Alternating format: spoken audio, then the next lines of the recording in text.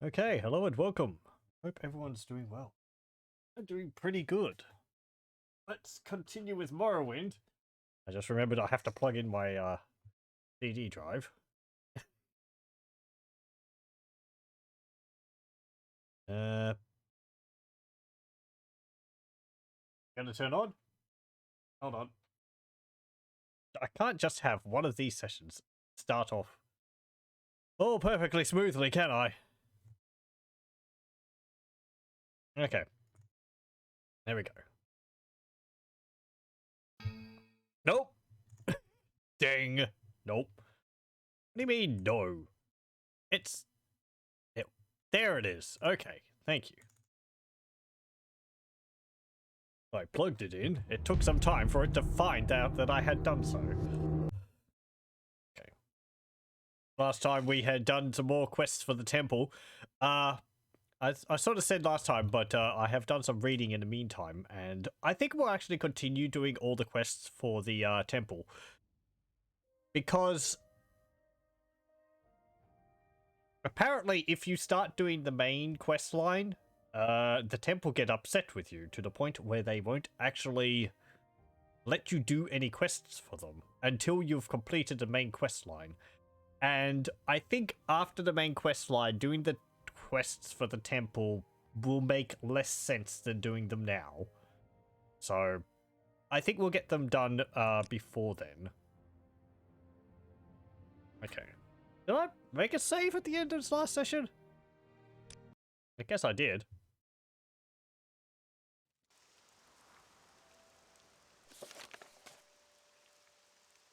Yes! Yes, I did. Okay, it was a, it wasn't a normal save, but I did make a save because I had gone in here and talked to a Telvanni mage in there to get some information. And, yeah. And then I quit out of the game to find out whether that was alright to have done so. Okay, so, what do we have next to do? We did the pilgrimage, which took up most of half of last time. Oh, hello. Welcome, Rachel. Hey, 7 months. Wow. Thank you very much for your subscription. I'm humbled by your continued support. Thank you very much. Hello. How's it going? Hope everything's going well.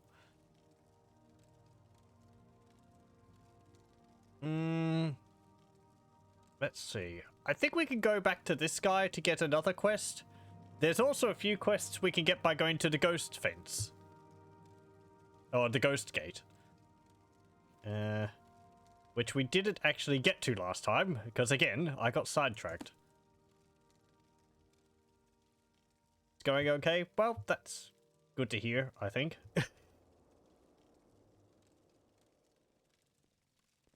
You're live again. Normally you're not able to. Well, I'm thankful that you're able to join. Your cat bit your hand quite hard last night. Oh no! That's not good. We've got a cat which hangs around with us, and it's giving me scratches on my hand every now and then. It can be rather painful. Can you even be trusted?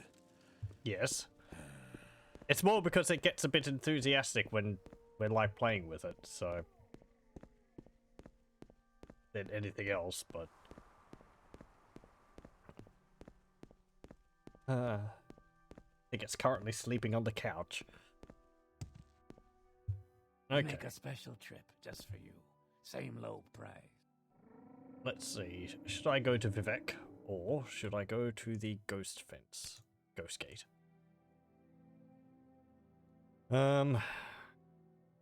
I actually have to raise my skills because for our next level we need to have, where is it? There. We need to have 1 skill at 50 and 2 skills at level 15. And personality at 31, intelligence at 35. I had to look up, I think for the max, for the highest ranking in the temple, like the other guilds, you need to have one skill at 90 and I think 2 other skills at 35. And I think personality and intelligence, they might only have to be up at about 35 each. So I think yours didn't like that you woke her up when you're sleeping on your legs. When she was sleeping on your legs.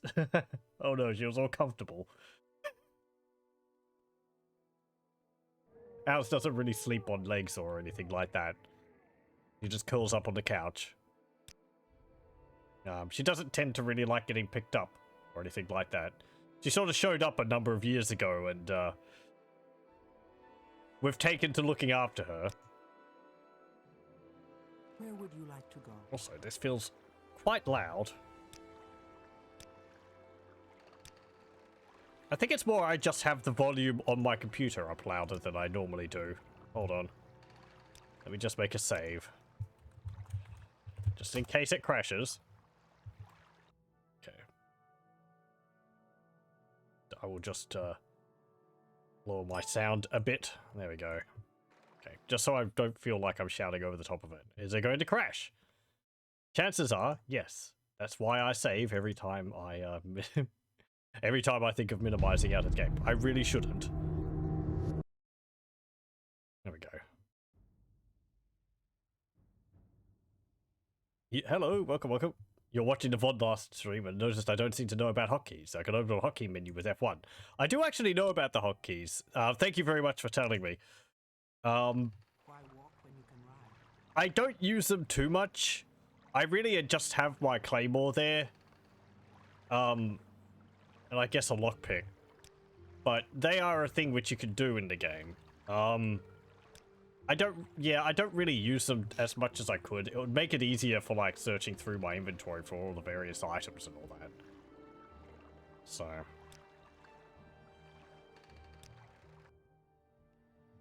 would you like to go? If I had to play only one other game for the rest of my life, which one would it be?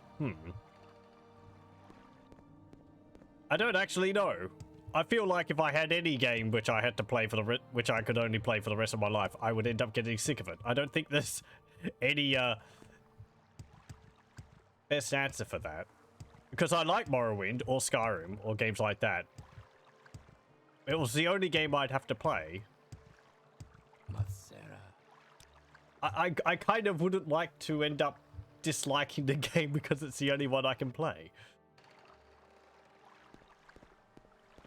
I guess a game which would have a lot of variety, but even with a lot of variety, you'd still have...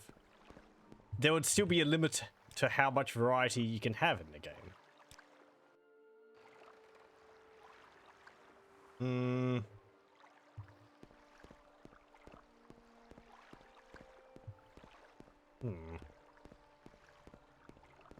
I can mod it as much as I want.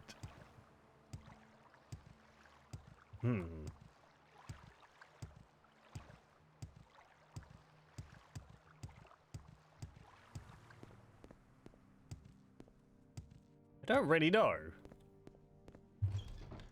Minecraft has a lot of variation, especially with mods. The thing is that, or like Skyrim you can change with a lot of mods, as well as Morrowind. But the thing is that even with mods, the base game's kind of the same. You can't really modify it too far away from what it's originally like.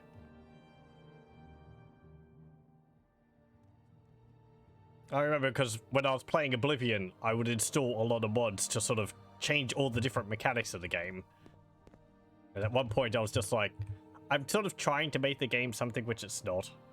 I'm thinking about this a lot more than I probably should be.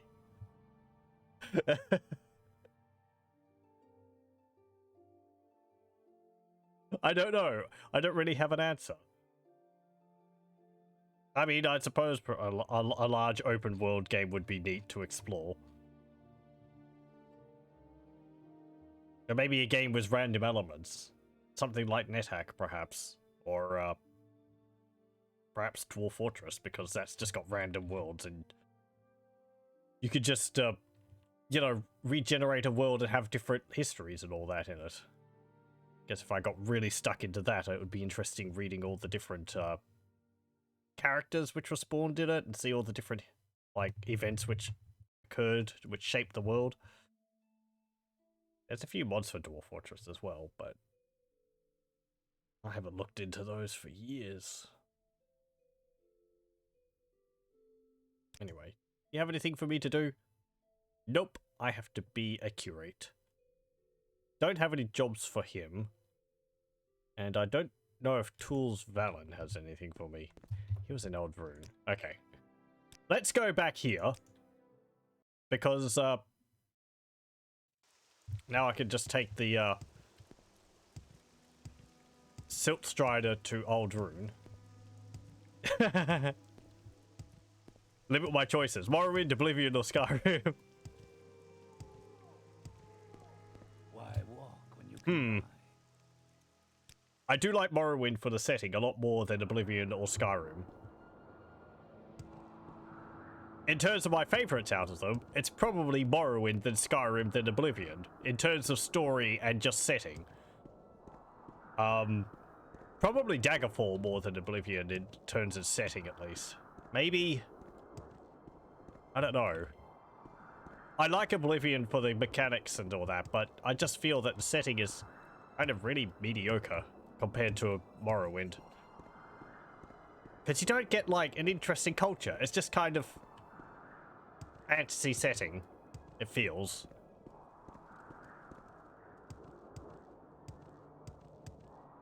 Skyrim's neat to discover things about the Nords and all that.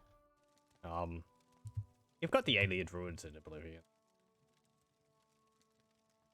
I am I know. blessed to be a Morrowind would give you a good amount of time, a good amount of content to do, because there's things like Tamriel Rebuilt, and there is quite a few mods for it. There's a lot of mods for Skyrim as well. Oh boy, you change a lot of the game with mods. What, there's like that Undeath Reborn mod or something or other, which lets you become a lich. Then there's the werewolf mods, vampire mods, and oh geez, however much stuff you want. For you, it'd be Dungeon Keeper. Over the past 3 years since you've gotten into it, it's become your all-time favorite game. Dungeon Keeper is very enjoyable. I played through the base game of it. I didn't play through the deeper dungeons for it, because apparently those were more, like, puzzles. I like the mechanics in it, though. And I do actually think I prefer it over Dungeon Keeper 2, which was previously the only one I had played. It's because Dungeon Keeper is a bit more complicated than the second one. Got more interesting, like, merging of mechanics. They interact with each other a bit more. The different creatures and, like, setting up rooms for them and trying to keep them happy. Dungeon Keeper 2 simplifies it a fair bit.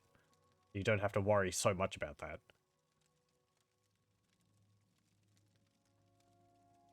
Could also be something like Populous, because I really like Populous at the beginning. That doesn't have too many levels in it, though.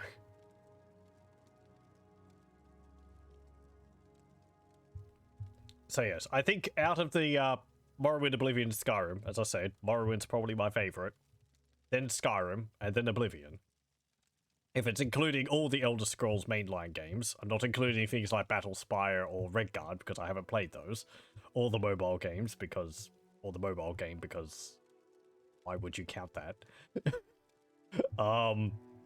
It'd probably be Morrowind, Skyrim, Daggerfall, Oblivion, and Arena. Maybe I'm being too hard on Oblivion. I'm not saying it's a bad game. I'm judging them by how interesting I feel the worlds are. And I think Daggerfall, with all the political intrigue, is more interesting in that regard than Oblivion is. Oblivion's very much just sort of save the world. Which Skyrim is as well, but I feel like the world's got a bit more oomph to it than Oblivion. I do like Oblivion's mechanics more than Skyrim, though. Skyrim got rid of the whole class system. And Oblivion still had stats in it, and you had the interesting, like, special abilities you could unlock by raising your skills up, which was neat. Kind of wish they kept that in Skyrim. Things like being able to jump off the surface of water. When you had high acrobatics and, oh, what, like, power attacks which could knock people down, and so on. That was neat. Populous is amazing. Shame no one made it too. Sequel to Populous The Beginning. Yeah, I'd like to have a sequel to Populous The Beginning. Populous The Beginning is actually the third in the series, because there was Populous 1 and 2 before then. They are quite different, though. Well, they've got a lot of the similar sort of themes behind them. Out of the two, I would probably recommend looking at Populous 2 more, because it's a bit more interesting. Skyrim's Oblivion mechanics. Yeah, that would be neat.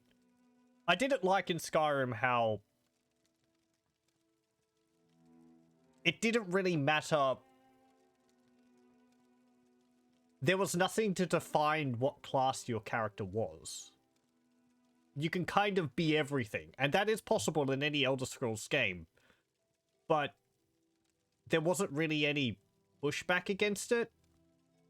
So if you went as a mage in Oblivion or Morrowind, you kind of had to adhere to it more because you had your major and minor skills, which you'd level up faster. Skyrim, does it have major skills? I think you can get the bonuses to certain groups of skills by the birthstones. There's like the fighter, mage, and thief birthstones, but you can change those over whenever you want. So yeah. Anyway.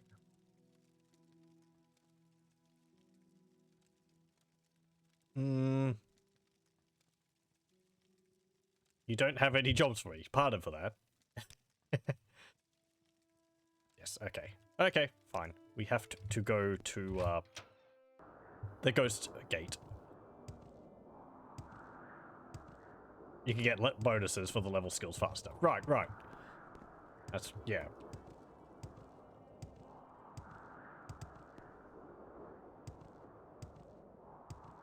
Arena was really restrictive. You couldn't create your own class, and if you played as anything which was kind of a fighter, it really just locked you out of doing anything to do with magic.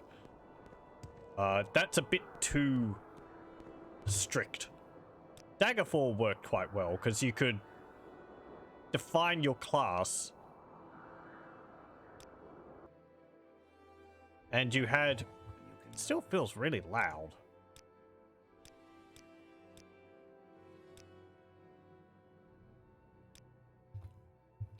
Because I have my headphones set, or my computer volume up. Hello! Welcome. What was I saying?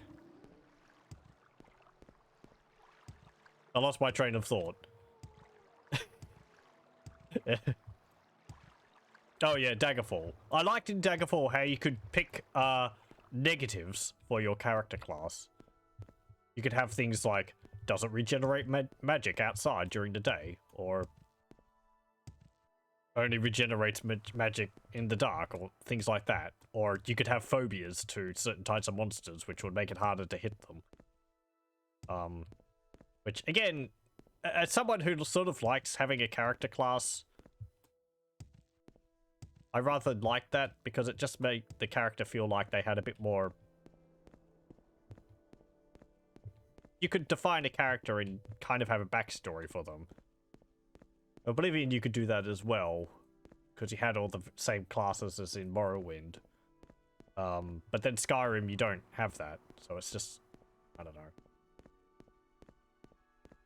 It sort of ends up feeling like there's not much to differentiate one character from another when you create different characters, other than the race which they are.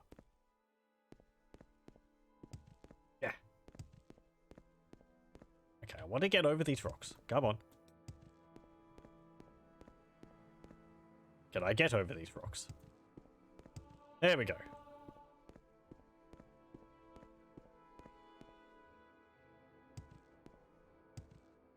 I'm not saying Morrowind's a perfect game. It is quite slow. The run speed could have been increased quite a bit from what it was. The beginning of it is quite torturous, and it is kind of annoying, missing your attacks frequently. Just because, wow, you want to get everywhere quickly, which means you're running and jumping like I am, which drains your fatigue, and then you miss all the time. So. And also the cliff races. That goes without saying. Oh. Oh, look. There's 2 more. The class at Skyrim is Dragonborn.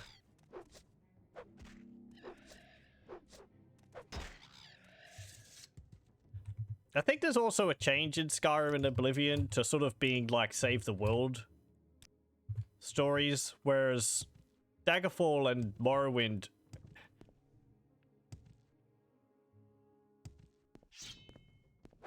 it's kind of got a bit more to do with like politics of different factions.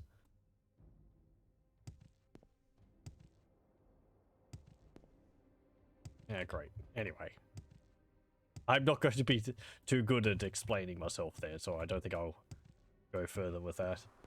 Have I played Pathfinder, Wrath of the Righteous, or Kingmaker, the one before this Wrath? I haven't actually played either of those. I probably should. I've heard good things about Kingmaker and the sequel to it, which came out recently. I think I've seen some people playing that. That looks interesting.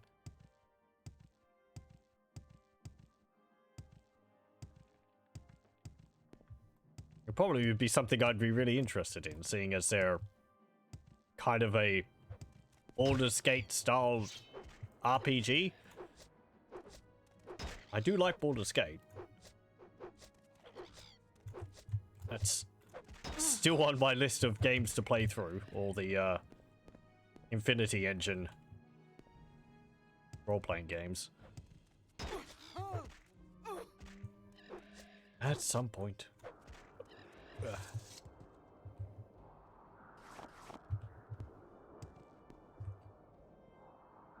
Yeah, right. I probably should have sold my equipment. Oh well, whatever. Probably play Kingmaker first, since Wrath is very buggy at the moment. That might actually be the reason why I haven't checked them out. I mean, Kingmaker's been out for quite a few years now, I believe. So, and I think, was it rather buggy on release as well? Like, that should stop me, considering what? I'm playing Morrowind. This is really buggy. Baldur's Gate has bugs in it as well.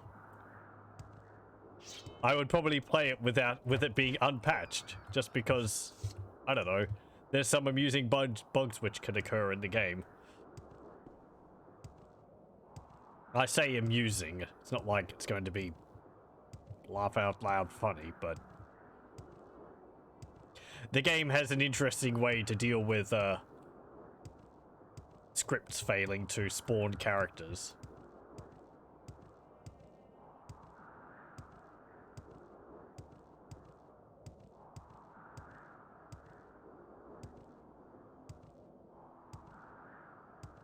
Wrath, you can break the game surprisingly easy. Ooh, you mean like cut yourself out in the main quest line or something?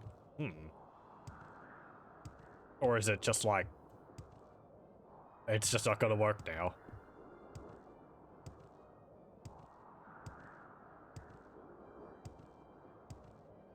I should also do the Divinity series. I've played maybe about half of Divine Divinity, the first one. I've played through on my own Divinity Ego Draconis. That's fun. I should do a playthrough of that on stream. And the expansion. Dragon Commander I haven't played. That one looks interesting. I haven't got it. It's sort of a third-person strategy game. Very different from the others. And then you have Original Sin. And then the sequel, which are the more recent ones. I have Original Sin. I think I purchased it not long after it came out, and I have an updated version of it now or something that they gave me for free. And I haven't finished that because I keep playing it on hard, and hard gets to the point where you really need to take advantage of every little thing. It's not good for a first playthrough, but I've been stubborn. That's why I end up quitting it, because I can't beat a bunch of skeletons in the first area. Anyway. You can get locked on the respec screen. Ooh, okay, that's not good. Divinity Original Sin 2 is nice. The companions are fun.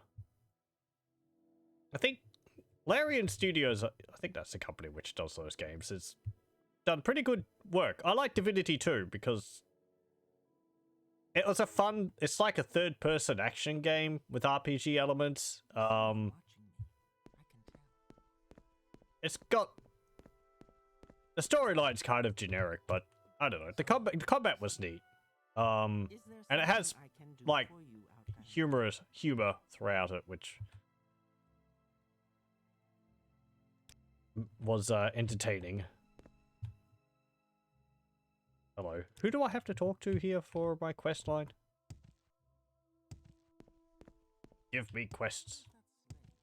Probably up in the central area. Let's go over there. They're working on Baldur's Gate 3, aren't they, Larian Studios? Kind of looking forward to that. I believe it's actually in early access at the moment, but I haven't looked into it because I don't want to spoil any of it before it's fully released.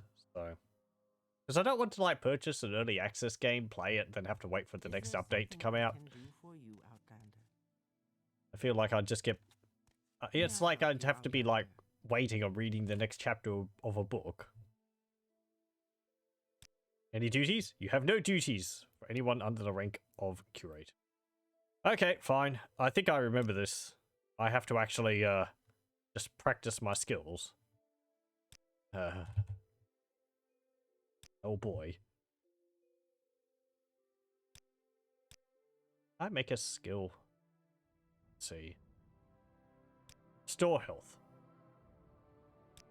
Odd self. 1 to 1. Duration 1.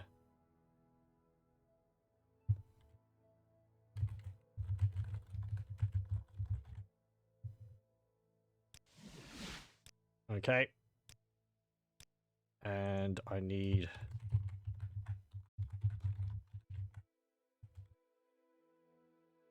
Destruction training. No, not fortify. Here we go, fire damage.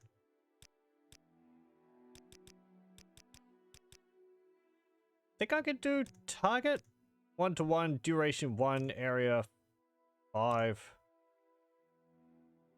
Spell chance 103, point cost 1. Yep, that's fine.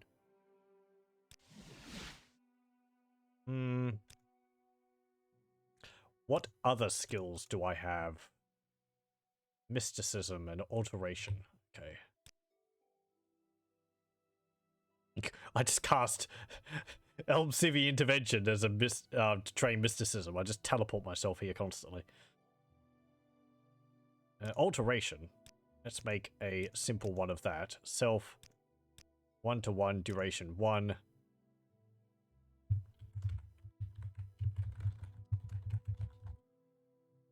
Go. And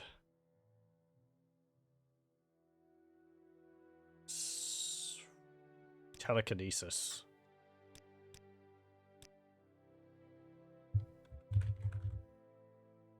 How do you spell it? Stickism. Training. Go. Okay. Let's find a bed.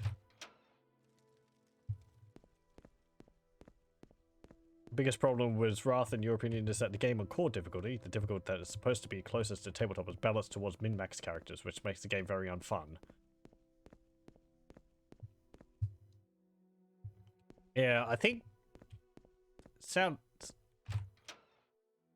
kind of like what Divinity Original Sin was like on hard difficulties. It was all like you have to really take advantage of What do you want? probably actually purchase some things to repair my equipment at you. Let's see. I will buy all of your repair prongs. Thank you. So, I should just swallow my pride and just play through it on normal difficulty. And I'll actually enjoy it rather than having to slog through it.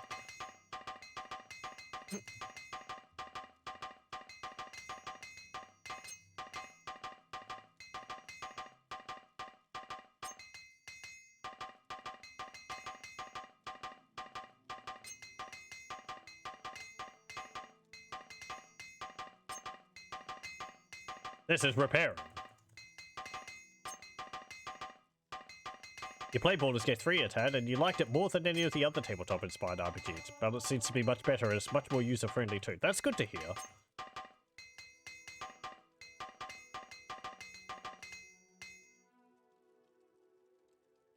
Pardon me, I'm just having my tea. What is it, Outlander? I don't know much about the edition of D&D which it's based off of. It's been a while since I've done any tabletop. And Baldur's Gate 1 and 2 are based on rather early versions, so...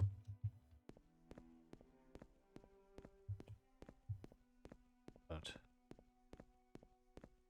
yeah, I think I've overall heard pretty good things about it. Which makes me look forward to it.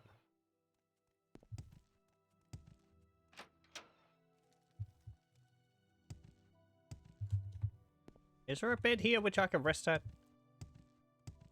Hey people. You think Baldur's Gate 3 is based on D&D 5? Ah, okay.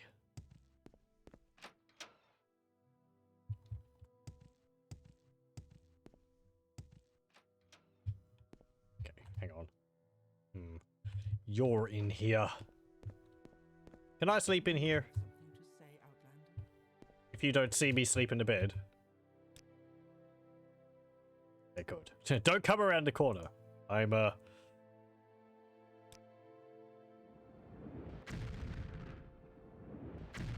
did say...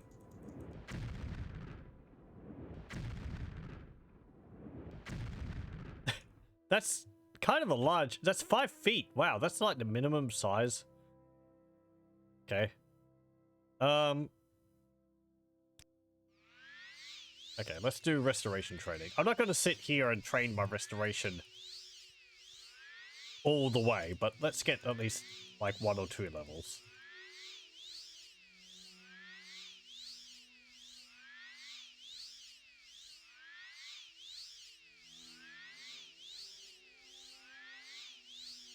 Since I would like to do the temple quests, but I need to have my restoration up to level 50.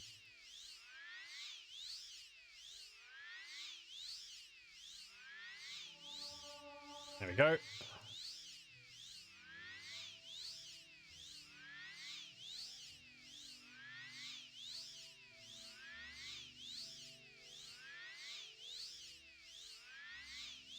We can go find some more dungeons to have a roam through. Last time we managed to find an artifact. We found the bloodworm helm here, which I can use to summon skeletons. And also turn undead.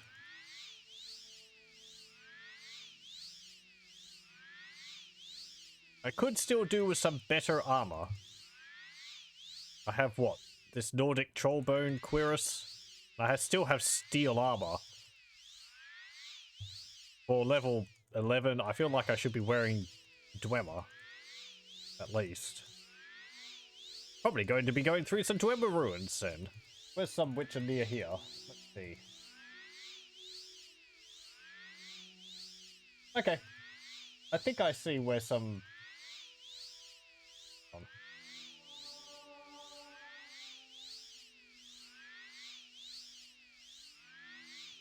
Is that a Dwemer ruin?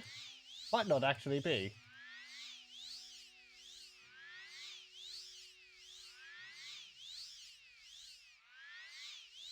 I'm looking at a map on my bookshelf.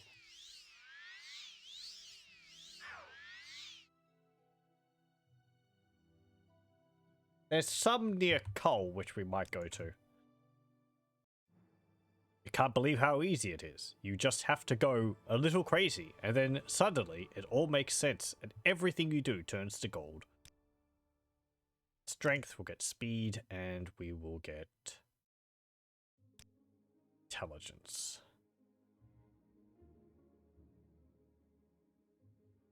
Go. Does it require personality and willpower, personality and intelligence? Personality and intelligence. Okay, fine.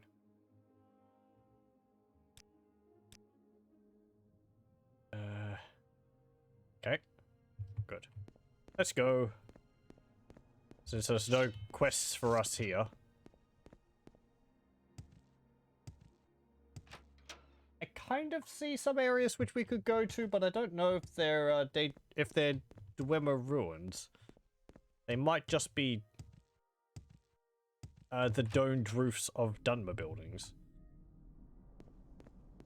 I think if we go down here, we'll have a look at them anyway, because there could be something there. Ooh, hey, look at that. Massa and Secunda are both full.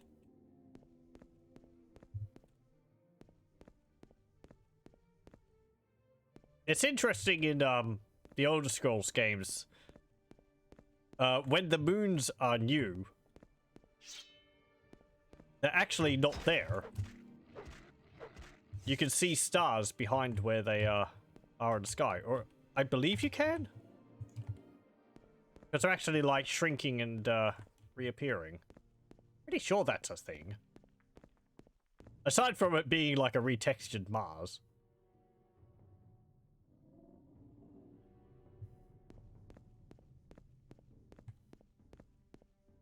Or recolored Mars, rather. I think it's Mars. Or is it the moon? I think it's Mars. Damn it, rats.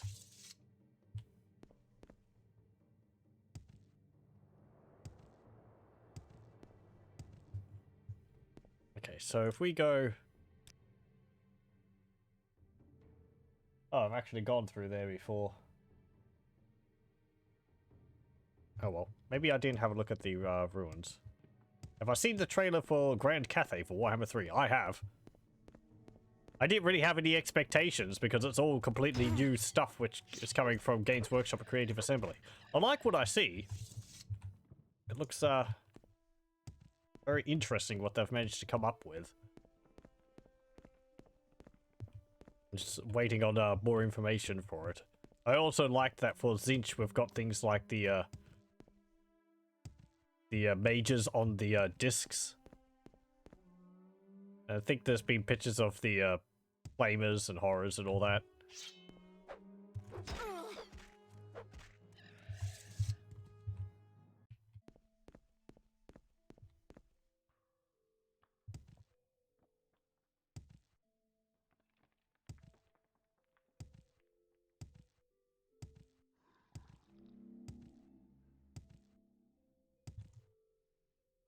It's neat having all this new lore come up with for the setting. Expanding factions which really didn't get any of the attention when Warhammer Fantasy Battles was a thing. The same thing with Kislev. It's neat seeing what they're coming up with. I also look forward to seeing what they do with the Chaos Dwarves for the same reason. Because the Chaos Dwarves did have an army book, but they weren't updated for quite a while. So it'll be interesting to see how they... Get out of here. How they expand on things and what they change and what they keep the same and all that. Have I played the older Fallout games that were based on the GURPS RPG system? I haven't played through them. I've played a little bit of Fallout 1 on my own. I should probably give them a playthrough at some point. Again, sort of on my list of to do. Oh,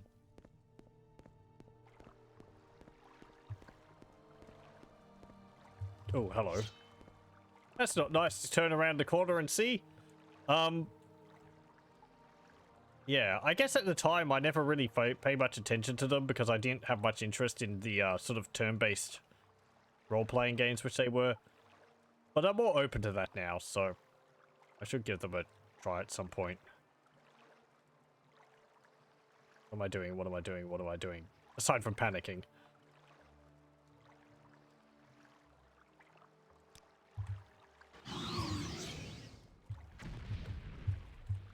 Critical damage. Poor skeleton probably can't even hit this thing. Oh, jeez, you're a Dremora Lord? Am I up to getting Dremora Lords appearing just in generic dungeons? I'm only level 12. I thought they would turn up at a higher level. Oh well. What's this place called? Odaisha. Okay. I just have to be really careful. Oh, great. You're here too. Whoa.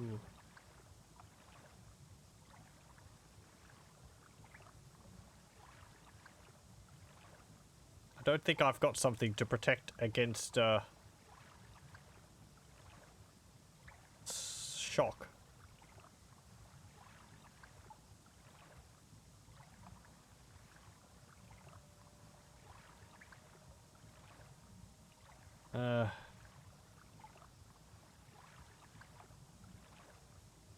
I have a summon Golden Saint spell, but I don't think he's worth it.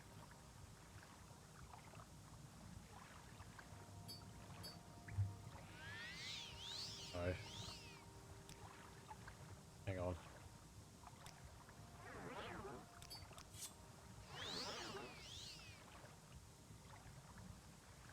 It's not melee attacks which I'm having to worry about, it's...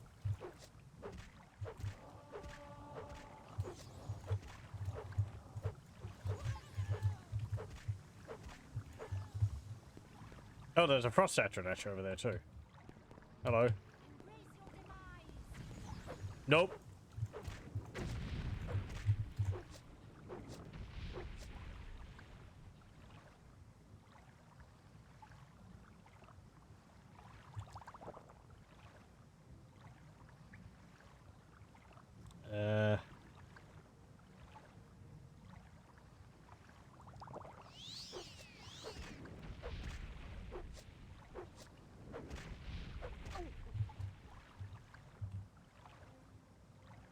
What's your name?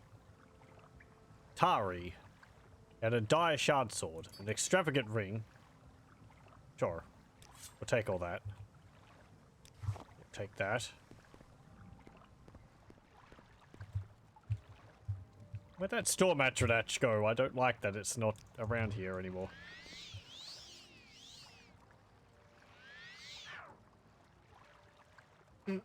Odisha, more like Oshita.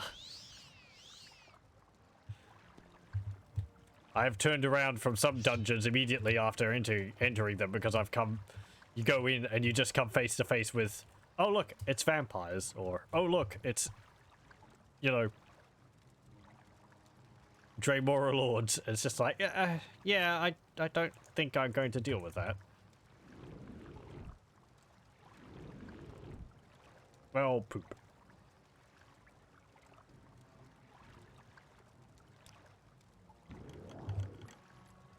Fortify Endurance, Restore Magicka, I'll drink that.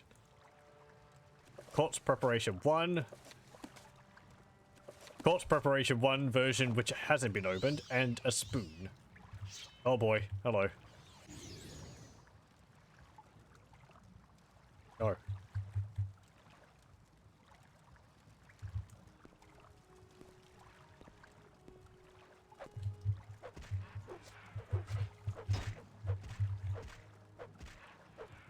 I like the frost atronachs, how they turn their arm into a spike to attack you.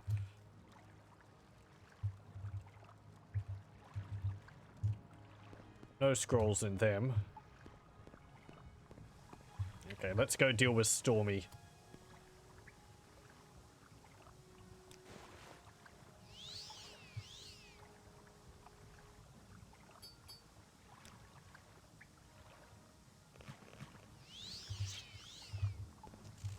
Oh? You're gonna run out of mana at some point. There you go.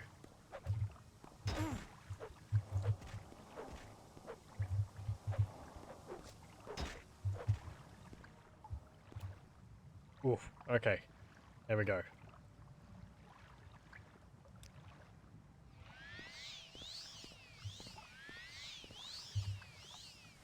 Hey, some void salts.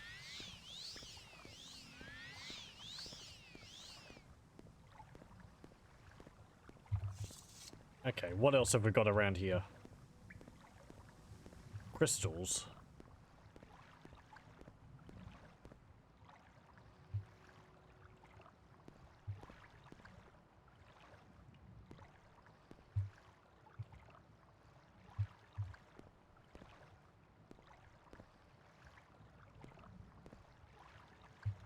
Anything hidden behind the rocks?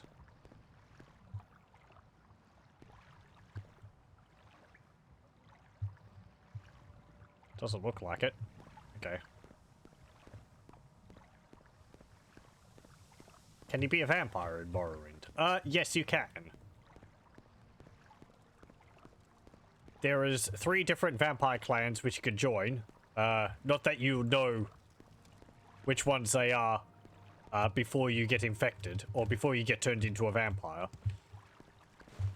I forget what their names are. There's like Berne, B-E-R-N-E, and then there's 2 others. They're sort of focused on warrior, mage, and thief archetypes.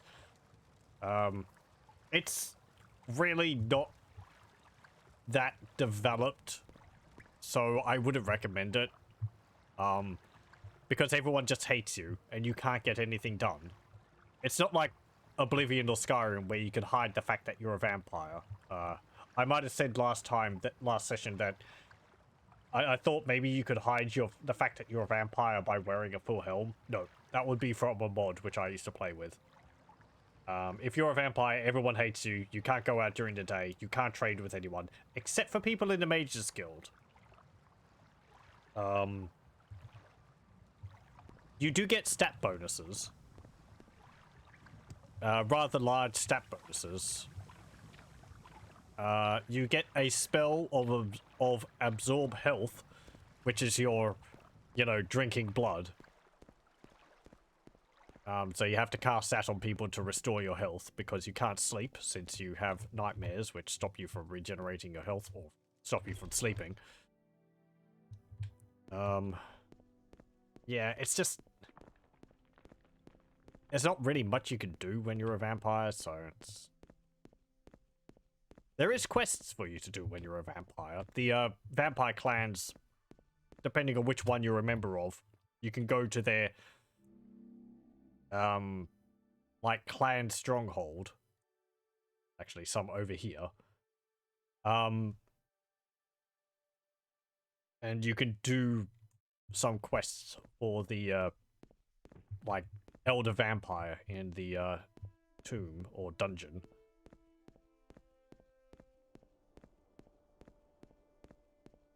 Can't remember exactly what they involve. I think some of them involve going to the other vampire clan strongholds and killing them off. I think there's also one about going to some family and convincing their kid that they don't want to become a vampire.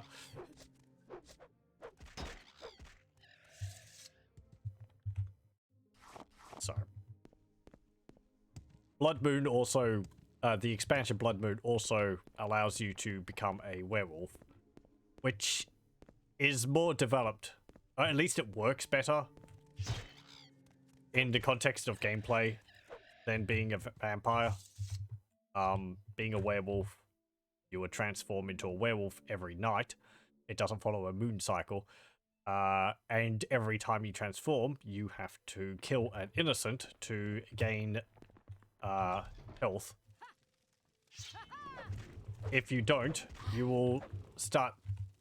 Your health will, your health will, like, drop by a fair bit. Yeah. Vampires in Skyrim are much better, yes. And in Oblivion, because you've got the whole, like, stages of vampirism. You know, you drink blood, it becomes less obvious, you can hide amongst people. Really, you just can't go out during the day. But you can actually talk to people and trade with them. In Morrowind, you can't do that. So, as I said, except for maybe the Mages Guild, possibly the Telvanni, because they don't particularly care that you're a vampire. The Telvanni, I can't remember. As I said, this might be because of mods which I played with, but it would make sense that the Telvanni don't care that you're a vampire, because they would see it as being a legitimate tactic to just gain more power and, you know, hold on to power. So, yeah. And the Mages Guild are more accepting of it. So I think maybe you could deal with some of them. I'm not too sure.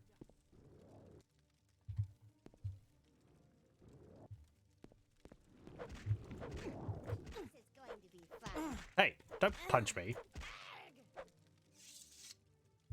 Who are all you people, anyway?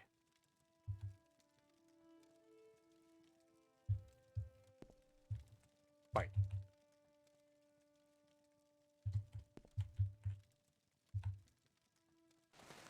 I thought so. Right. I was only checking one body. I was like, there's two people there, unless they're both named the same.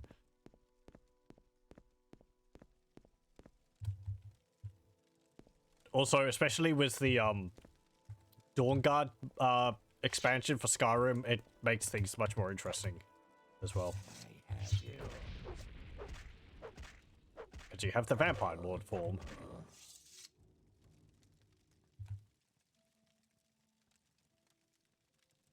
Appearances can be neat.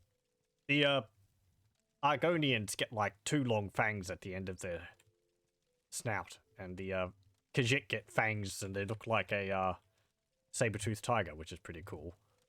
Ooh, take that.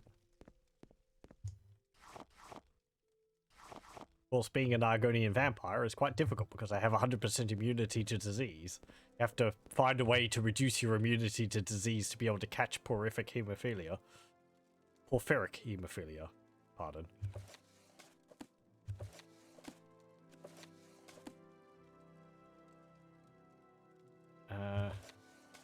This might actually list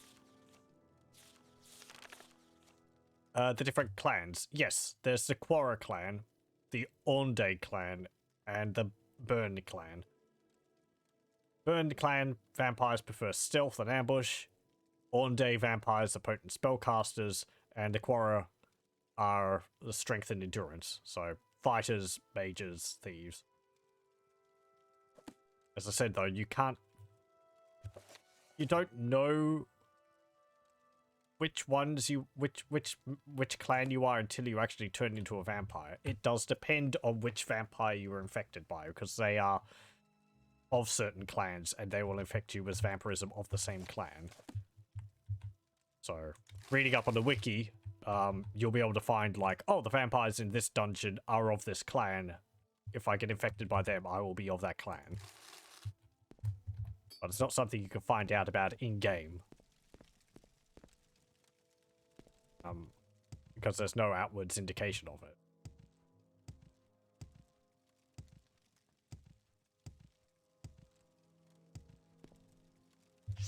No one can challenge me. Not anymore, they can't. Oh. You can't escape me.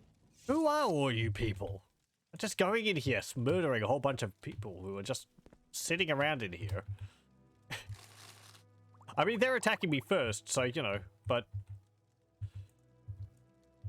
they're not vampires. I guess they're like bandits? Ooh, it's locked.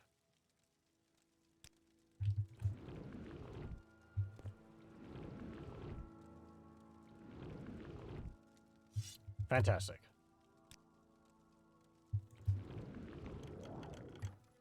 Nothing. And nothing. Okay. Let's do some more restoration training. Skyrim went the opposite way that Morrowind went. Skyrim had well-made vampires and very bad werewolves. I would say that werewolves in Skyrim are probably better than they are in Morrowind as well. I was actually surprised that there was werewolves in Skyrim. I didn't know about them when I first purchased the game. It was neat to discover.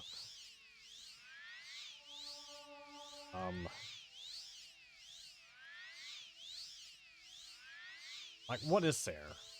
There's a bunch of quests you can do for werewolves in Skyrim, I think.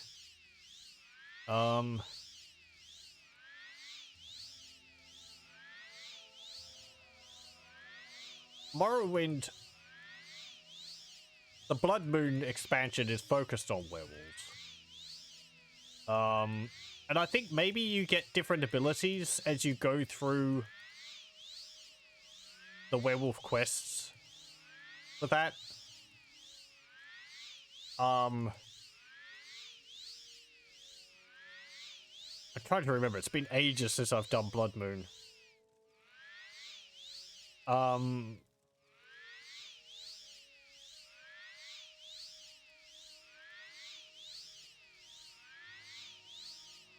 Yeah, I can't really remember much about it. The implementation is horrible in Skyrim. It's been a while since I've played with the base,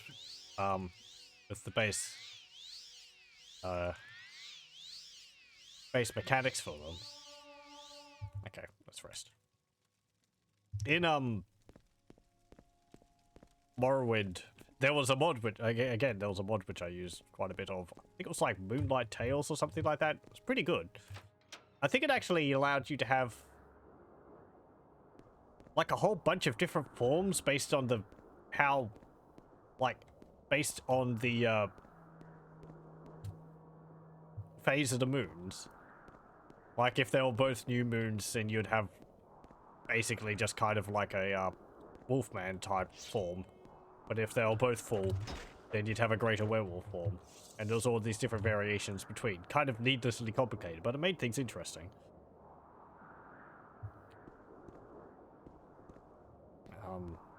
I remember the vampire mod for Morrowind, at least the one I used. You could set up your own little covens. You could enthrall people and pull them off to like a dungeon and have them there to drink blood off of. And I think maybe they do some quests for you every now and then. Anyway, mods significantly improve both mechanics in both games. They just make it more interesting.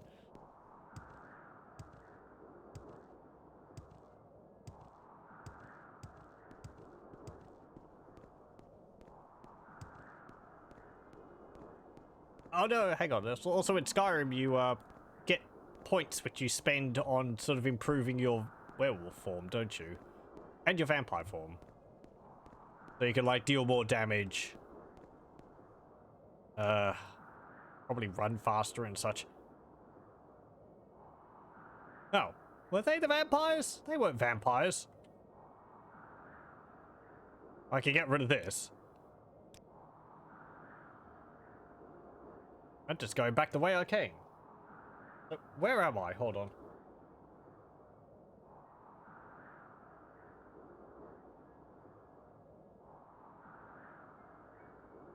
Okay. It's like a big open area over here. But there's nothing listed as being in there. Kind of interested in seeing whether there is anything there.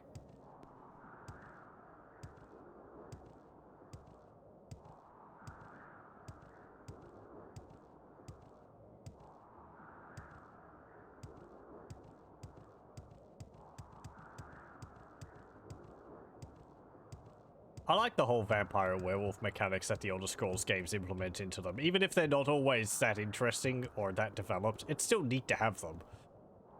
I find it fun. I wish more games would do something like that.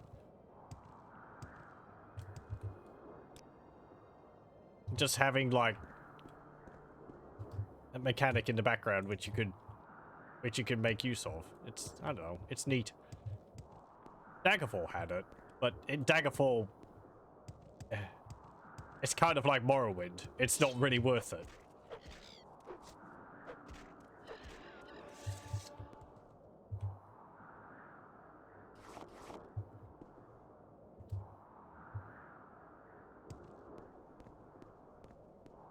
Does Arena have vampires and werewolves in it? I don't actually know. I don't... Perhaps not? I honestly don't remember whether Arena has it. Arena is very limited in many ways. I'd kind of be surprised if it had that in it. But then at the same time, I wouldn't necessarily be surprised because it's probably what they built it off of in Daggerfall.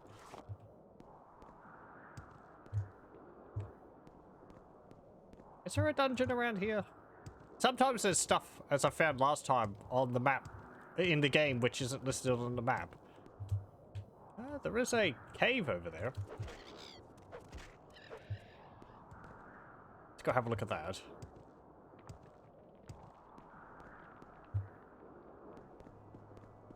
There's some people up on the hills up there.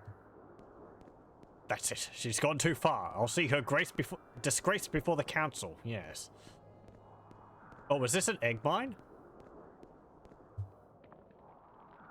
Dunarai Caverns. Hello. Wait, Imperial Legionnaires? What are you doing here? Is this an ebony mine? I'm an Imperial Guard. Yeah. Okay, you don't have anything to say. Ooh, no. I think this is a glass mine. Raw glass. Yeah. Hello.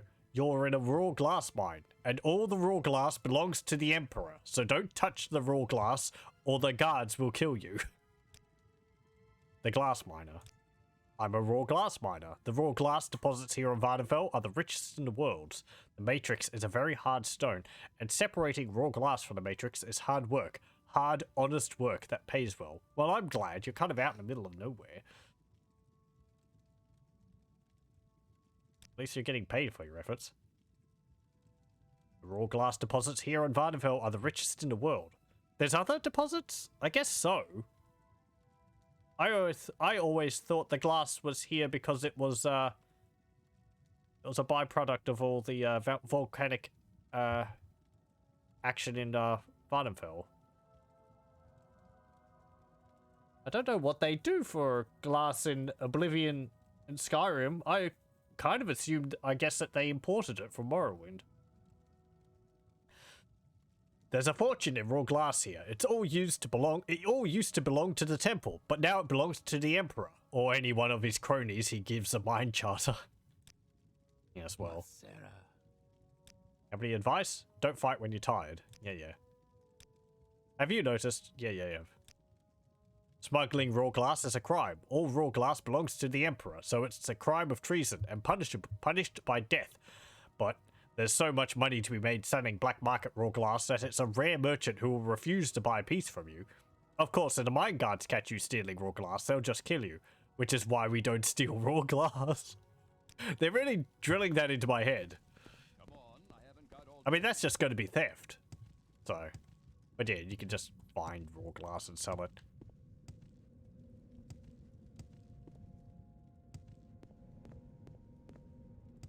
I wonder if there's anything in here, aside from all the glass. It's more like crystal than glass. Hello. Yeah. Or don't really have anything to say.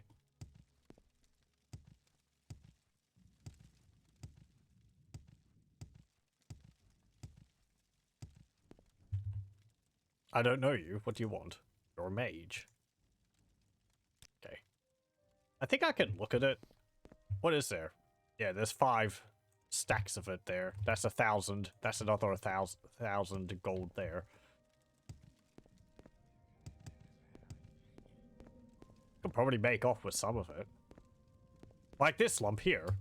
I could just steal it by hiding behind the stone. If they would let me hide. I'm not too interested in it, honestly. I have more valuable things in my inventory.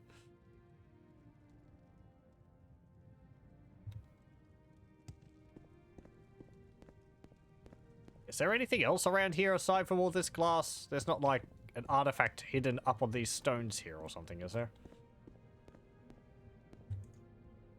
Hold on. Where is my staff? There we go. Just kill everyone. That would prevent people from seeing me, seeing me seal it. Can't fault your logic in that regard. If I attack anyone, though, they're going to... Everyone else in the world is going to know that I did it, because they'll immediately report it. So...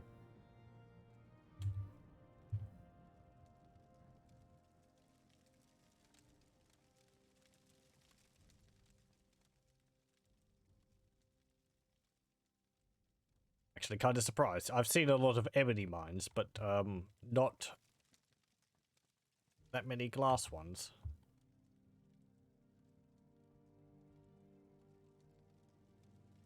I like how the glass armor in Morrowind looks. It's kind of ramshackle looking. It's just sort of bits of glass stuck into, I don't know, like a leather framework or something. Which I think looks neater than the sort of solid panels which they had in Oblivion. At least... Because I can't imagine the glass as being very flexible, I think Oblivion went a bit too far with it. But it's just big green armor. Morrowind could perhaps look a little bit more orderly. It's very sort of... I don't know. The cuirass has just some shards sticking out of it. But the helmet looks cool.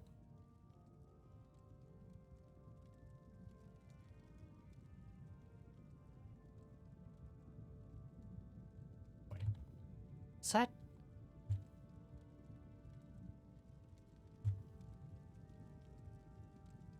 There's a poly sticking through the ground there. Excuse me, I am going to explore. Oh, okay. It's just part of the roof of this area. Fine. First cheat I used, but...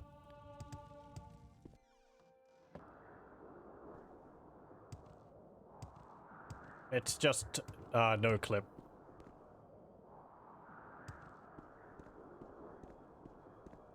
Okay. Do we have anything else around here? Aside from freaking cliff races. Oh.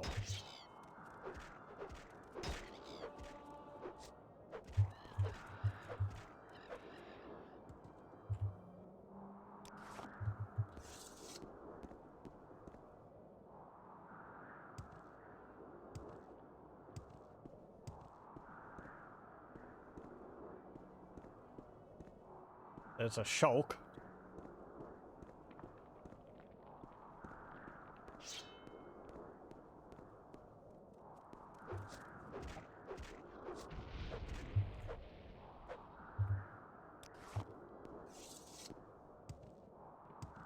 Bugs.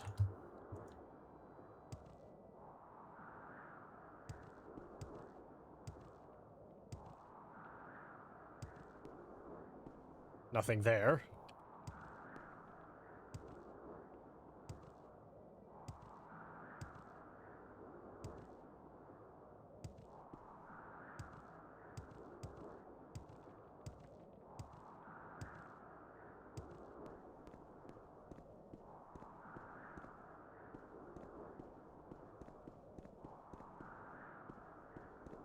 There's a little camp of people down there.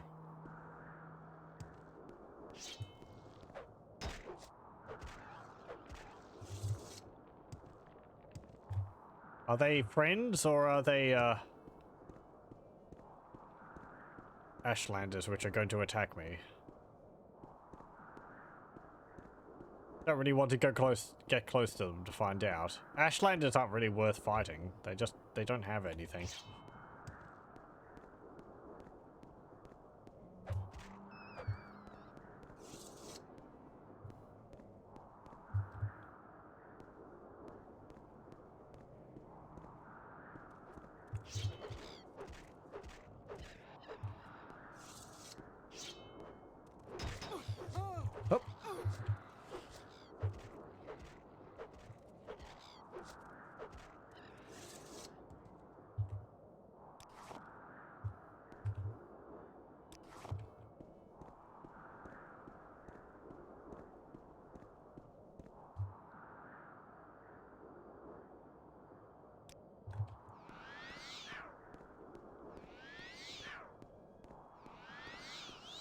Another dungeon there.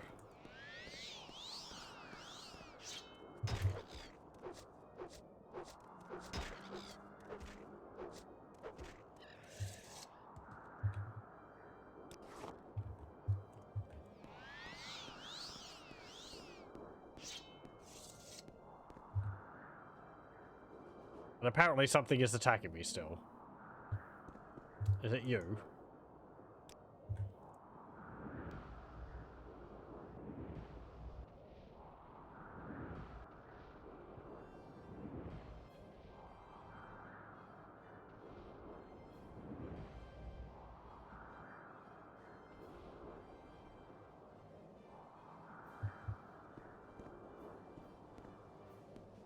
Oh, look, there's a tomb up there too. Okay. I'm actually going to save it here, and I'm going to take a brief break. So let's see. Do dungeons. And I will just pause the recording here, and I'll be back in a moment. Okay, we're back.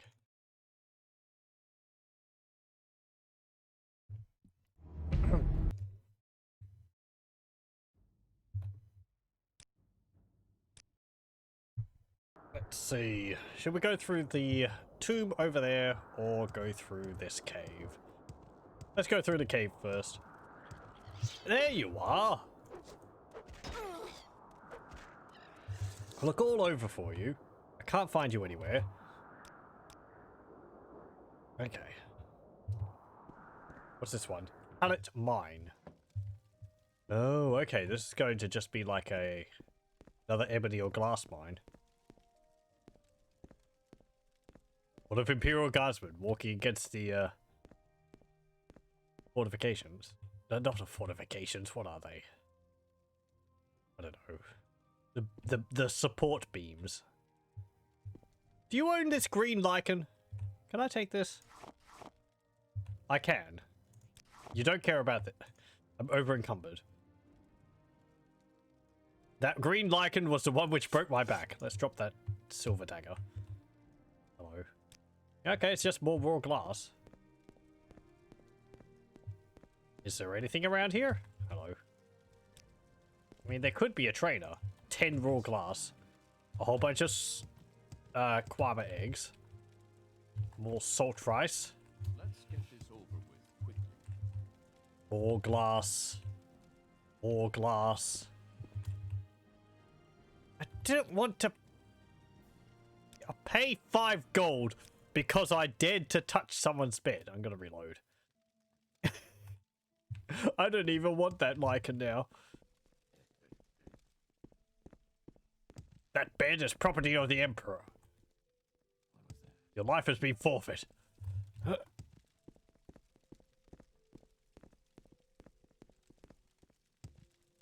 All the beds belong to the Emperor. Only he may sleep in a bed. Come on, I haven't got all day, you know. Again, even though this is sort of just a mine, I feel sometimes there could be like items, magic items to find in them. You may speak.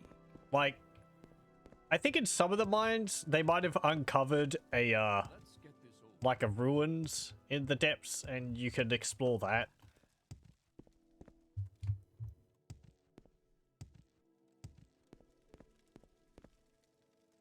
Get... I'm sorry, what? Ma'am?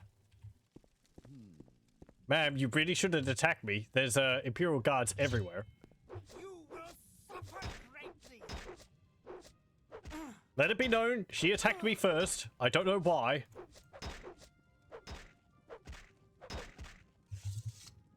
Guards, I am in the right here. Domessa Serrano.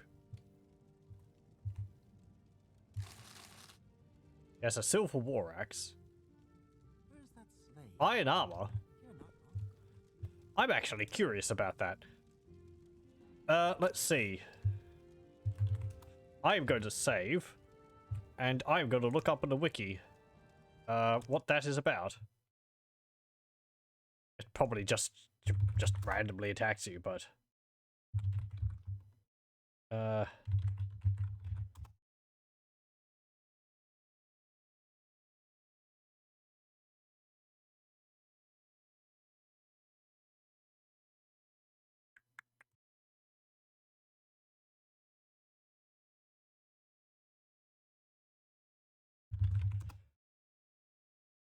what was the name of the place? It's just kind of fine. Morrowind.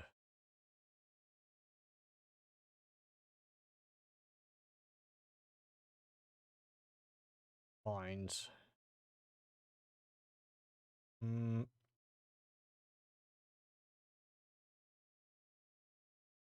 Was it Hallet? Yes. Okay, surprisingly, the Dunmer Battle Mage, Dormessa Serrano's fight value is 85. She is located at the northwest end of the mine near the lava, and because of this high fight value, will likely attack you as soon as she sees you in this area.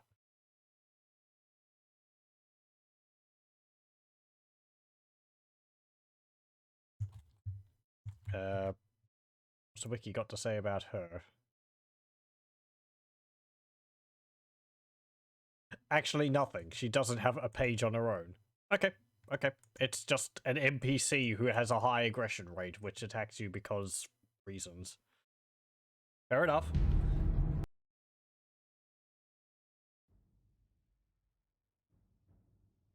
Pardon?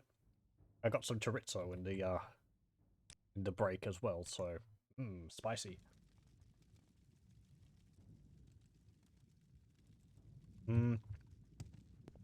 Oh yes, that reminds me. Last time we went through a dungeon.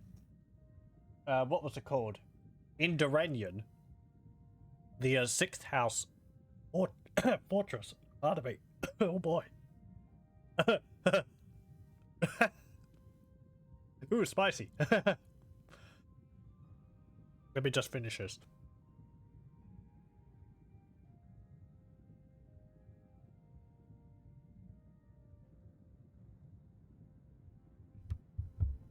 Okay, there we go. Now, last time we went through the Indoranian sixth house fortress, and there was a bunch of worshippers in there, as well as an Altma who didn't attack me. He had one of the rings of Sanguine, which we took from him. This one, Ring of Sanguine Unseen Wisdom. There was another named Altma in there who attacked me as soon as I went into that room. Reading up about him later, I think his name started with a Q. He is actually the master trainer for some class of magic. I don't think it's conjuration. It might be something like alteration. That means that he would be able to train you up to level 100. Except he's hostile as soon as you enter the dungeon, so you'd have to the wiki suggests making yourself invisible and putting Carmelian on and sneaking up on him and talking to him that way. I believe you could probably also cast a calm creature or calm humanoid spell on him. Calm humanoid, because he's not a creature. And talk to him after that. But this is one of the cases where one of the master trainers in the game is naturally hostile to you. I believe there's another case in the game where there is a mage who will attack you as soon as you enter the dungeon he's in, but he's located in a Daedric ruin upstairs, I think.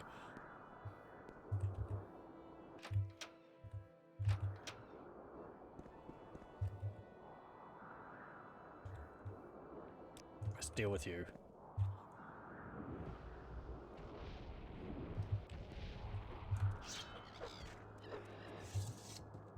Okay. Also, apparently the master trainer for restoration is located in Voss. So I could go there if I wanted to spend money to raise my restoration skill, but may as well just train it myself. I'm gonna drop that raw ebony. It is heavy. It's not worth that much. Value to weight ratio is not worth the effort.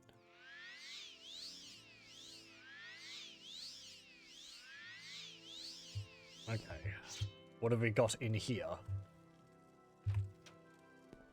A skeleton with a two-handed silver sword. Ow. Yeah, I'm gonna do that to you. There we go. Silver claymore.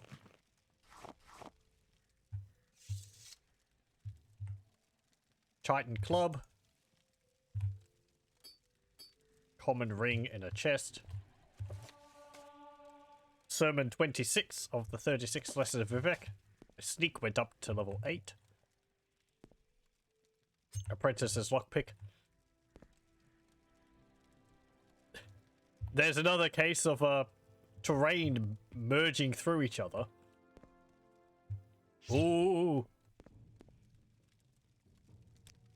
That's not what I wanted to see coming around the corner.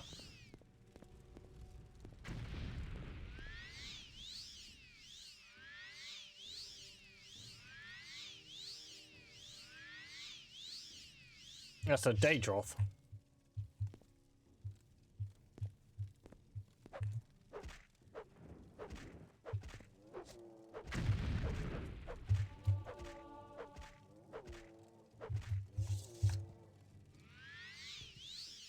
Okay.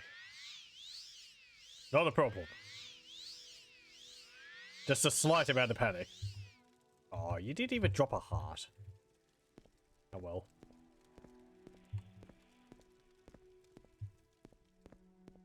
Okay, what else is in here? Well, that's a pretty sight. That is a lot of bones. Oh, it's that thing's sticking through the terrain. Okay. Urn, bones, an iron longsword. You have nothing on you. The door is locked and trapped. I can't rest. I do not have a...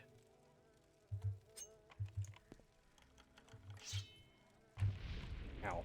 What's that? Fire trap. Oh, hello. I do actually have a free soul gem. Do I have a restore magic potion?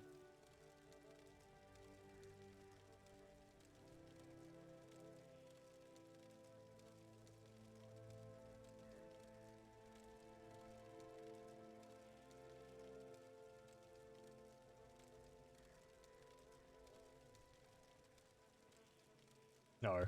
Okay. Get out of here.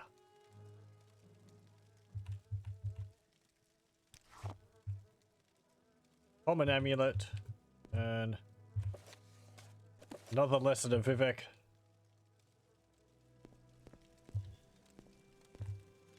Chest is trapped. There's an urn with nothing in it. The mushrooms, owlet hide. This is Hellas' ancestral tomb. Ooh, there's 2 shrines here too. Shrine of the Tribunal. Sure.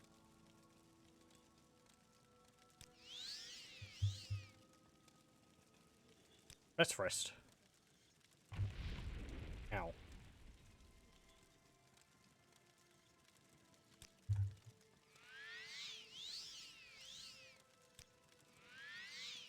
And what's in the chest? A steel katana. Wonderful.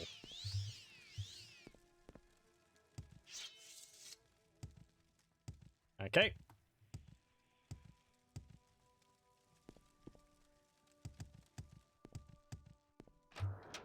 Good tomb. Let's see. Where can we go from here? How's our restoration looking? 47. Okay, only 3 more levels.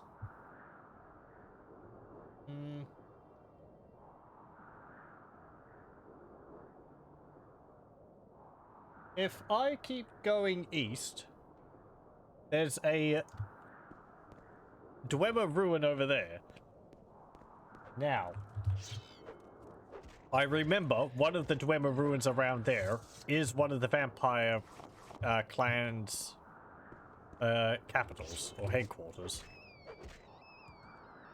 I forget which one it is. I mean, I'm seeing 2 on the map. They could be part of the one complex, but I think they're 2 separate ones. Betcha. Oh. Well, you're just going to have to give up. I'm not fighting you. Okay, let's go over this mountain. Hey!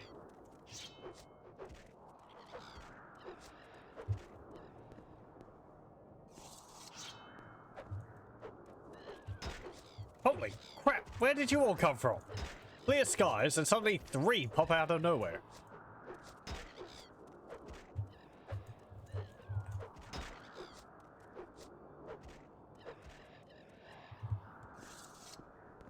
Good gravy, okay.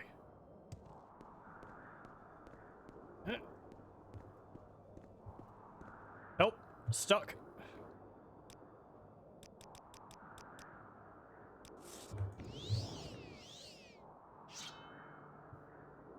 There we go. Yeah, I'm coming for you. Look out. Who can fly now, huh?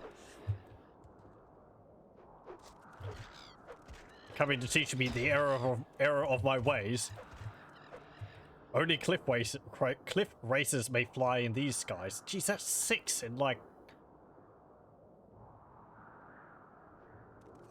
8 meters. 7.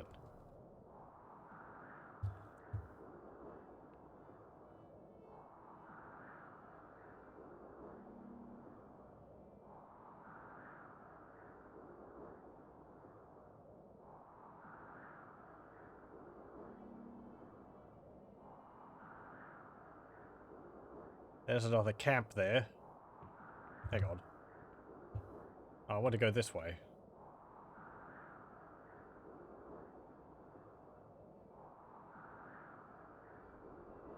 This next hand has a little plateau.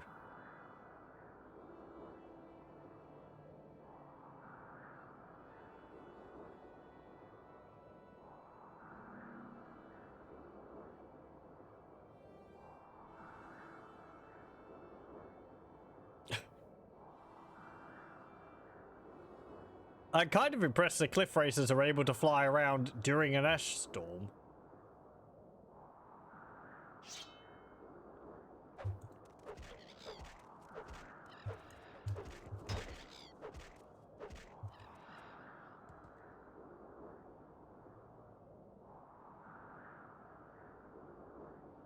Okay. If I keep going this way. Uh-oh. Save me! There we go.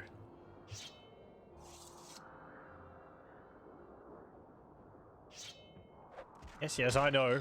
I'm invading your airspace.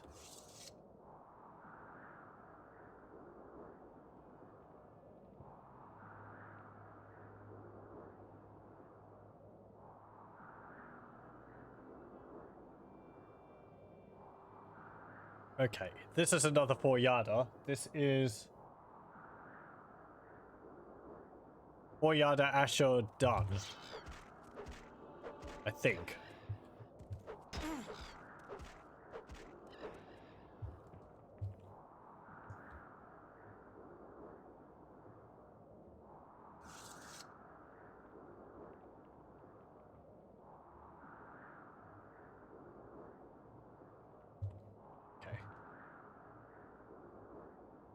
If we kept going up that way, we would end up hitting the ghost fence again.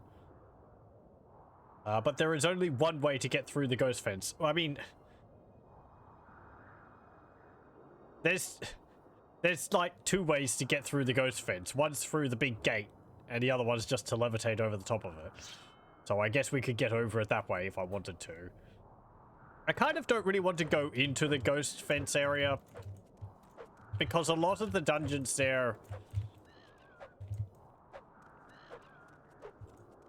are more to do with the main quest. Or at least they're better to do at later stages of the main quest line.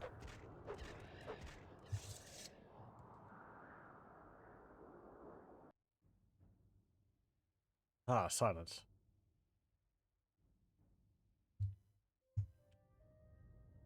Okay.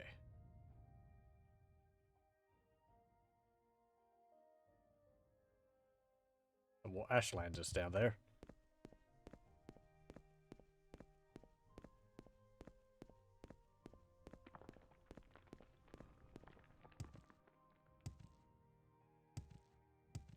Oh. Okay, let's save. Right, there's some Dwemer ruins. Are these the ones with the vampires in them? I feel like the ones with the vampires were up against one of the cliff sides.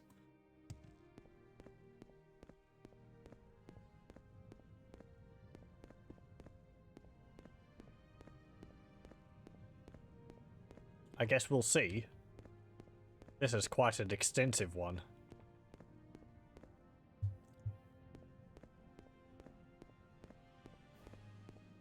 Yeah, I don't think this is the vampires one.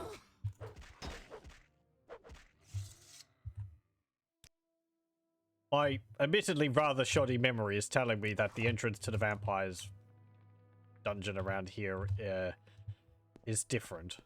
I guess we'll see. The Zanchend. Okay. Tisk tisk. That door's not even fitting into its frame there. Oh, hello. Yep, okay. That's not vampires. That is a steam thingy. I forget. Steam Centurion, I think. Yeah, there we go. Ow! Bobs me over the head with that. Oh, not again. Why do I have such terrible poise? Clonk. I like how they fall over. They just sort of shut down and go clonk. Is that related to, like... I assume it's related to one of my stats, which is just really low. Oh. I don't remember it happening that often.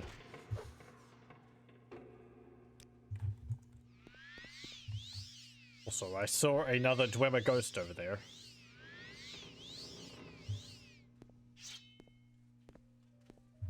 He went up the stairs. Okay.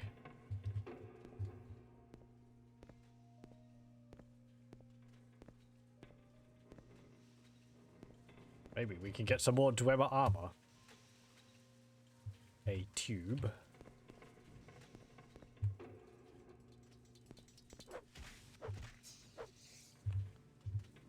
Spider.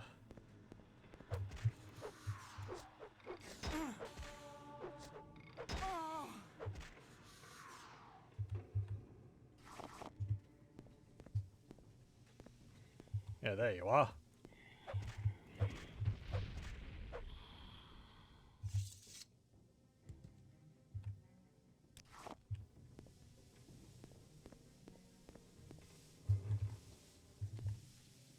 No.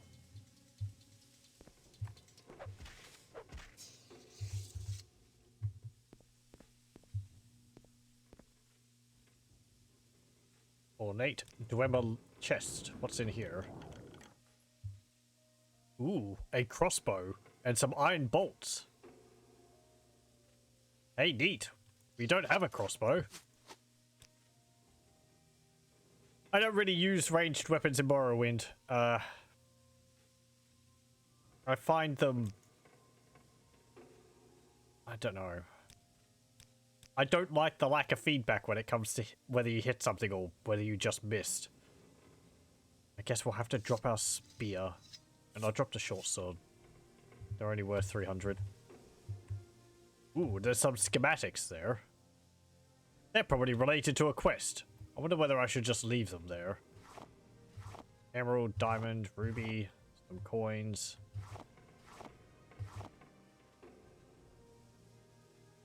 Let me see. If I pick this up,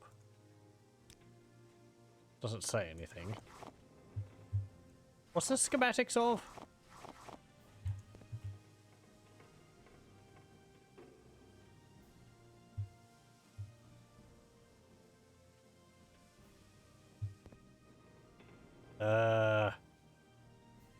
It's of something. It certainly is something. I can't tell what it is. I think we'll just leave that there. I remember a quest which involves you going around finding a few examples of Dwemer schematics, and I don't want to pick something up which is related to a quest. Just in case it will mess up, like, getting it for the purposes of the quest.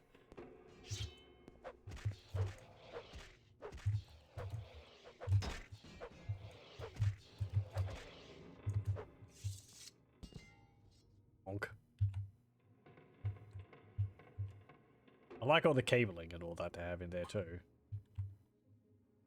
Okay.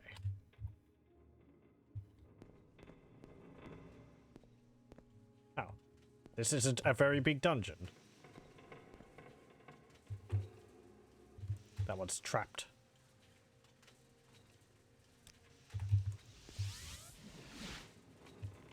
There we go. 26 coins and a Kahira. I don't need that. I'll take the coins though. Anything behind here? Nope. Okay. That is the Dwemer ruins. They weren't very big.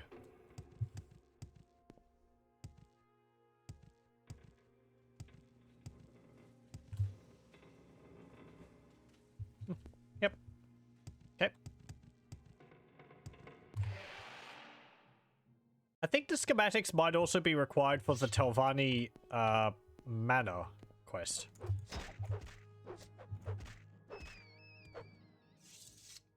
Because I think you're asked to get some, because the Telvanni Manor ends up having Dwemer Sphere Centurions guarding it for you.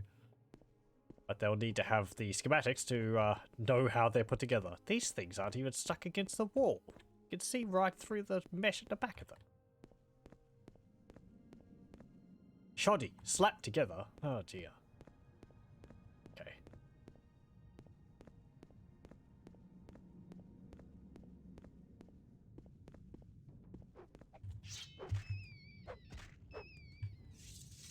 Got some big statues here though of Dwemer.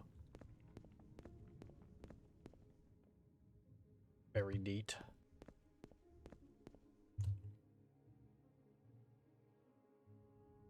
Okay, I think that's that one. There's another one down here, but I'm pretty sure that's the Vampire Clan's headquarters.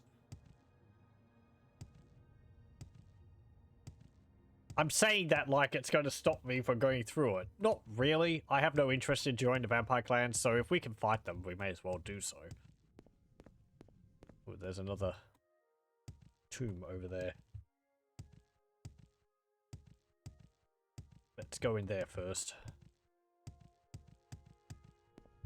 Serrano Ancestral Tomb. Related to that mage which attacked me? I see a pit in the floor.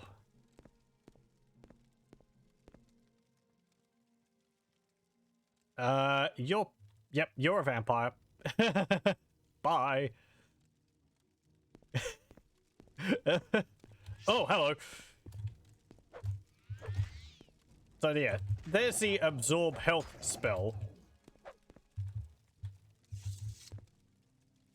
Let me actually do TCL. You see. There's a vampire gadget. They have big fangs. A vampire. Yep. And some dust. Okay. Oh, hello. Nope. Ow. Stop making weird noises.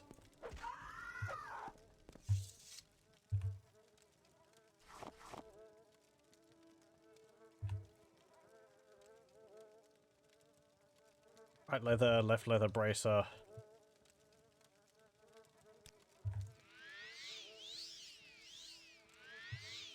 So you can catch vampire disease by either inspecting their corpse or getting hit by their absorb health spell. I'm pretty sure that can give it to you. I think maybe just being hit in melee by them will work as well. Like with a sword or something. They're not gonna like a bite animation, which they do to infect you. Just physical contact is enough. Oh. Ow. Stop that. Not giving me the pink sparkles. There you go.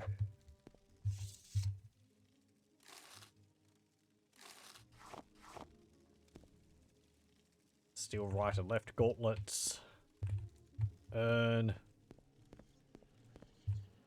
Crab meat. Drew wax. Load more boots. Chitin greaves. I'll take that. Anything else? Something behind there, perhaps? Nope. Okay.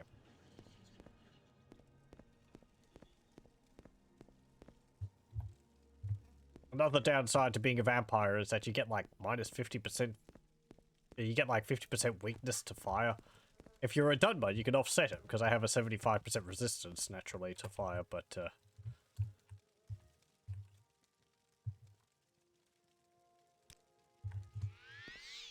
some, like the Ultima, that is a weakness on top of a weakness.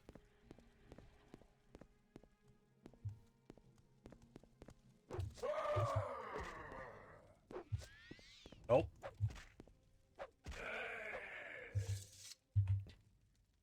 You don't need special weapons to kill vampires, you just need a really big sword.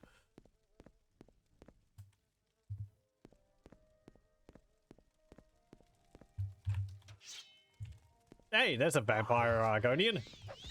Ow.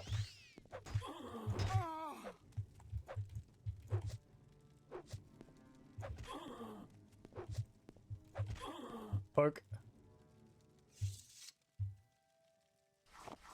Let's have a look at that. So, yeah, you see they get like big fangs on the end of their face. The end of their jaw. Boiled net leather helm. There. Nothing there. There. Nothing there. Let me just check. Nope. I have no diseases.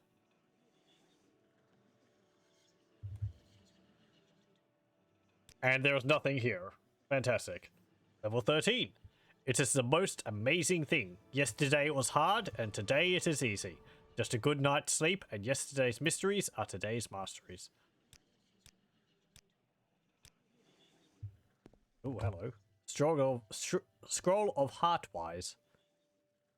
Fortify personality, 10 to 30 points for 60 seconds on herself. Okay.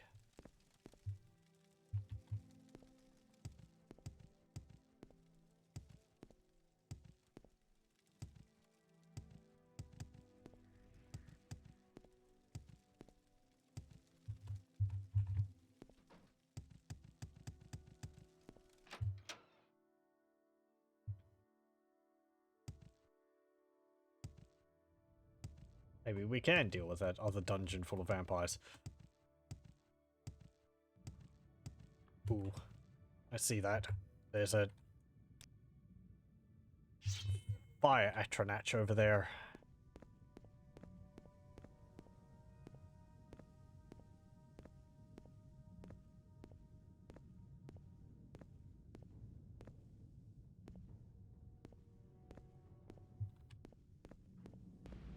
Nope.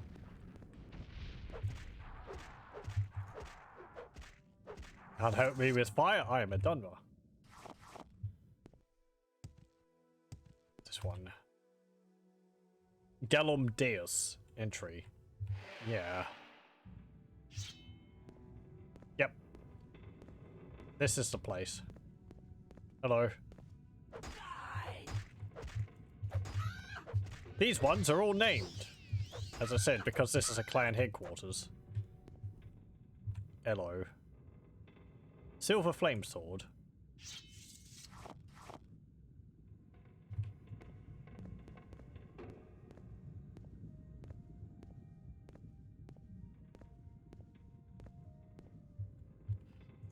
Another dude. Did I hear someone's crying out up here?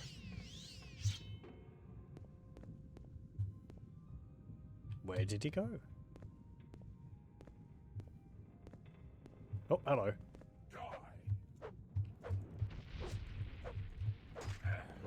What are you hitting me with? Fatigue. That's just rude.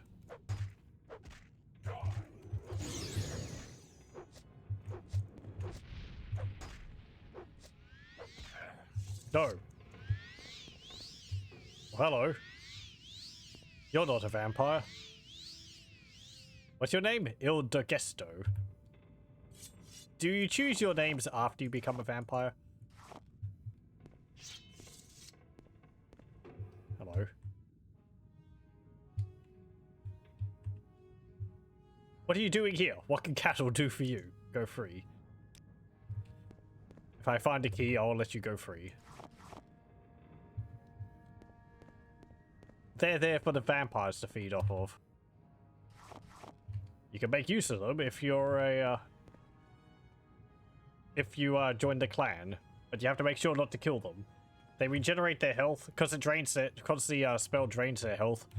You have to be careful not to kill them with your spell.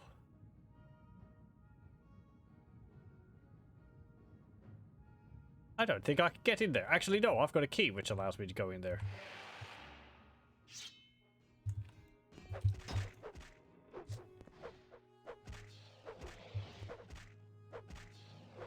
It is still a Dwemer ruin. Maybe I can get some more Dwemer armor in here.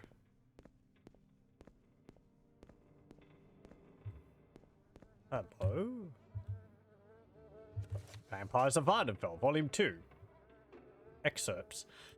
In the West, a shadowy fraternity of vampire hunters is believed to be primarily composed of formerly afflicted vampires who have been cured of the disease. According to legend, the vampire hunters refuse to reveal the cure to the disease for fear that it may encourage depraved thrill seekers from deliberately infecting themselves. In the East, the Western tradition of vampire hunters is unknown. Vampirism is known to be incurable, and even if it were curable, a cured vampire would be an abomination to be destroyed. Since the disease is infallibly cured if treated within 3 days, failure to treat oneself after an encounter with a vampire would be considered a deliberate attempt to contract the disease and a mark of monstrous depravity. In temple doctrine, one ancient tradition holds that, among his many other crimes, Molag Bal, the father of monsters, spawned the first vampire upon the corpse of a defeated foe. Several different versions of this story exist, with the foe variously identified as a Daedra Lord, a temple saint, or a powerful beast creature. This account of the origin of vampirism is peculiar to Morrowind, appearing nowhere else in Imperial lore. Unfortunately, scholarly inquiry upon this topic is discouraged by the temple, which controls access to the only substantial collection of historical and cultural records in Morrowind. Though the Dunmer believed the disease is incurable, a buoyant armiger of former years named Galur Rithari insisted that he was cured of vampirism. Initially imprisoned by the temple for heresy, he later recanted, was released, and served his final years as a librarian in the Hall of Wisdom in Vivec. It is interesting that, previous to his imprisonment for heresy, Rithari had been posted to the buoyant armiger garrison at Bal-Ur, a pilgrimage site known as the birthplace of Molag Bal. hints there for how you can actually get cured for vampirism.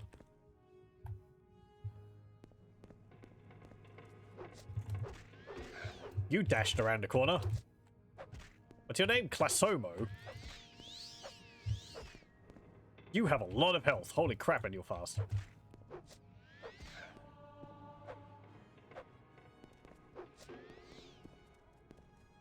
Hey, sit still. Damn vampires have got jitters.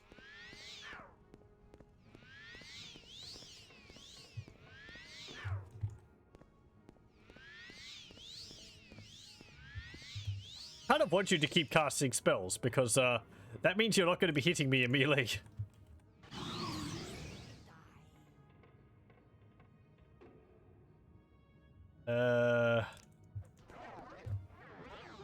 Oh, skeleton, you don't attack the cattle. They're just innocent bystanders in all this.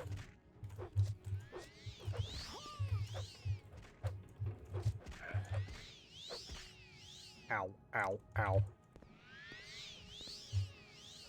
You are quite a bit more powerful than any of the others.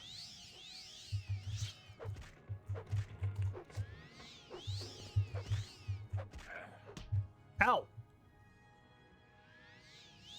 Blah. Hey! Ow! Stop that. I don't think I'm going to be able to get up. He's drained my fatigue and I've just collapsed.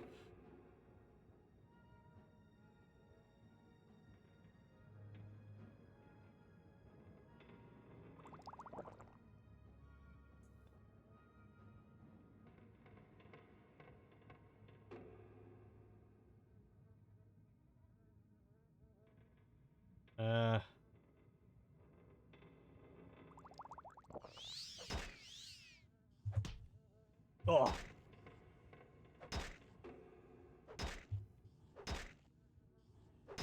Do you mind, sir? Help me. I've fallen. Get. Oh. I refuse.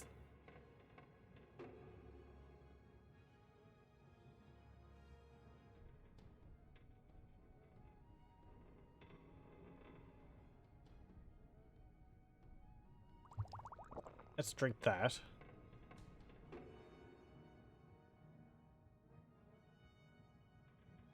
Actually drink this to brighten things up in here.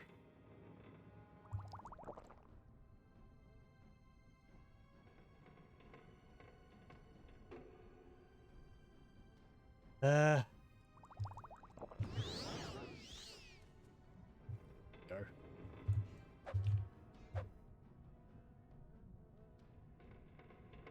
Perhaps I could defeat you by chucking fireballs at you.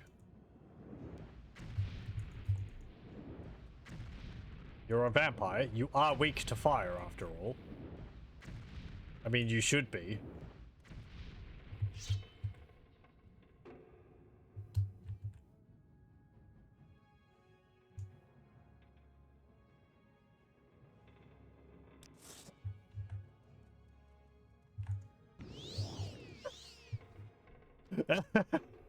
He's really trying.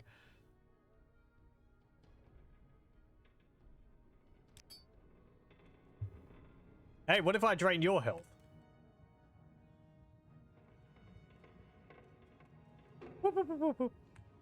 Oh, you're here.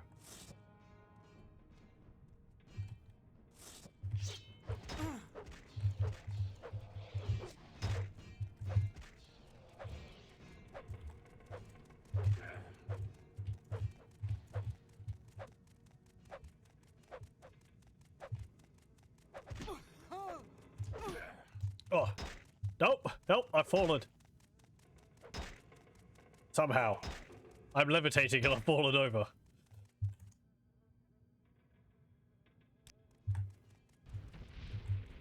I will drain your life. Actually, I don't think that works like that. I think these ones, like, give them health.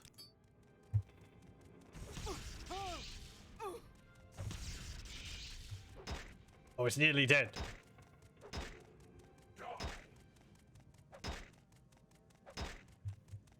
Come on.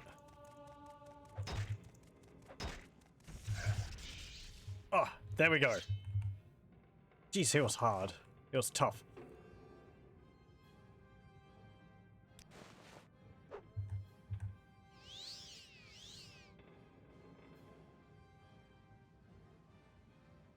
Still don't have a disease. It's good to know.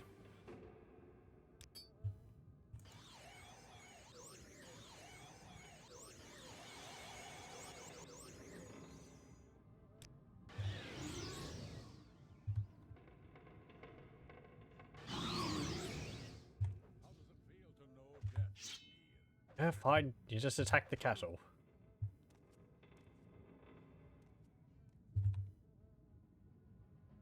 Yeah, and let's not get those. They're not useful.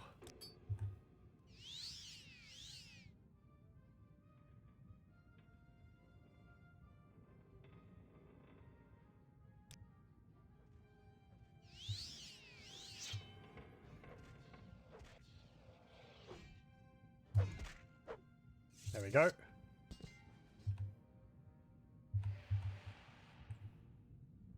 Okay. What's through here? There's another dude.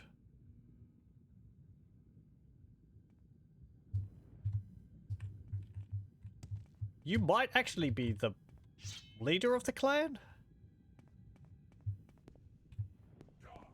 I really don't remember. Uh-oh.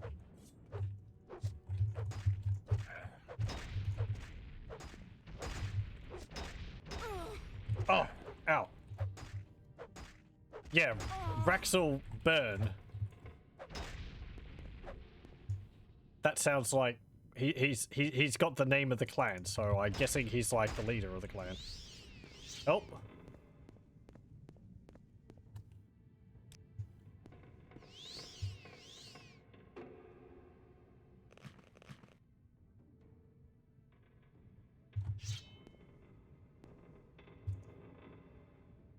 Okay, let's see.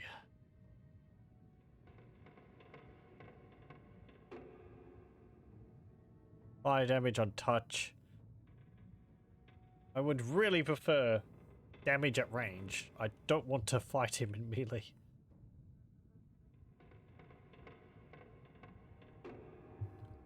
Ooh. Okay, let's go say hello again. We have contracted porphyric hemophilia. Oh no. He has a dire viper blade. It's really not worth it.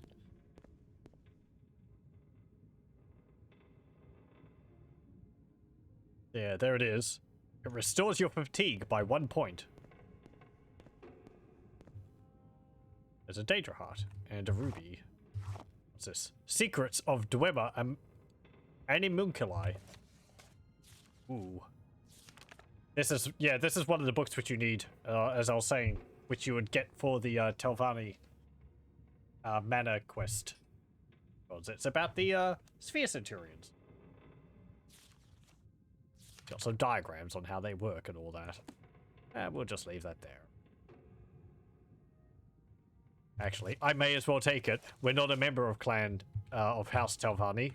I'm a member of House Redoran, so it's not like I can make use of that in this playthrough anyway. I don't think I saw anything up there.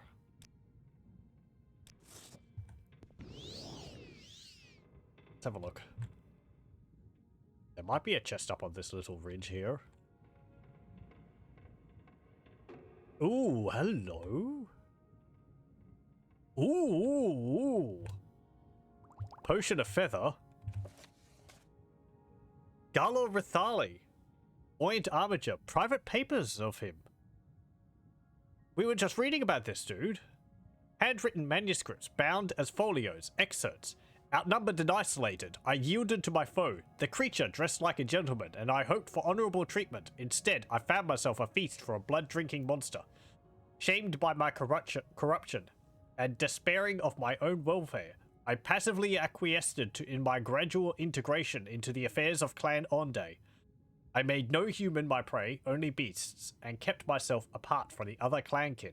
Nonetheless, I abandoned hope and lived like a beast. It says Onday. I would have thought it would be ban, considering this is... I believe these are ban vampires?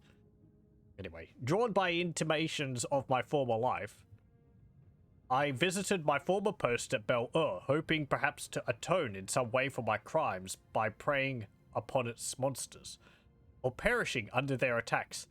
It is there that, by chance, I made petition to the Lord of Troubles, Molag Bal, at an altar deep in the caverns beneath the pilgrim's shrine.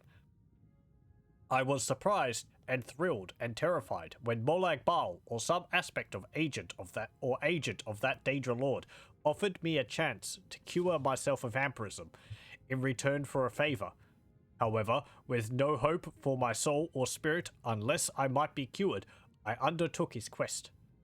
Rithari sought and obtained a cursed soul gem of mysterious nature from a deep cavern on the northern slopes of Dagothur, delivering it to Molag Bal's shrine in Bel-Ur.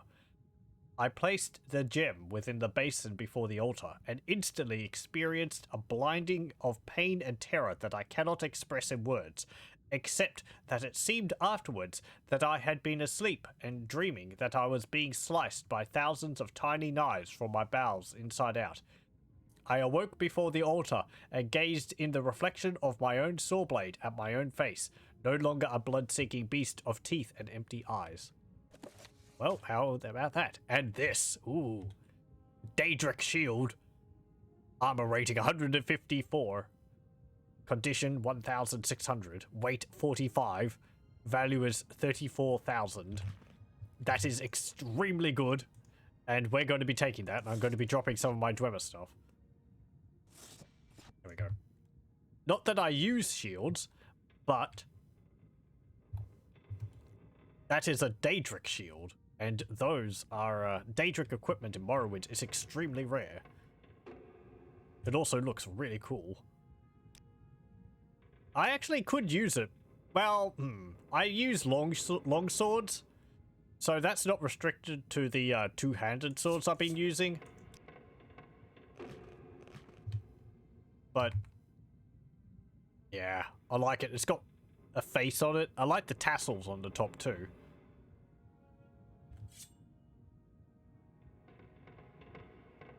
Is neat.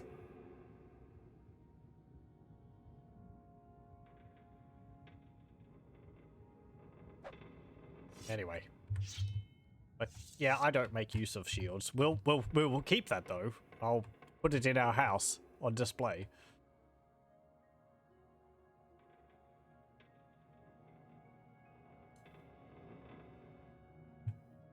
Apparently, there's another enemy here.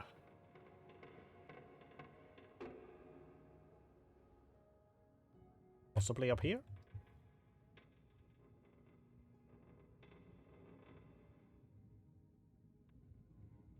There's only a few... Oh, hello. There's only a few ways to get a full suit of Daedric armor in Morrowind.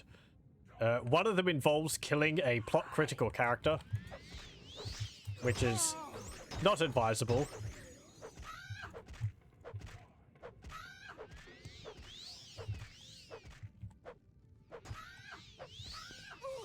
Ow.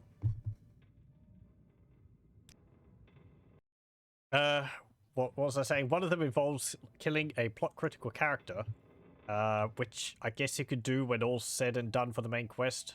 I don't know whether there's another set, but the other way I know of which you can get the Daedric armor is just to find it, because it's scattered all over the place. And I believe in base Morrowind, without the two expansions, there is no location for either of the two pauldrons. You don't, except for on this plot-critical character. So you'll always be short some of the items. However, the Tribunal and Blood Moon expansions add one of those pieces each. I might be slightly wrong on that. I think it's the pauldrons which are missing.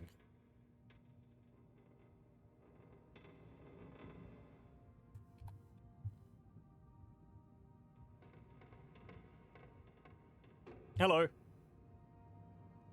Can you come and attack me?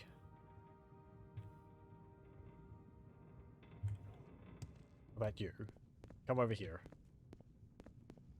You're so fast.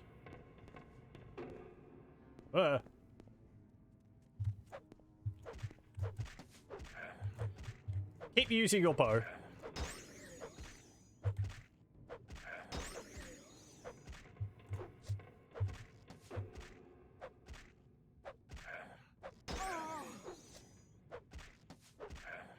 There we go.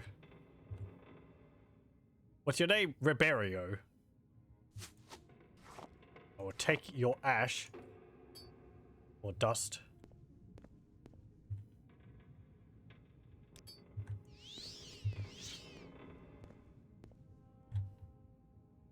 Okay, now for the other one.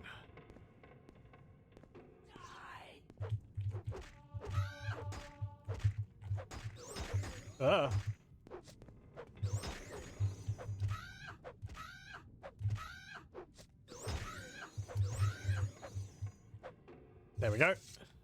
Hamana. Hamana. Get the fabric dust. Cool. You can kill him after you complete the quest he's related to. It won't break the main quest, even though the message still comes up. Yeah. Thanks. Yes. Morrowind doesn't clear the flag which denotes characters as being plot critical even after you've finished the quests for them. So you'll still get the message if you kill characters which are relevant to the plot, even if they have no more relevance. But yes, that is... You can't kill him after you've done everything you need to with him. Old shield. Though I mean, by that point, you might not want to do so. Amorous hammer. There's some corpus sweepings. You haven't gotten any of those. Because I don't like touching the corpus beasts. No. Big furnace. Is there anything up there? Let me save before I drop myself in there. Doesn't look like it.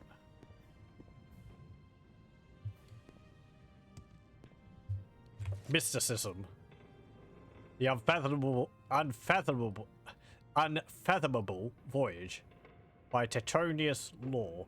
Ooh, also, another thing which I found out reading later on was that the book which we read last time, Silence, which told us about that six-house fortress, it mentioned the character in it talked to a mage to learn the spell of silence from, I believe, the School of Illusion Magic. That character actually does exist in the game, and I believe he is the master trainer for illusion magic. I can't remember where he's located, however.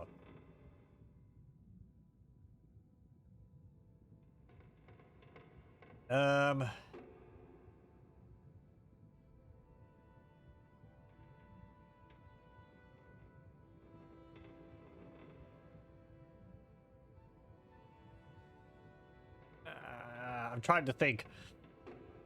He might actually be located up in Dagonfell.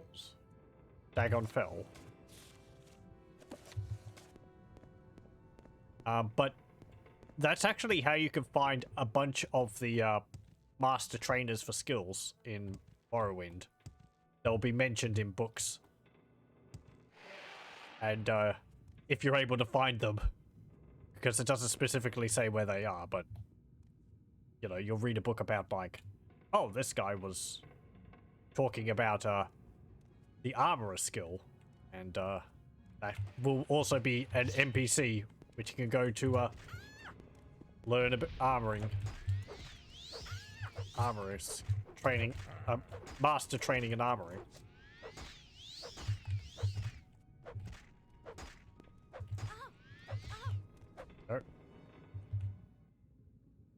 Which is neat. Oh, you have a bunch of hammers on you. At the same time, I wouldn't immediately assume that the people in the books I'm reading about are actually people in the world, because I think my first assumption would be that these books were written quite a long time ago, and anyone relating to them were either fictional or, were either fictional or not, or long dead. So, is that? Hang on. Get out of here. I've seen something, and I think it's something very cool, and I can actually make use of. Ooh, it is. Hello. It's a set of Daedric boots. Nice. I can use those. Sweet. There we go. Let's drop these. They're extremely heavy again. Weight 60. Holy crap. These weigh 19. They're worth 20,000 gold, though. Gonna have to drop this, Dwemer helm. Just drop more stuff. I don't need this warhammer. Drop the crossbow. Don't need it. Or these iron bolts.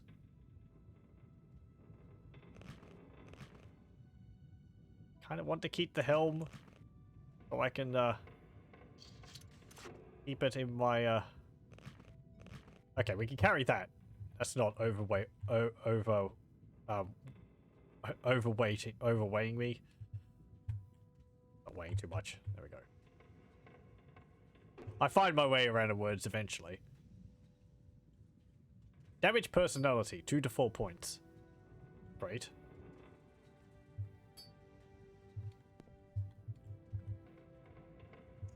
I am still infected.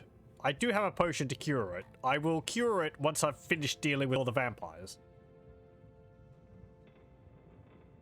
Come to think of it, I should just open those after I have cleared them all out. Hello.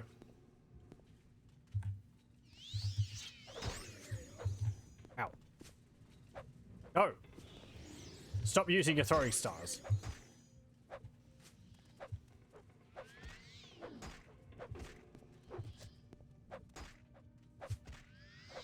I am doing the church's, the tribunal's holy work.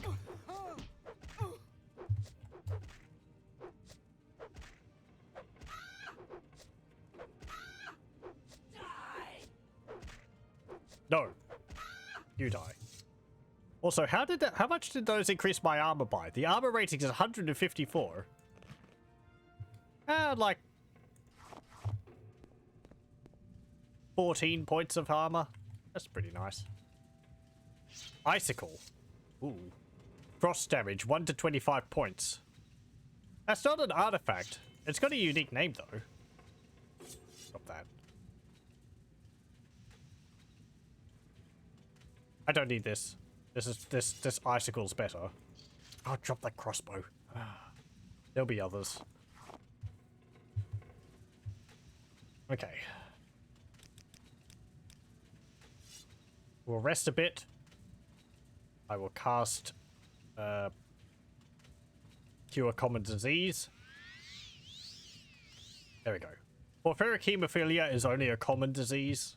You don't need a Blight Cure Disease potion for it. Antecedents of Dwemer Law, we've read that.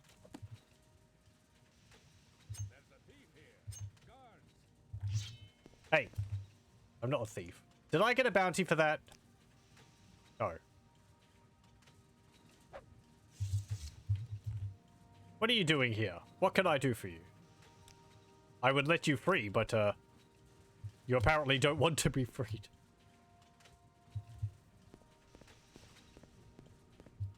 Maybe I should just put them out of their misery. They've been under vampiric mind control for so long.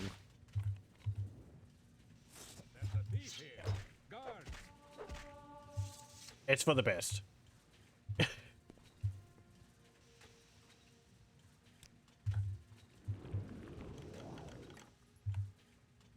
Ooh. That is a lot of lockpicks. I'll take all those. And I'll promptly get over encumbered. Glad we went through here. Drop that. That is worth a lot. That's why I was carrying it. I do have like 5,000 gold. There's other ways to make money.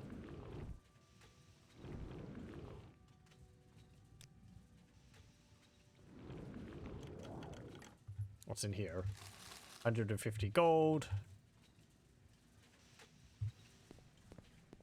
I need to like enchant my equipment with constant feather so that I can carry more loot. The reason why there's so much stuff here is because a bunch of these vampires are shopkeepers. So this is their inventory. 4 ebony throwing stars. Weight is 0.2 and they're worth 2,000 each. Yes, please. Dwarven battle axe. Dwarven short sword. An iron club. Iron mace. Steel flame cleaver. Arrows of wasting flame. Cruel flame bolts. Cruel flame arrows. Bone mold arrows. Which are really wonky looking arrows. Silver arrows. And some scrap metal. Yeah, yeah. Don't have any bounty, do I? No.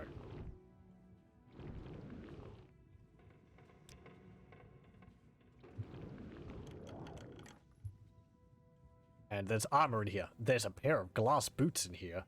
There's some Dwemer boots in here. No. If I didn't have these Daedric ones, they would have been, just what I was looking for.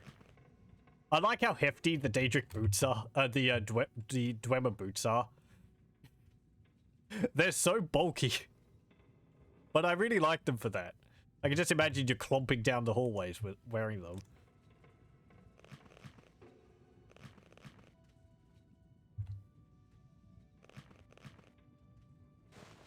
Glass boots are worth a lot, and they're very light. 3. Left Gauntlet of the Horny Fist. I guess I'll take that. The rest of it's just netch armor. Yes, I can.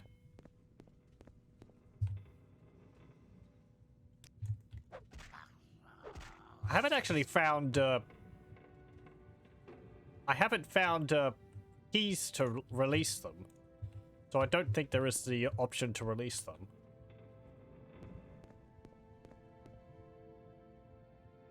There's a plate.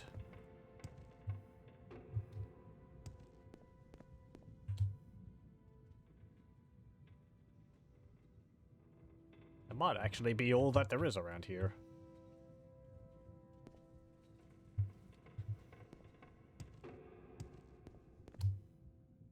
Master's armor hammers. Those are very good too. I'm tempted to make off with those, but they weigh a lot. At least 9 of them weigh a lot. They're not worth much, but can't go free without the key. I don't think there is a key.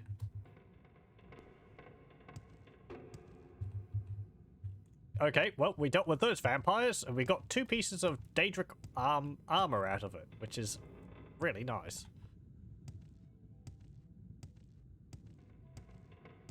I call that a very successful dungeon. Even if we're having to leave a bunch of stuff behind. There we go. Oh, I can actually have the shield equipped even when I'm using a 2-handed sword. It actually... Hang on. Yeah, it's like adding to my armor class.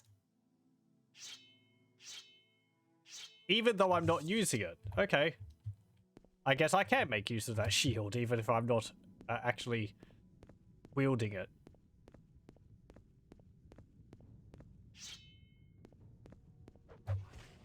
Let me just check again to see diseases. Nope. Okay. We're vampiric cooties free.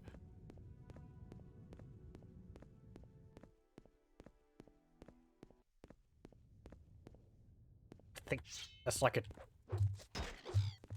giant telescope.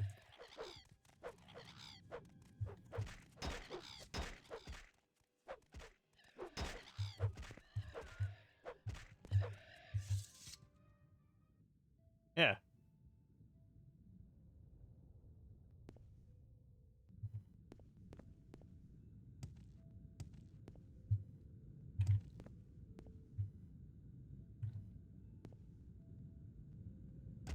Oof.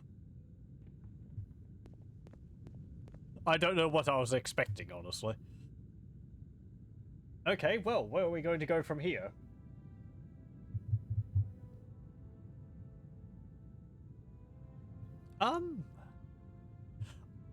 My map actually has a one of the little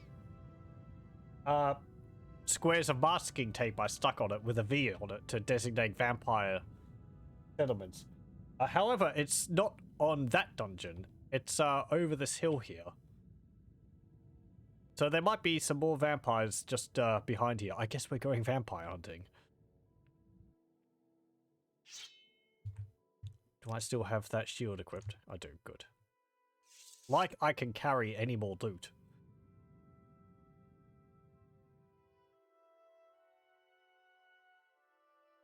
Apparently there's a little... some kind of dungeon over here.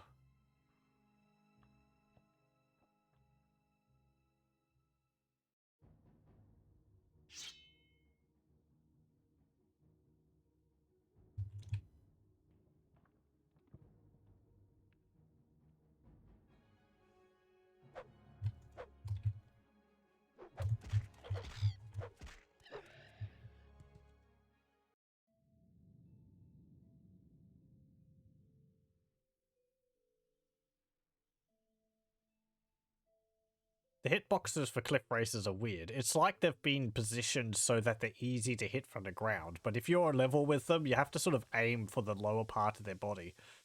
You can't aim for their head or the upper part, because it will just whiff through there, as you've been seeing.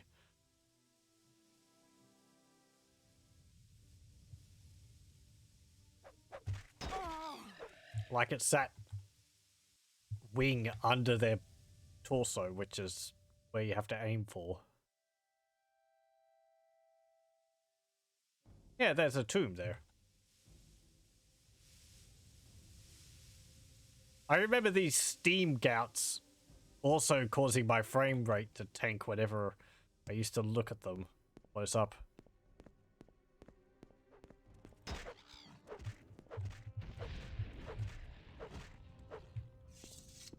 Okay, what's in here? Dulo Ancestral Tomb.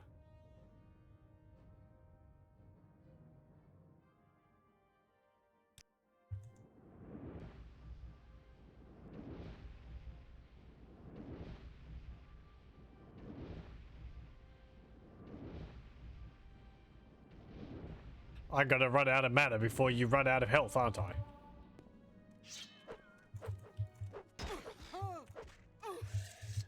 Not if you fly towards me. Thank you. Okay. Let's go in and have a look. What's here? Probably vampires going by my map.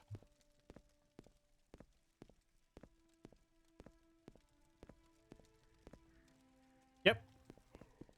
Ooh, that's a vampire. That's a vampire orc.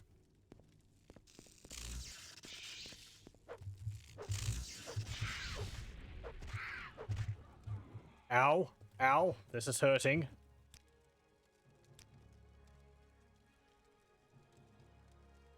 I'm probably dead. I don't have a heal potion.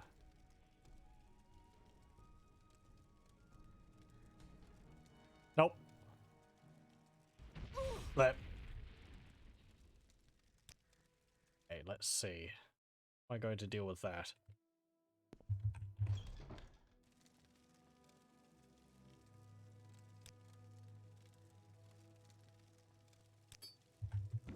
Third barrier ring. That's only 10 seconds.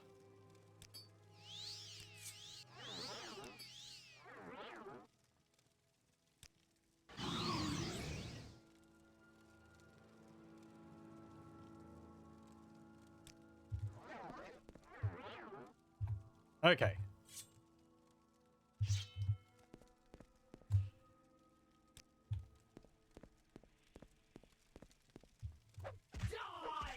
No. Thank you. Spell absorption. Drink that.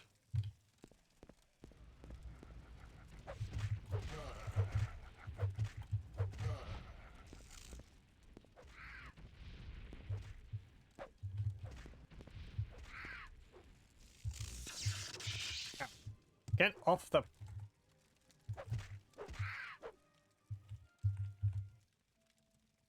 Sleep amulet. I guess I'll take it.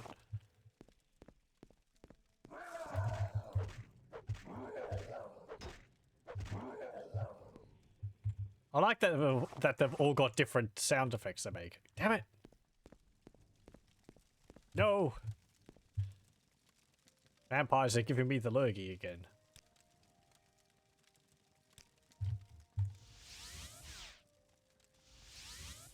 The dreaded vampire lurgy.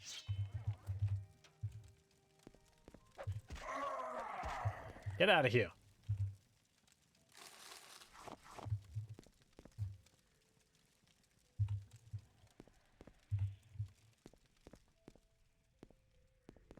Anything around here? Nope.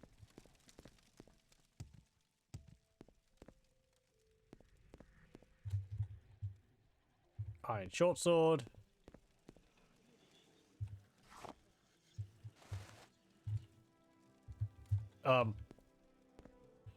I panicked there because I picked that up and the game paused for a moment as I was expecting it to spawn something behind me.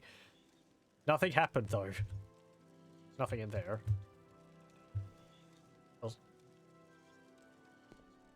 Okay, there we go. Just a small dungeon of vampires.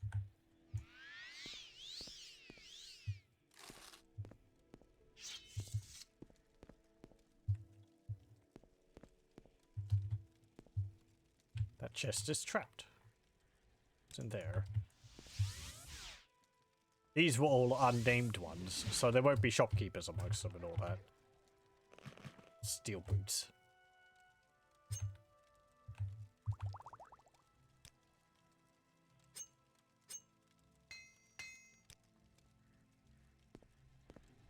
Let me just check. These urns didn't have anything in them, did they? Oh, hang on. Probe. No! That probe was one too many. Okay.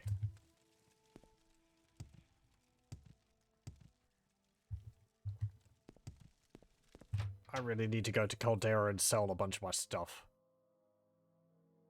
And my willpower is damaged. Oh, that's because, yeah. Because my ring... I took my ring off. Do I have a restore willpower potion? I do. There we go. That solves that. It's because of my mentor's ring. My willpower got damaged a long time ago, but because I was wearing the ring, it didn't restore it to the proper level.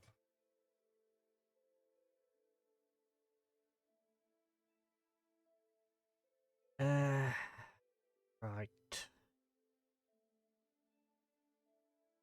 Let's go... Elmsivy intervention. Okay. Thank you very much for the follow, Desage. From here, I want to go to Caldera, right.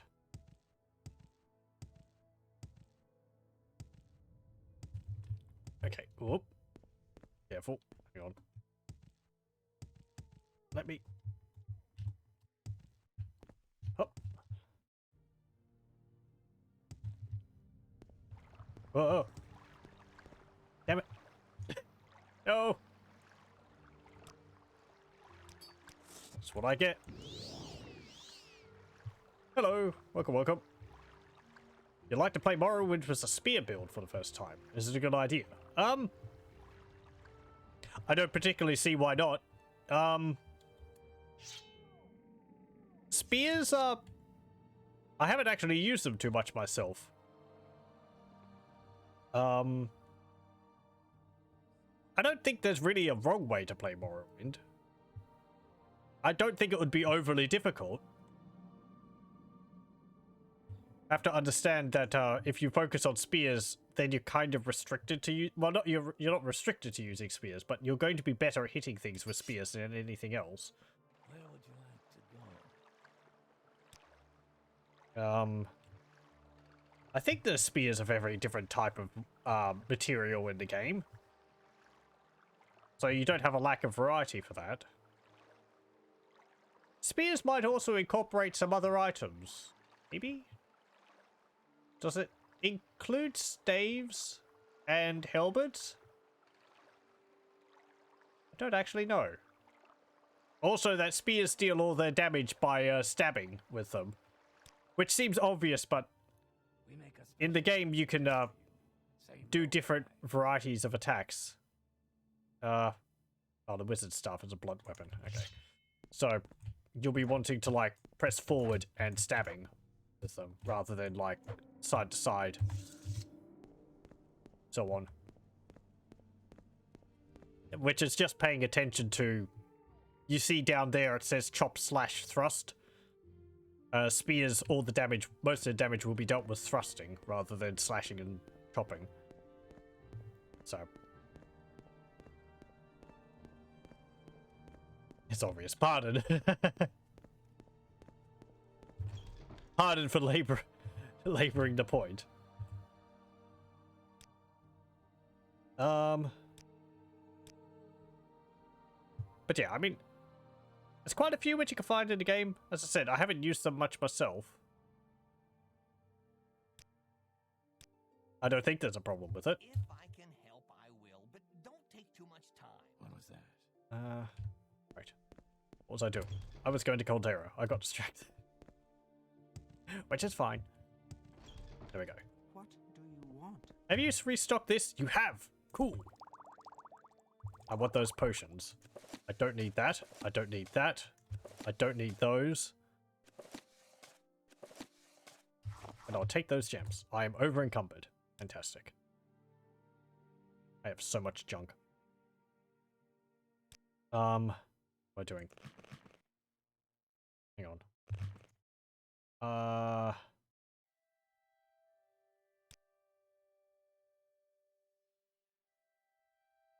Okay. I will drop my stuff there. And we're going to go to our house. Drop a bunch of my stuff off.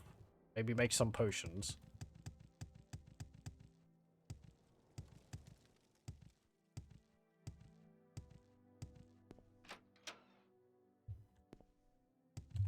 Let's see.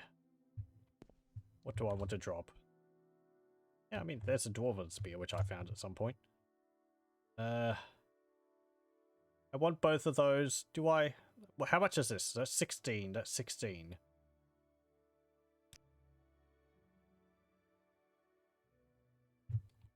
I will drop my Dwemer helm around here. Because, I don't know. We've been using that for a while, so I've become attached to it. I don't want to sell that, but we'll keep it.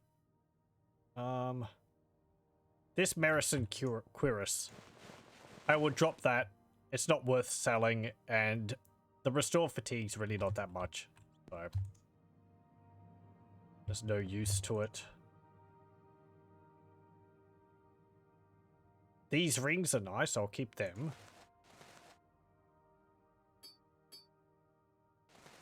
Drop these.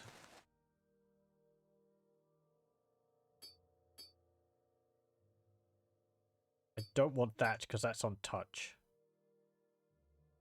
Mage ring. No, drop that. Ring of regeneration. That's kind of useful for a really low level heal. I'm not going to use that, so we'll put that somewhere else. We'll put this over here. Because that's important for a quest, which I'm most likely not going to do, but... Bring a storm hand. The drain hell spells... I don't know whether they're functioning properly. I think they're healing the enemy when I hit them with it, rather than dealing damage. I guess because they're on target, so it's not linking me as being the caster of the spell. So it's applying the it's draining the health from the enemy, but giving it back to them and healing them because they're not taking damage from their end spell. I don't know how it goes. It wouldn't be an Elder Scrolls game if I didn't turn into a hoarder. I'm not hoarding. I can stop anytime I want. Just ignore the corpse on the ground over there. This is our house. There's no one to argue otherwise. There's certainly not a servant in a room upstairs who could say otherwise. Also welcome. Halberds better than spears. I don't actually know.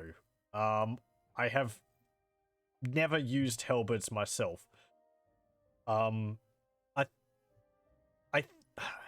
don't even know whether halberds are a variation of spear, and there might only be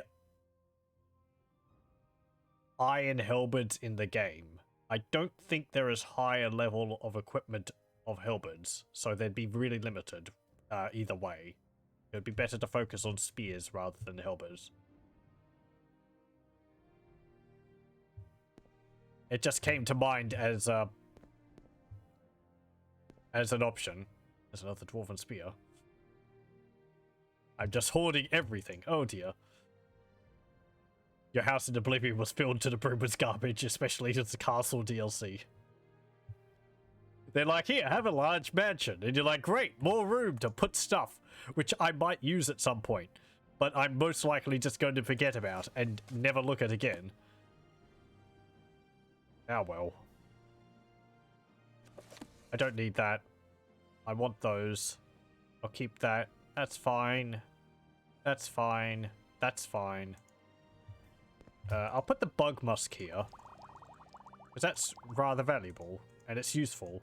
The bug musk gives you a fortified personality 40 points for 60 seconds on self. That's really powerful, and it's very useful for convincing people when you need to. All these potions I've got. Restore ones are pretty useful.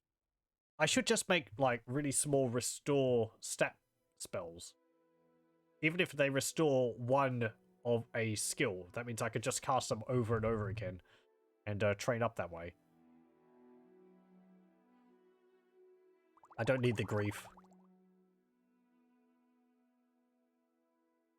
I don't necessarily need to cure common disease spells, but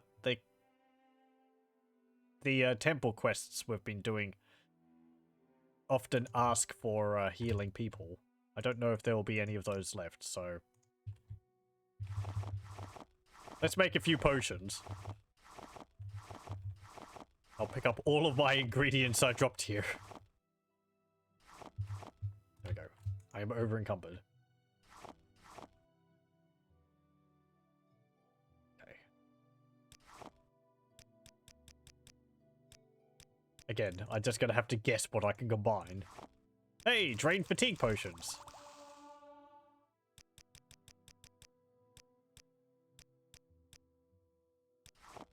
$39 racer plumes. That's a lot of dead cliff racers. And there's still more. The vampire dust is nice though. That's value 500.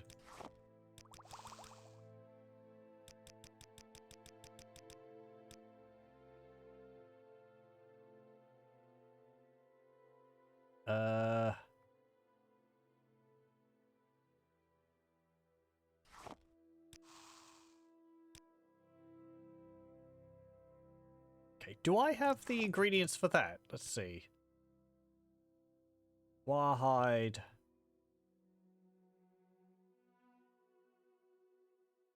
Scamp skin.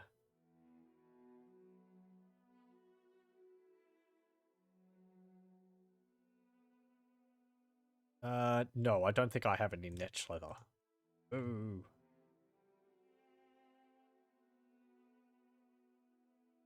I'm thinking of absorb health. Drain health just temporarily lowers the enemy's health. Oh, okay. Yes, right. Thank you. Cursey spells and their similar sounding names. That would explain it. So I guess in that regard, it wasn't actually healing them. It was just because their health pool was getting smaller. It made it look like they were regaining health because their hit points were just getting so small.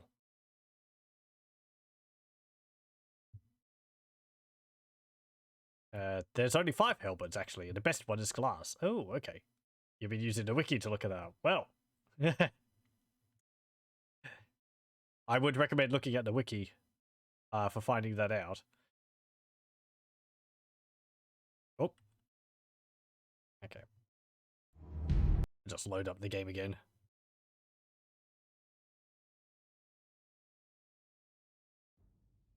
It's been quite a few years since I've played Morrowind myself, so my knowledge, such as it was even at the time, isn't all encompassing.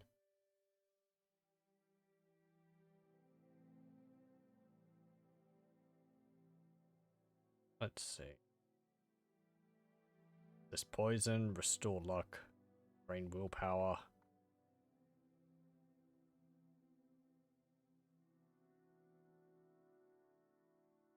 Just want to increase my alchemy. It's on 19. It's not that far from like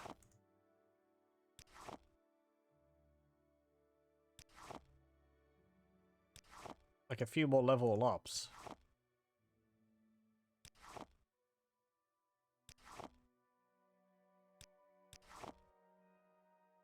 Well, that's some completely useless potions I can create.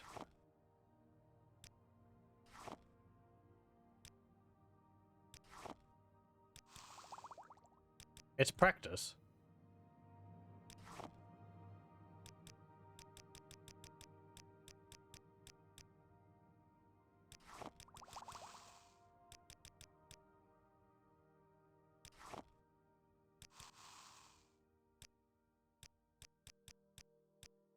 I don't really want to use any of my more valuable ingredients. That's why I'm not using like the diamonds and emeralds.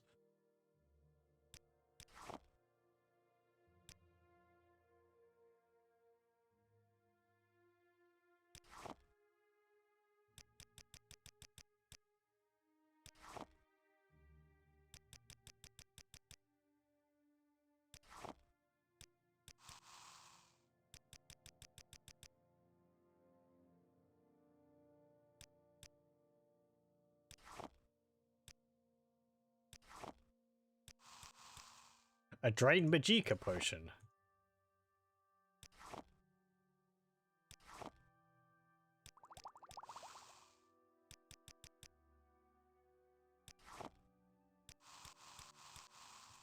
I could have made some paralyzed potions. Okay, let's drop all these.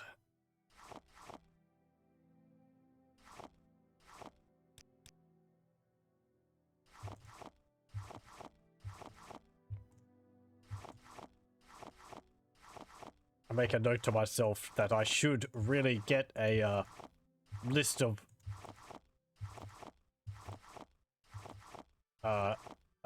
alchemical combinations, just so I'm not guessing.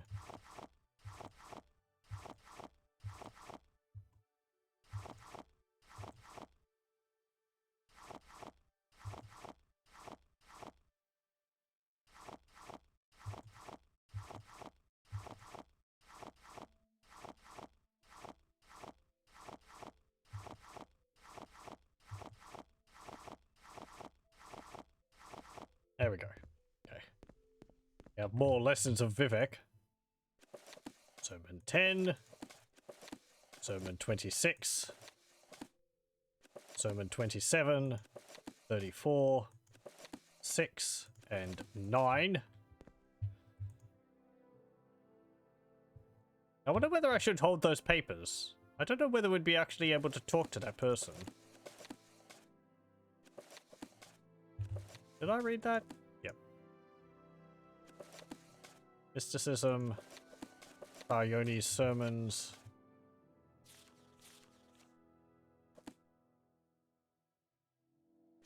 Silence. Where was the guy which I was talking about? This guy, Darathil. He is an actual person in game, which you could go talk to, and he will. He's the master trainer for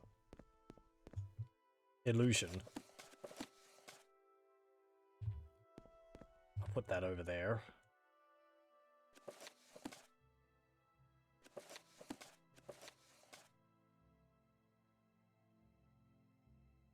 This one might actually tell you about another master trainer.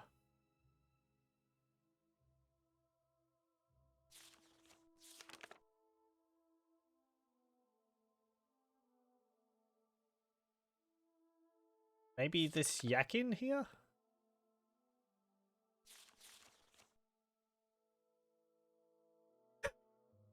I am Kenna Zombel Mokaffa, and I can prove that you do not exist, said Oin. He wrote out the mathematical formula, which proved correct, and Kenna Warfell, Thomasin, vaporized on the spot.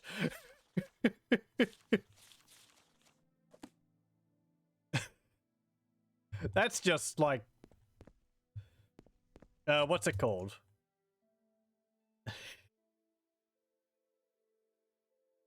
Hitchhiker's Guide to the Galaxy.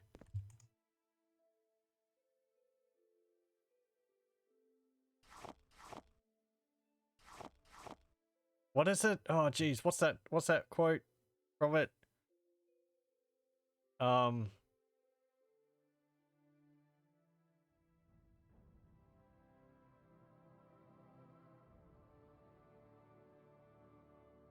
Something or other about faith, and without faith I am nothing, said God. But, said man, the Babel fish is a dead giveaway, isn't it? It proves that you exist, and therefore you don't. QED. Oh dear, said God. I hadn't thought of that, and probably vanished in a puff of logic. I missed out, like, maybe about half of the quote there, but,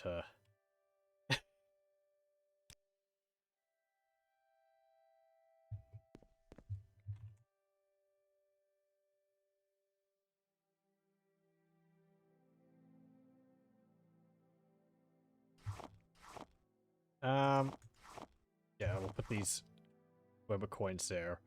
There was something about how the design of the Babel fish was so incomprehensibly useful for the expansion of or for the meeting of different spacefaring civilizations, because sticking one in your ear allows you to instantly have it translates any speech which you hear into something which you can understand. That the chances of it, like, evolving through pure chance is... It's just, like, I don't know, completely improbable.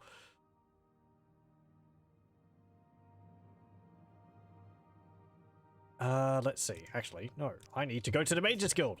I don't need to go on the, Silk Strider.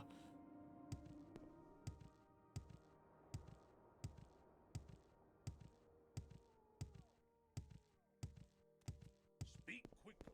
Is there something I can do for you, Outlander?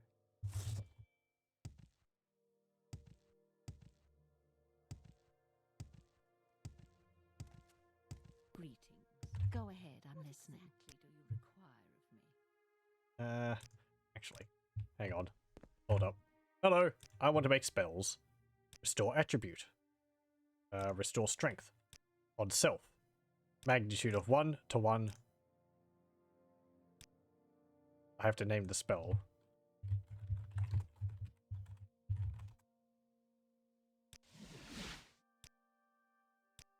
Restore attribute. Intelligence. 1 to 1.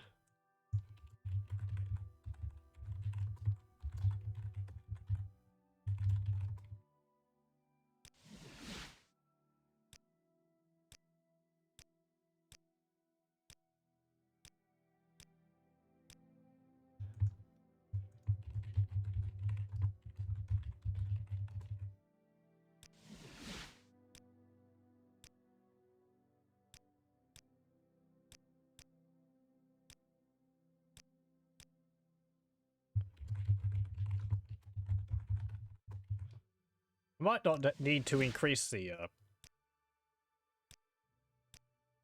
magnitude.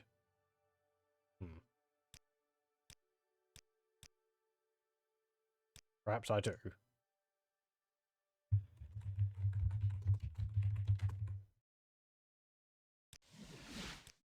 And these are all dirt cheap to create. They all just cost like 7 gold because their value, their power level is really low.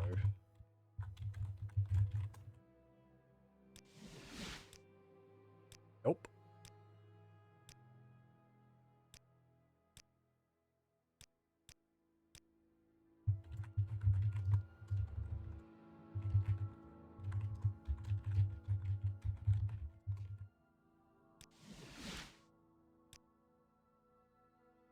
And luck. Though, I honestly don't think there's anything which can damage luck in-game.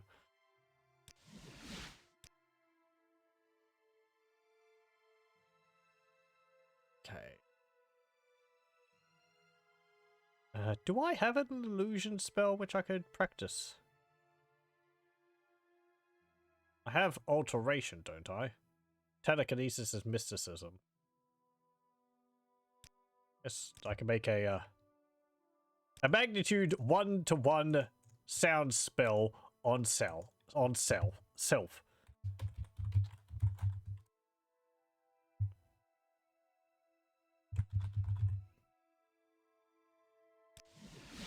There we go.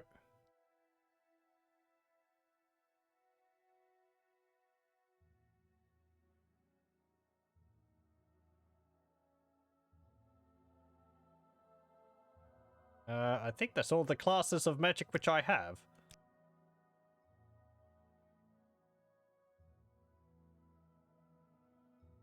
Could get a conjuration one.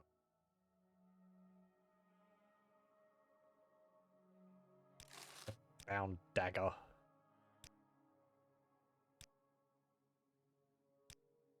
Bound dagger on self.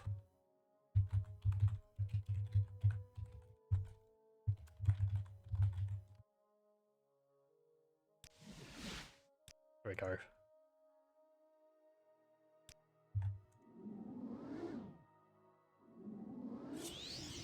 Alright, I got a spear. I got a dagger. Oh dear. That's actually a little annoying, because it's going to disarm me every time. So, in that regard, I will delete that. And I will make... Well, I actually have to... Can I not, like, change this from a bound dagger? I have to actually learn a spell like Bind Helm.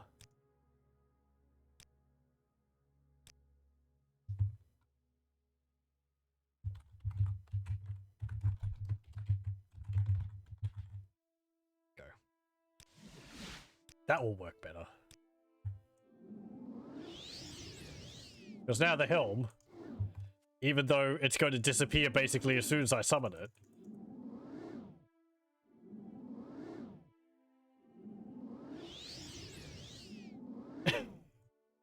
it's not equipping on me every time. You can see how terrible my conjuration skill is. It's not one of my major or minor skills, so I'm not particularly interested in increasing it.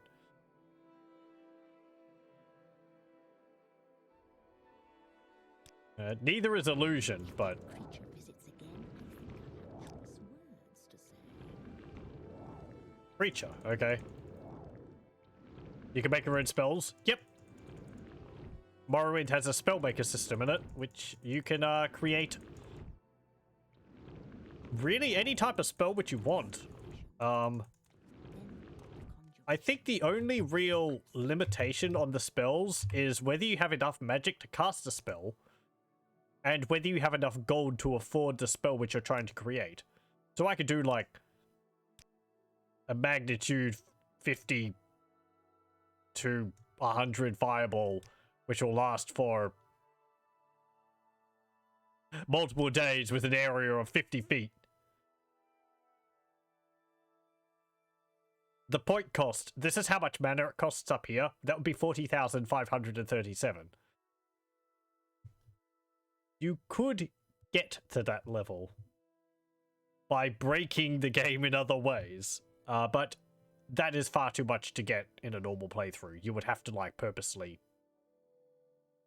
break the game by alchemy to be able to get that high. And then it also costs down here 283,762. So, but you don't even need something that powerful. Like, I think you could do something like 2 to 4 and have it with a really low duration or a really small area.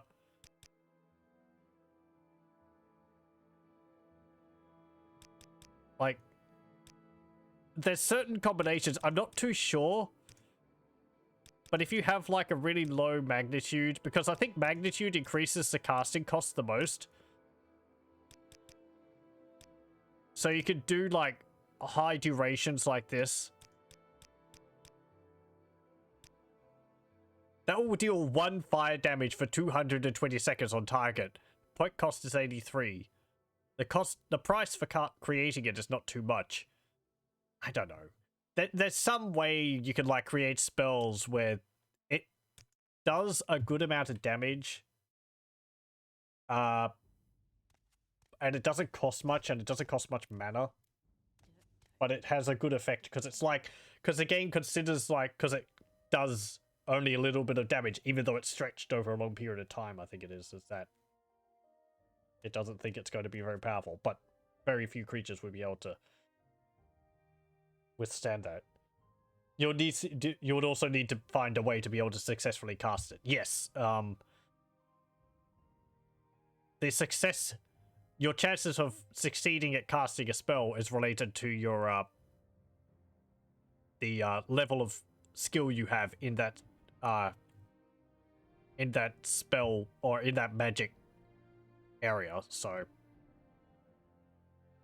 here I have Balina's Perfect Balm. It costs 4 to cast, and I have a 100% chance to cast it because my restoration is 48. Whereas, as you saw with my conjuration training skill, it costs 1. It summons a helm for 1 second, and I have a 29% chance to cast it because my conjuration is level 6. Your skill can go up to 100, the same as other Elder Scrolls games. I think you can bolster it further through magical items, which might increase the chance of being able to cast spells. I don't think you can get spells to boost skills, though. You can get spells to boost stats, these, but you can't get spells to boost your skills, though they do exist in the game's files. It's just there's no spells based on that, so at least I think. I think that's the case. There's items which boost skills, but you can't take the stat boost from an item and learn a spell from it. Just break the game as positive feedback loop with alchemy. Yeah. I can spare a few moments. That's the best way of breaking Morrowind. That's why I was saying about ash yams and netch leather when creating potions, because that creates a fortify intelligence potion, and your alchemy skills success chance and the value of your potions is based off of your intelligence skill, partially. So by boosting your intelligence, you make better intelligence potions, and you could just keep doing that to make better and better potions. So, is silly, but as we're seeing here, there is many ways to break Morrowind. Many fun and varied ways to just, I don't know, bring the game to its knees. I kind of like that. It's just, I can't even get all that money from you. That is too expensive. Here I am selling potions for their marked price to a scamp. I just got 4,000 gold. In some ways, I feel the game encourages you to break it. I like that. I don't really like how it's... I think you can get too restrictive with that type of stuff. Is there something I can do for you? How can you make items? There is enchanters, like this guy here, Foam's Mirror. I can't actually enchant items because I am too low level of a mage in the Mage's Guild to be able to access that. But what you'll do is it will open up a menu. I don't think I can enchant items myself. I think you need to have a trainer. Oh no, I can do it myself. Okay, this is based off my enchant skill, which is actually one of my minor skills. I should probably be training it. So what you'll do, you'll get an item. Let's say this Dwemer Left Bracer. And you'll choose an effect. Say Feather. Self, I guess. Hang on. I can't make constant. You might need to have a larger soul to make a constant effect. Go ahead. But you do that to create a magical item. Put the item in there. You choose the bonus you want. Like on target, you can make a, you know, this means that you have to like cast the spell from the bracer. So it will appear in your magic item list down here, and you have to actually equip your magic hands to cast the fireball spell. And it will have charges. You'll see the maximum charge there is 75. That's based on the type of soul you have in the soul gem. Cast cost is 61. That's based on how powerful the effect is. And also up here, you'll see enchantment is 79. That's how powerful the enchantment is I'm trying to put on the item. And the number here, 20. I think that might be the max level of enchantment which a Dwemer Right Bracer can actually hold. So I wouldn't be able to put that on there anyway. You could probably put like a Cure Poison on touch. Yeah. Cure Poison on self. That would be 7. And you could stack it with a few other things as well. Like a feather on self. Or a few points. Hold on.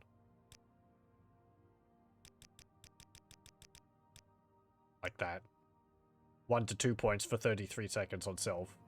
That would still be under the max. It will cast both of those at the same time. Oh no, hang on. I just saw it. Cast once. Let's see. Feather.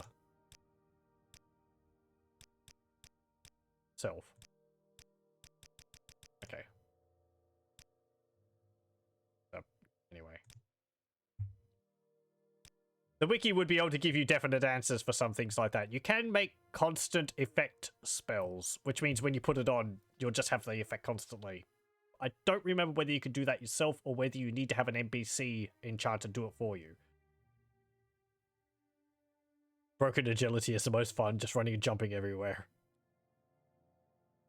Do they have athletics here already? Morrowind's pretty broken, just vanilla. It is. Yes, there is the athletics skill. That increases your speed at running. You also have a speed skill, as well as agility. So, speed just flat out determines how fast you can move. Agility, from this, apparently affects your ability to dodge and hit targets in melee, as well as your maximum fatigue. So it doesn't actually determine how fast you can run. You also have acrobatics, which determines how high you can jump. Which is 58 for me at the moment, because I've been running and jumping all over the place. You can see I can jump a fair distance. Not as far as you can. Only 58. It's not 100. You can go over that. Let's see. What am I doing? I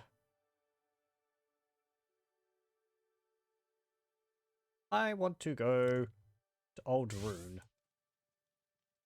And I should practice my restoration, because we're only 2 points away from that. So, we're going to practice restoration until I get up to 50, then we can get the advancement.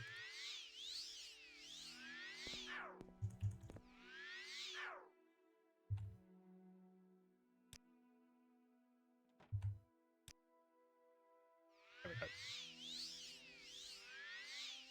Another major thing to remember about Morrowind is that your fatigue,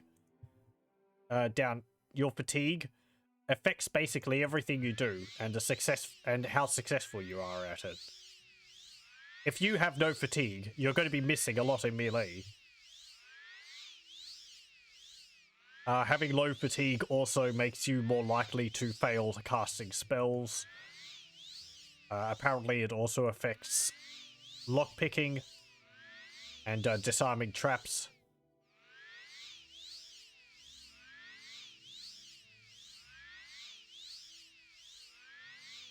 So restore fatigue potions or a spell to restore fatigue is very useful. Or just having a rest before you go into combat to make sure that your fatigue is up. Your fatigue also goes down whenever you swing your sword. I'm kind of glad they changed that later on. And also just made it so that whenever you swing at a target, you automatically hit it. But, attacking enemies when you have full fatigue isn't too bad. It's just when you have no fatigue that it's, you know, you'll be missing all the time.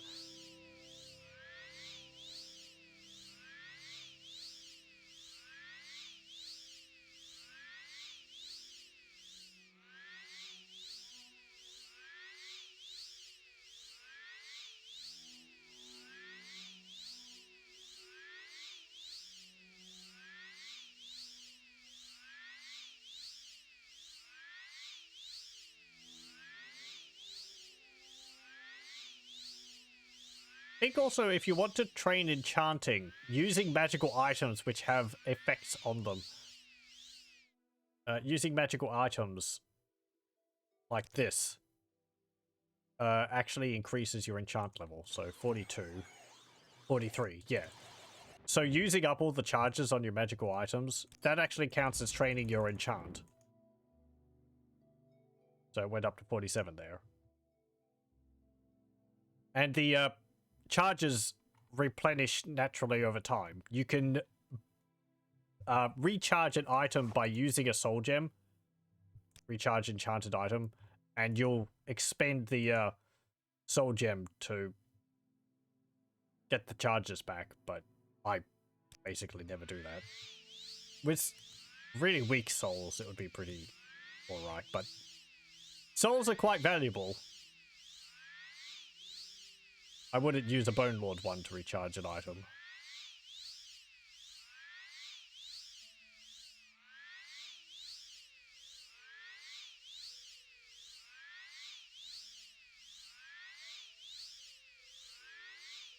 It's better just waiting for it to recharge, I think.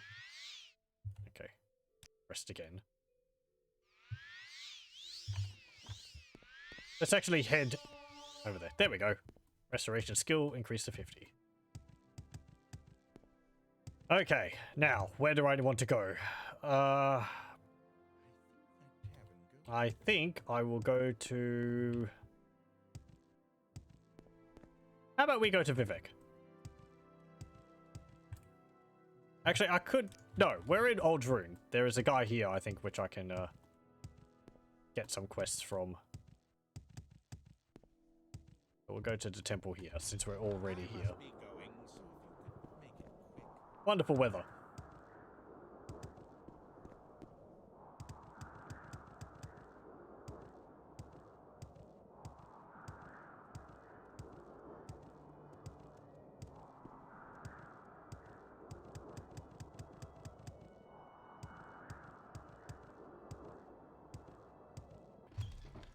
Hello.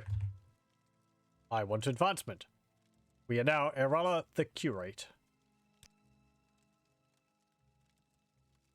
Okay. Speak with me again when you have proven yourself in the temple. I have one more thing to ask of you, but you are not ready. Until then, speak with Uvu Laren in Ghostgate or Endrin Lethan in Vivek. Okay. Well, you don't have a job for me. Let's see. Should I go to the Ghost Gate or to Vivek?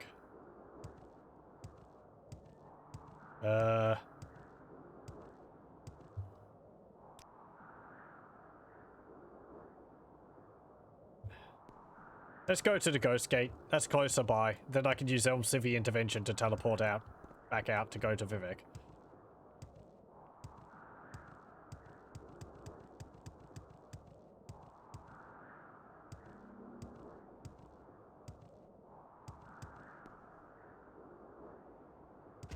Ow.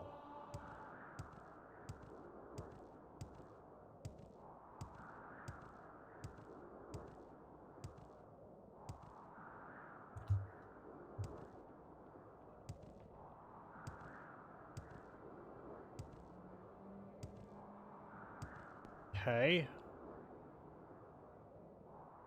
I think we'll just go over this mountain here.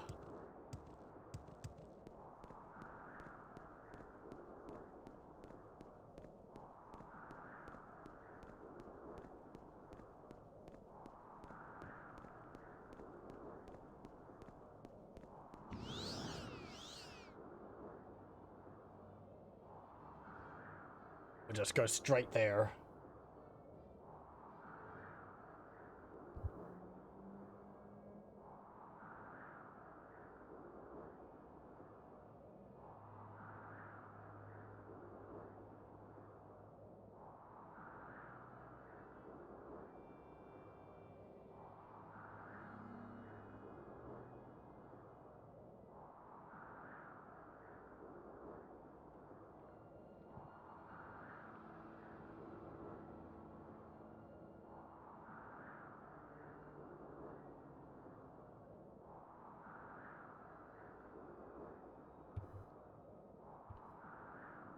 Pardon? I was just finishing off my salamis. You have to go, so... Well, thank you very much for joining. I hope you have fun in Morrowind.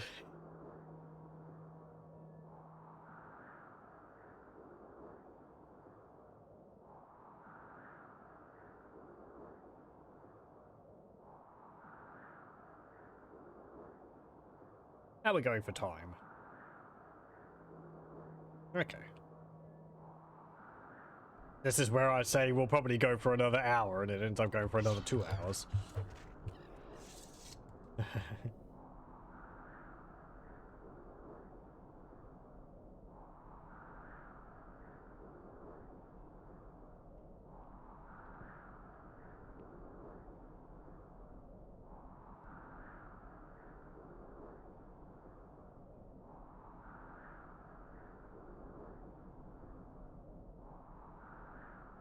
Are we there yet?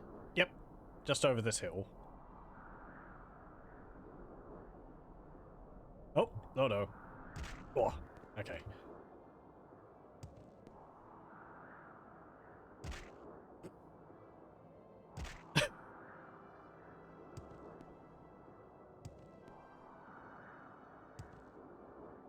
There's someone watching me, I can tell.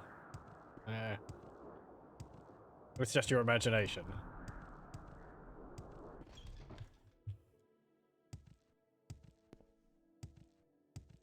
Okay, we need to go...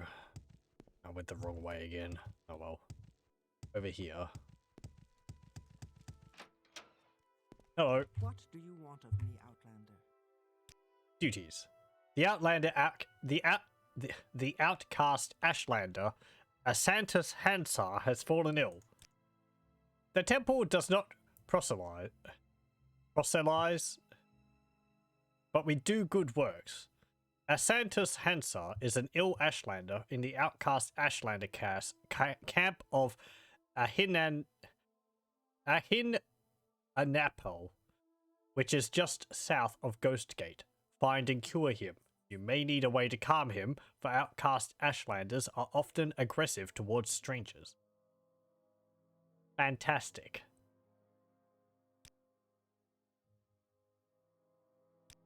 Please, go ahead, Outlander.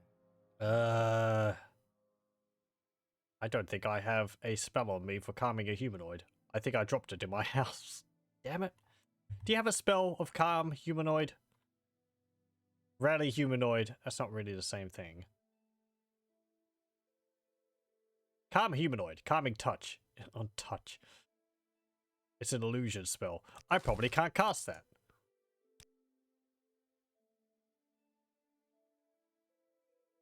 %8 chance. Whoopee.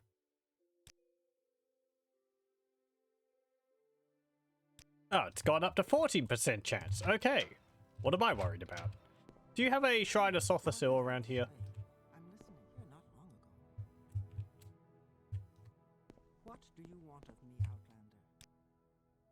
Yes. Give me the blessings. All the blessings.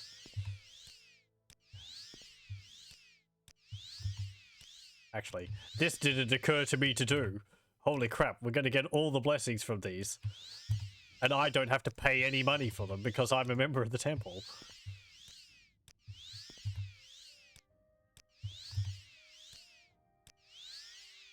There we go. Fortify fatigue, 20 points. Resist corporate disease, 20%. Fortify attack, 5. Willpower, personality, and endurance, 5 points fortified. Restoration, fortified by 5. Shield of Centellin, 10%. Resist blight. Fortified Magicka, 10 points. Resist poison, 20%. Resist common disease, 20%. Fortify health, 5 points. Okay, they're not that useful, honestly. Like whoopee, resist disease.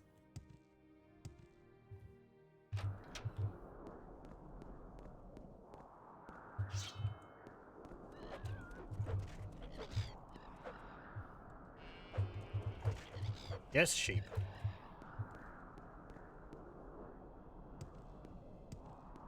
I guess for free buffs are alright, but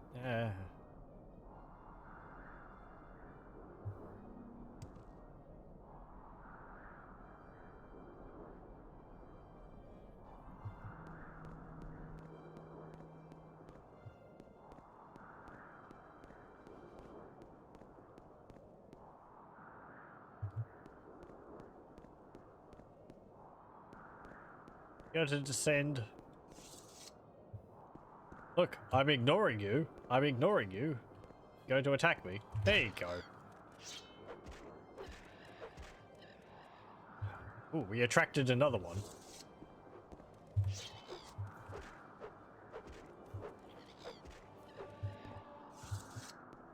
Okay. I think that's there. A Santos Hansar and an outcast Ashlander camp south of Ghostgate. Can be aggressive even when they are ill.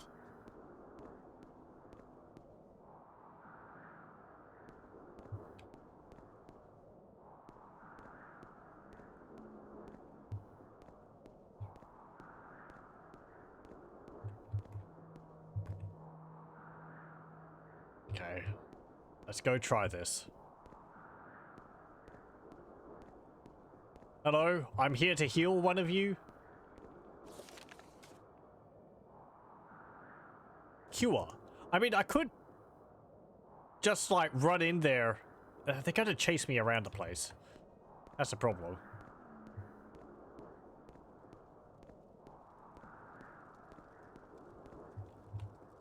Leave me. I am diseased. I do not need your help. Hey, you're not actually attacking me. I have troops. I can barely move and I have no strength. Yes, but I am outcast. The wise woman will not cure me. Not my problem. May I try to cure you? Have you a potion, or will you cure me with a spell? I shall use a spell. Go ahead.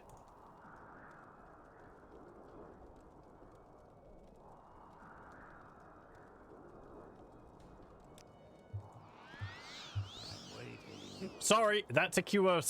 That's a cure disease on myself. I do get these mixed up every now and then. There we go.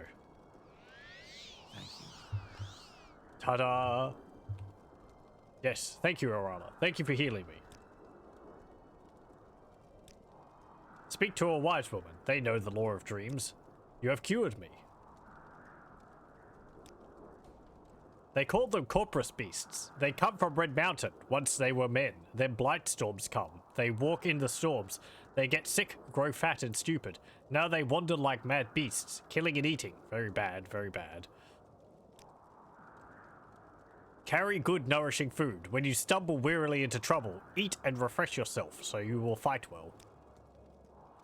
Kush Tashpi, that is the name of old Daedric stones west of Ahemusa camp. No one goes there. It is a deep and dark place. Does he have Ahemusa camp?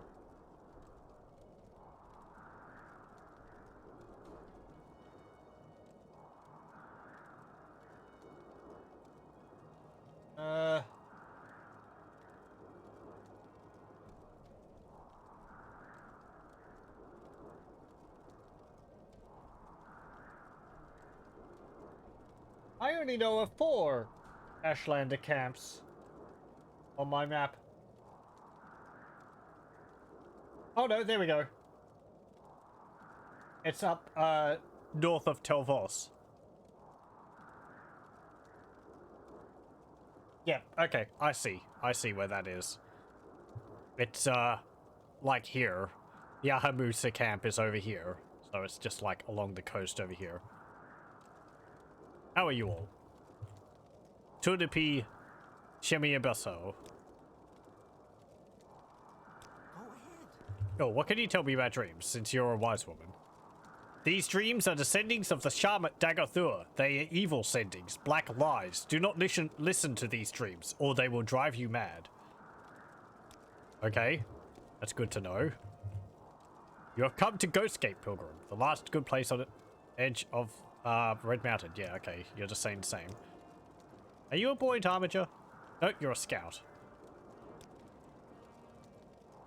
Zealot Asatadaisha. Okay. Well, I'm glad I didn't have to calm him. That probably wouldn't have gone well. I'm not good at that. Calm him with my sword. You enchant a sword to cast calm on humanoid on hit. Why aren't you calm? Damn it. I have cured him. So, Asantus Hansar has been cured? Good work, Arama. Take these potions in case you're infected as well. Thanks, I guess. I can cure myself, but thank you. What about duties? You need someone to bring the hermit Sendus Sathis food and drink. Take this food and drink to Sendus Sathis. He is a hermit who lives on Shuran Island between Sheogorath and Vvardenfell. Take a boat to Dagonfell and then go towards Rotharan. Shuran Island is just west of Rotharan. I will mark this stronghold on your map. Okay. How wonderful. Asked me to deliver food and drink to the hermit Sendus Sathis. He lives in the wilderness of Shuran Island between Sheogorath and Vvardenfell. The island is west of the stronghold of Rotharan. Did I get like...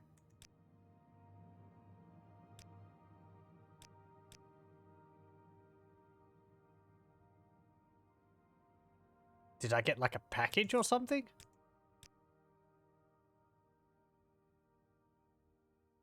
You gave me 4 small kwama eggs. Is that the food? I guess so. We're delivering eggs. Go ahead, Outlander.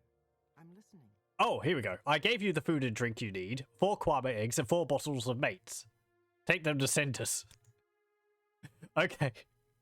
We're just delivering eggs and booze. Oh. Where is that located? Where did she say? Wilderness on Shuran Island between Sheogorath and Vvardenfell. The island is west of the stronghold of Rotharan.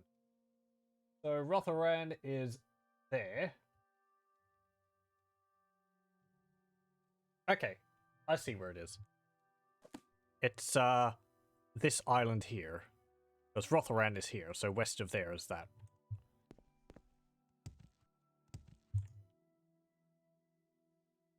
I think I can take an Elm City intervention from here. It will take me to Old Rune. Yep.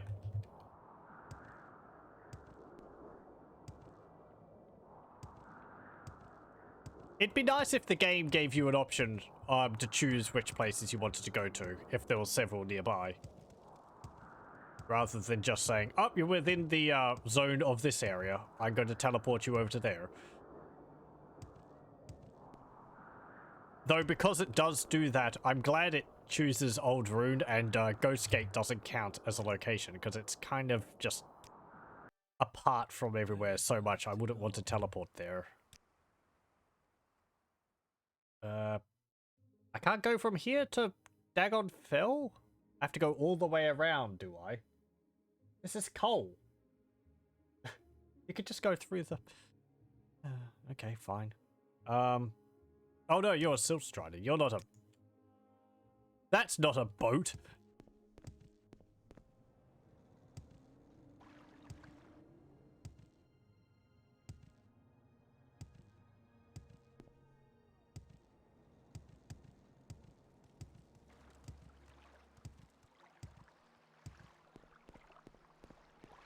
Okay. Up, up, up, up, up. Hello, I don't want to talk to you. I want to talk to you. Travel. Bethesda. Okay, and we need to go southwest.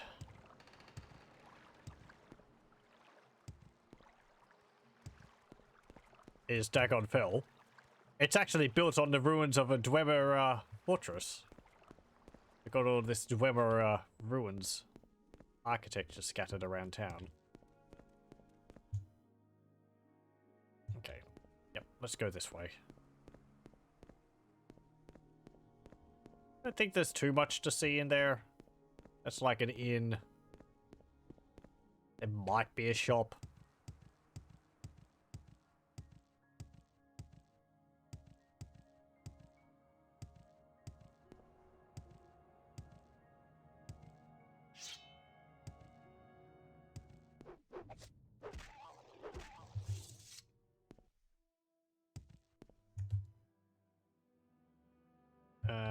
Did we have a look in Muzzleft? I haven't marked on my map. Can't remember whether we've been in there. Oh, hello. There's a hunger. I've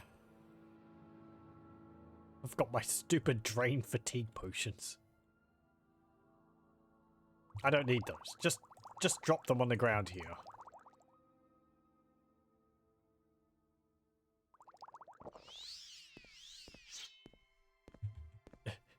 Just have to hope nobody picks those up and drinks them. They'll be fine. They'll just feel tired after drinking them.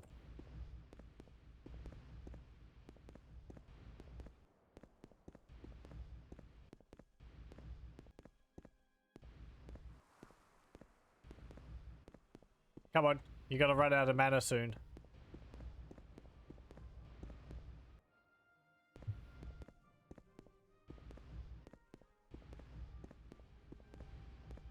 Sometime.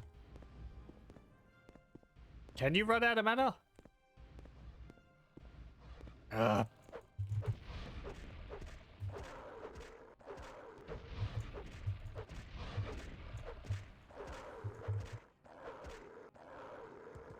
didn't want to engage in combat because Hunger's damage your equipment was that spell. It's a disintegrate spell. It disintegrates, it reduces the condition of your armor and weapons.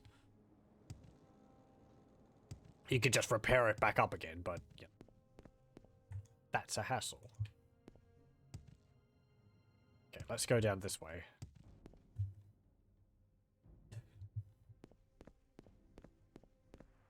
Can't escape them.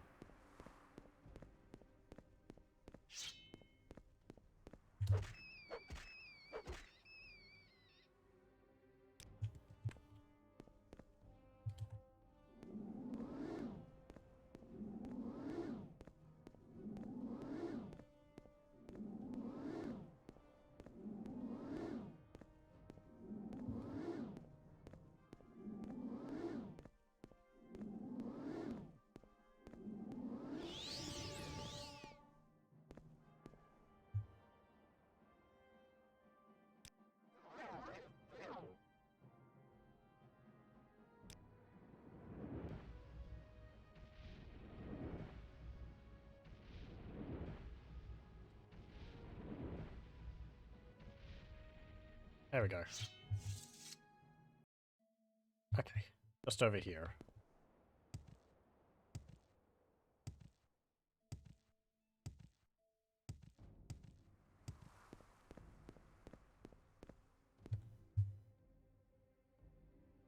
Oh.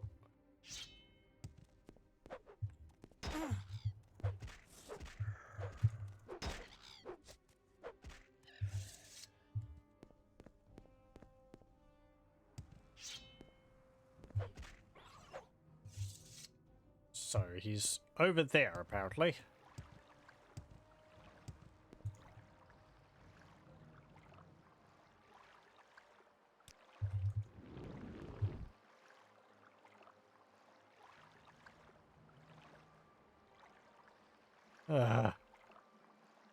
Come on.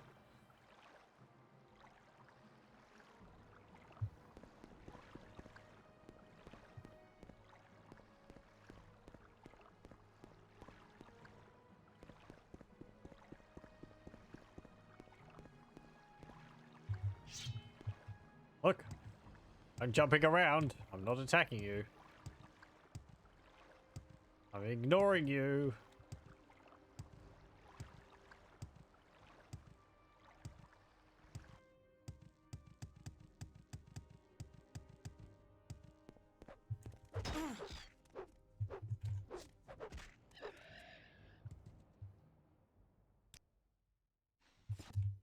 Level 14. Today you wake up full of energy and ideas, and you know somehow that overnight everything has changed. What a difference a day makes.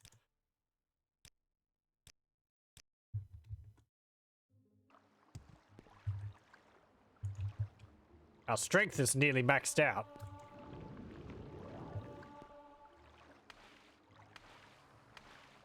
We can still raise it through magical items, but our base strength is 98.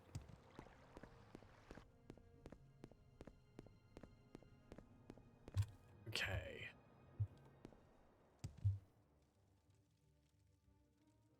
There's a bed here.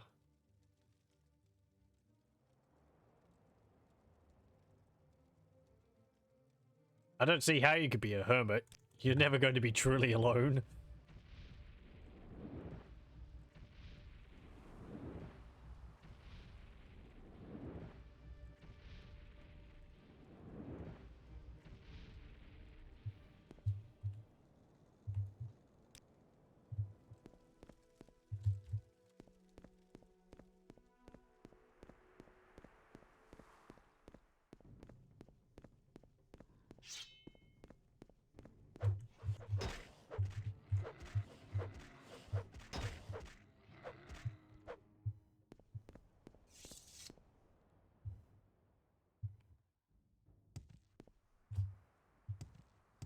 Apparently the place I'm looking for is around here somewhere. There should be like a little hut.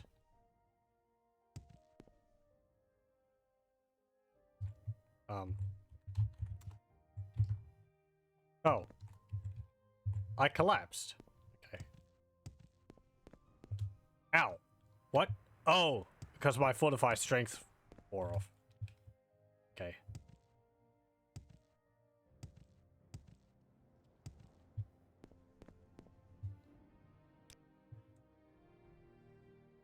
Is it here?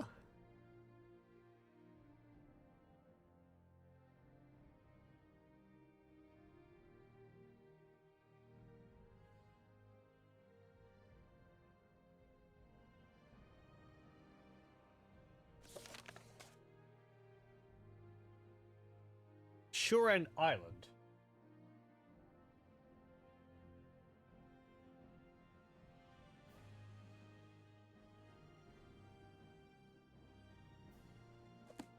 There's another island over here. Maybe he's on that one? I guess this little campsite is just to help you if you're adventuring. There's a cup and bowl here too. Infinite fatigue. Can make potions which would be able to do that. I'd never have to worry about fatigue again. Or at least for several in-game years. Oh!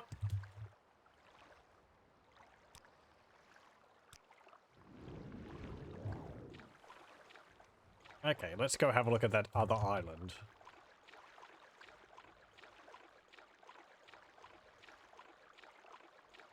My map doesn't list either of these islands as having a hut on it. I see this hut over there. Where those, Ashlanders, I'm guessing, are. This island is shows a cave on it. Which might be what I'm looking for. But she said a hut, didn't she? Or shack. Oh.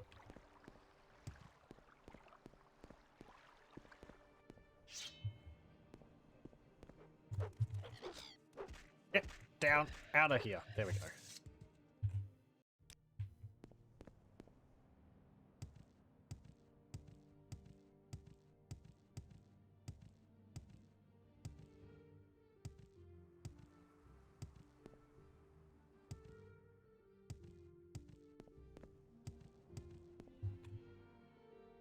Ash Melish. Oh. Ow.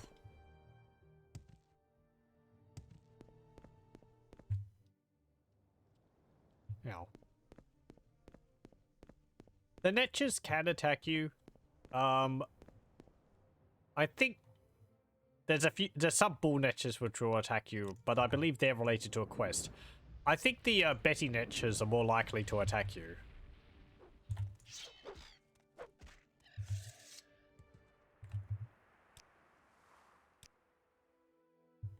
Betty Netches being the ones which look more like, oh, hello. Look more like, jellyfish. Hello.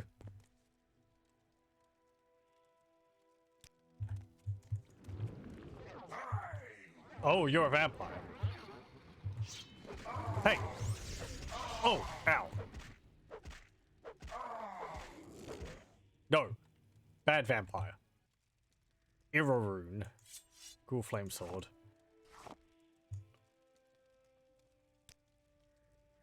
I love how all the animations are so incredibly jank in this game.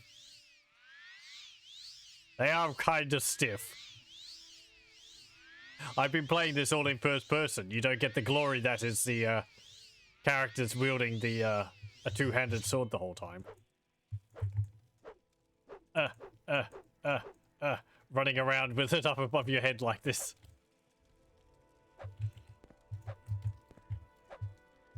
Anyway.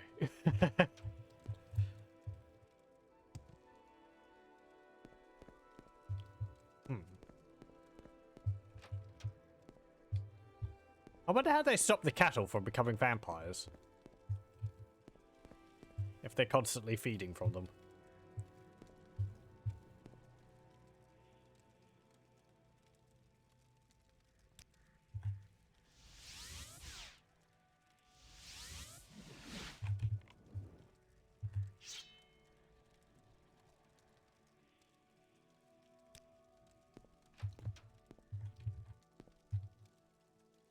Ooh, hello. What are you doing here? What can I do for you? Is this another... might be another vampire clan headquarters. It would explain the shops here.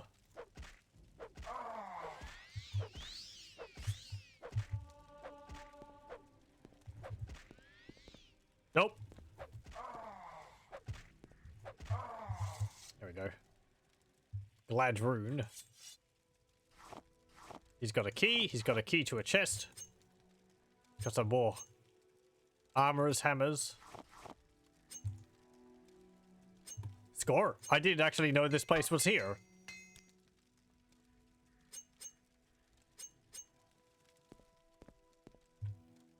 Steel Staff of War. Frost damage, fire damage. Okay, staves are blunt weapons. So you'd need, yeah.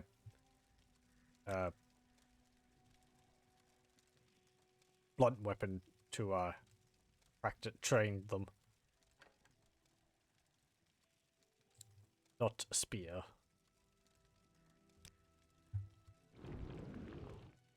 That reminds me of how annoying it was in Oblivion that they combined axes and hammers into the same skill group.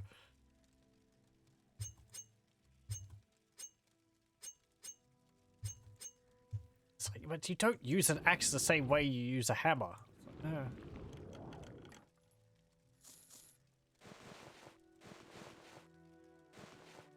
A glass shield? Shock guard robe. That's pretty good. Flame eater robe. That's even better. Let's wear a fancy robe. Orcish helm. Yes, I'll take that. Orcish greaves.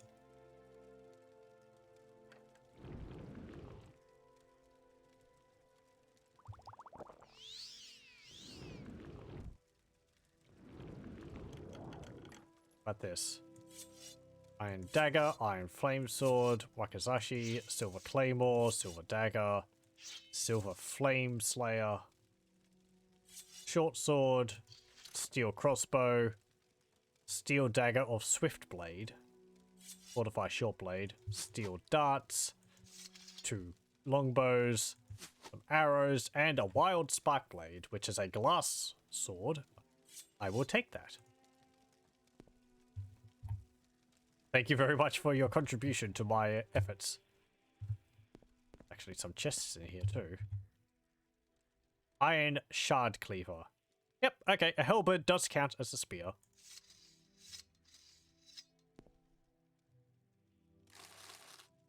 And he had 25 gold in there. Hello. Who are you? John Seal Marseille. Nope. Grey Shaft of Unraveling. Dispel 50 to 100%. Okay. Dispel arrows. That's kind of cool. I'm not good at archery, so I'm not going to use them. One man's home is another man's dungeon filled with loot.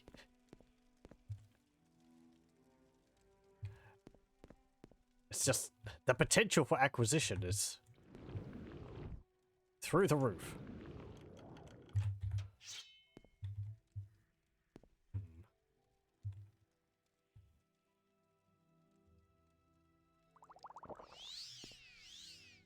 Okay, let's see. How am I going to do this? Actually, come to think of it, you are an Altma, aren't you? That means you are basically... Oh no, you're a Dunmer. If they're an Altma, they've got basic... No, you're an Altma. You've got, like, stacked weakness to fire.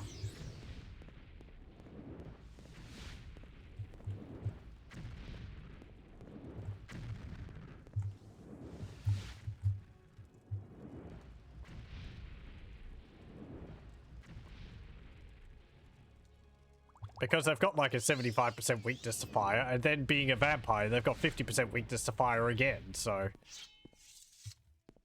Hello, welcome, welcome. Any mods? Nope. Only the Morrowind, what's it called? The Morrowind script patch? I think it is. Or something like that, which is more of a patch fix than anything else.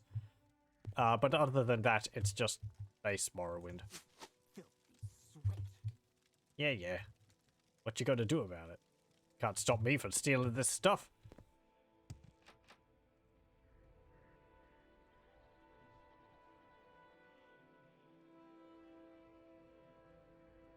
Let's see.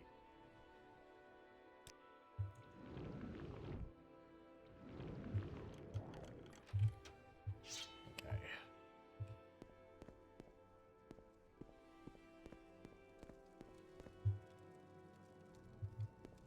I've been up this way. Jeez, this place is a maze.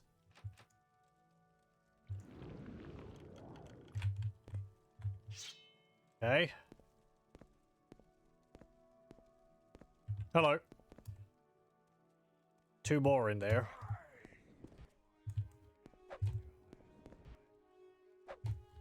Hey, sit still for a moment. You can keep saying die, but it won't happen until you actually do something about it.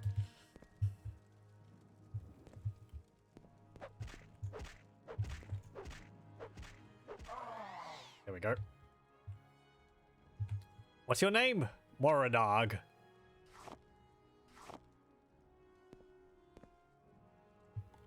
Yeah, I don't like that you have a greater bone walker. Come over to me. Thank you.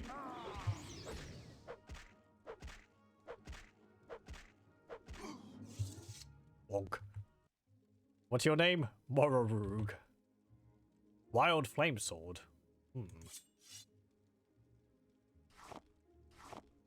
Bargain potion of invisibility. Lasts for 8 seconds. That really is a bargain. It's a little dark in here. Let me get a torch up. There we go. It'll help a little bit.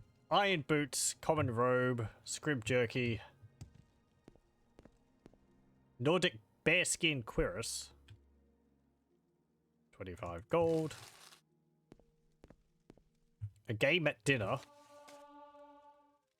Alchemy increased. Hey, nice.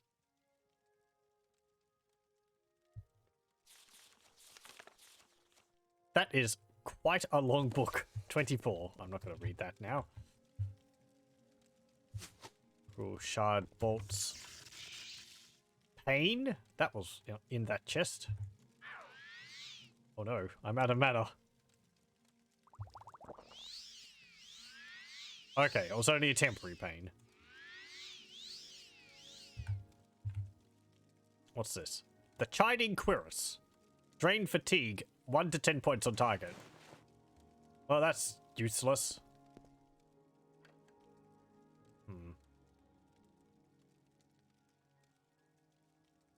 Oh!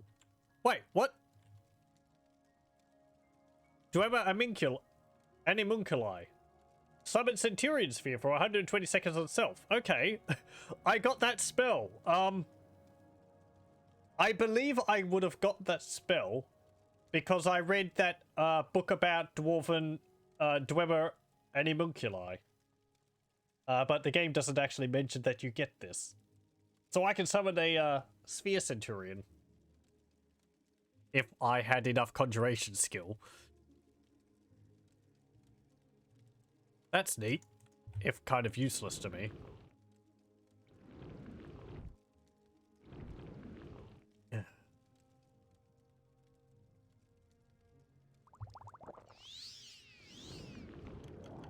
What's in here? Alchemical ingredients.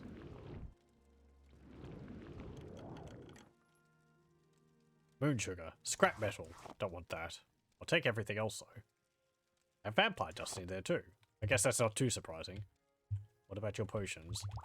I would just take them all. Fortify willpower, restore health, fortify health, fortify health, fortify endurance, intelligence, fire resistance, fire resistance, fire resistance, fire resistance, fire shield, Vajika,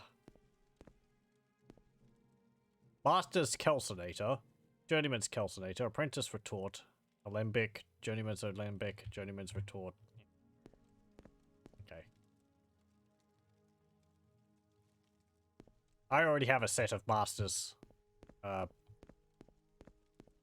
alchemical equipment, so I don't need all that.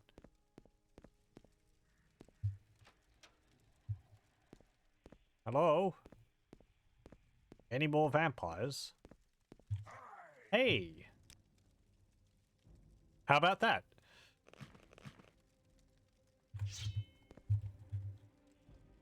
Come on. Are you chicken?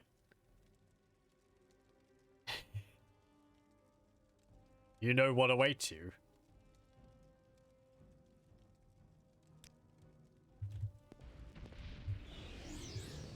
Ah.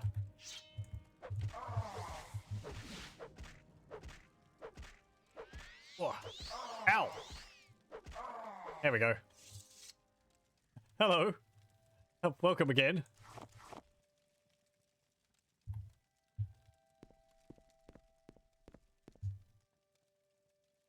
Let's see.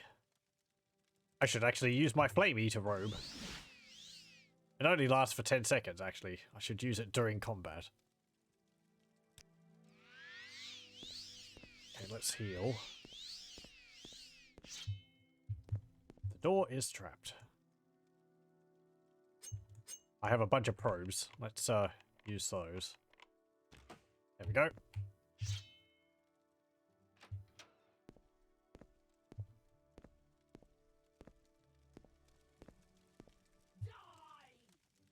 Hello again. Oh. Ow. Oh. That's not good. Quick. Restore my health.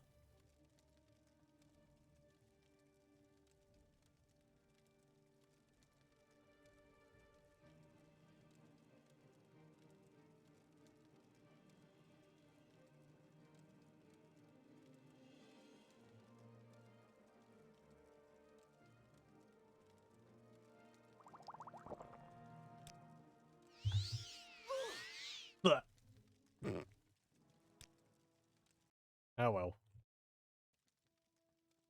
Okay. Don't get hit by spell.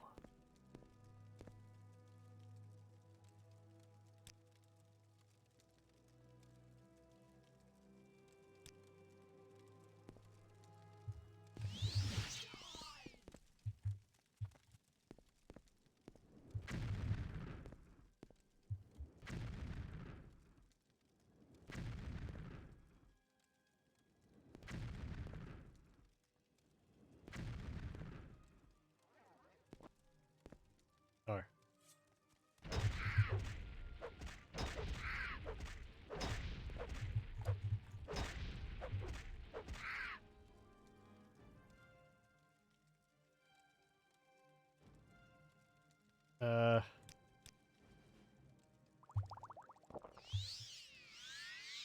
There we go.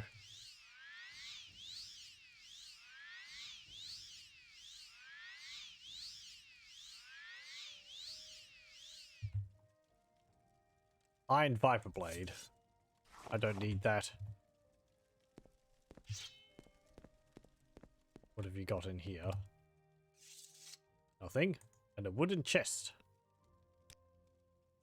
Because I'm running a little low on restore mana potions, I'll just pick the lock.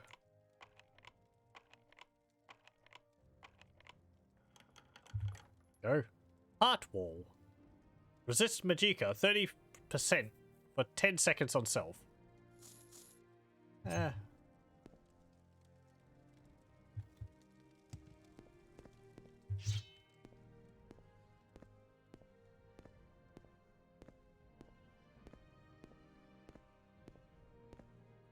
Hello. You look like the big cheese of the clan.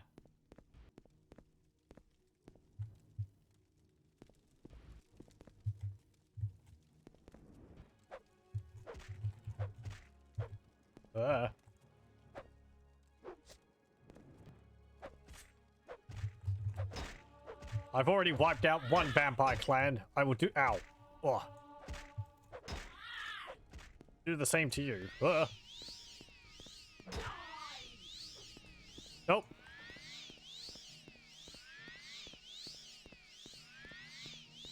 It's nice that you're trying to cast spells at me and using your sword instead of draining my health. You know, the thing which vampires are kind of known for. And you got stuck on a door. Ooh, you have an ebony short sword. I'll take that. On-day signet ring. Yep, you're the leader. Exquisite amulet, exquisite ring, exquisite clothing. I guess I'll just take all of it, thank you. Not so cheesy anymore. No. Maybe still a bit cheesy. They are yellow. They're Altma. Since it's an excise gate, what? We're not in Cedanine. What is this?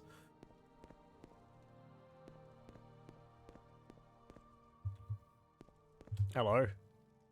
You're unclean, Outlander. Oh, do I have the... I have the vampire lurgy. Okay.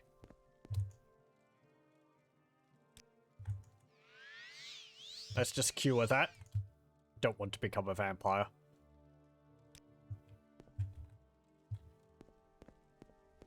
There's apparently still some vampires around here.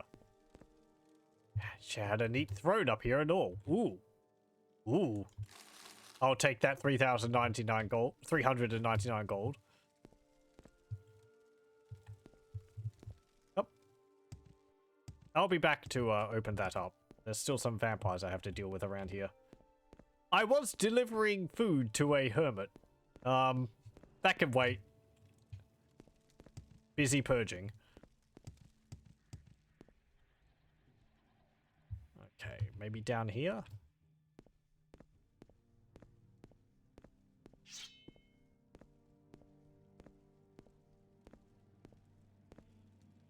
Let's rest a bit so that I can get my fatigue back.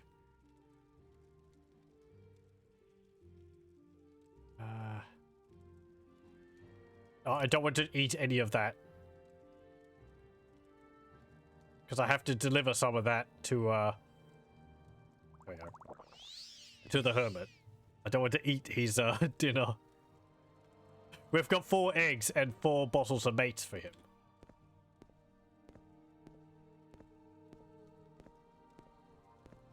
Hello? I am being sneaky. You can't tell I'm sneaking up on you.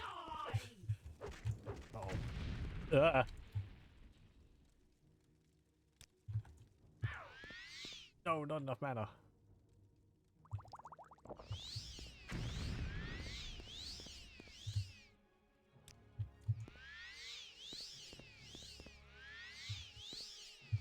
Nope.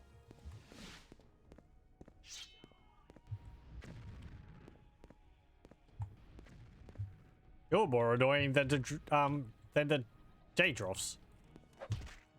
You don't even have a weapon. You're just punching me. I'll take that. There we go. Didn't get any more diseases? Nope.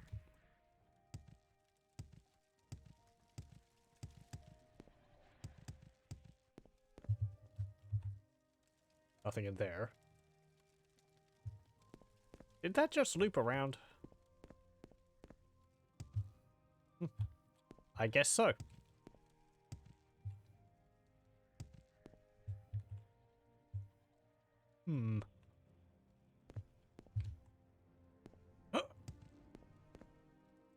Ow.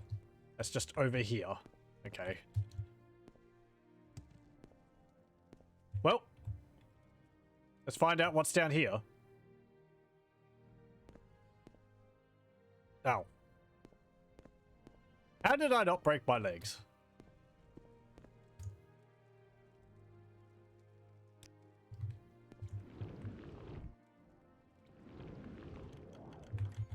There you go. You're free! You're all free! You're a witch hunter. You're not very good at it. I dedicate mind and body and soul to the destruction of profane magics. Most foul are necromancers who defile the bodies and spirits of the sacred dead. Equally abominable are the evil Daedra worshippers. The Daedra lords delight in the torment and corruption of mortals, and they reward followers with terrible powers always used for evil purposes.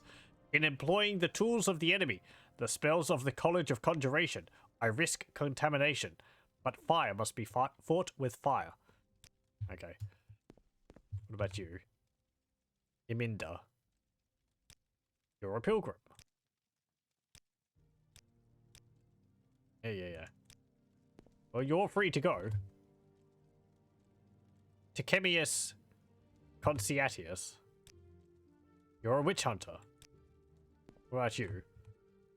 Taranu Rothelnim. You're a sorcerer.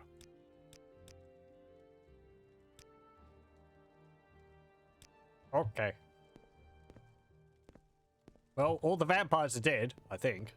This place is kind of a maze. But I was able to rest without being interrupted, so you're all free to go at any point. The cattle can leave at any time as well.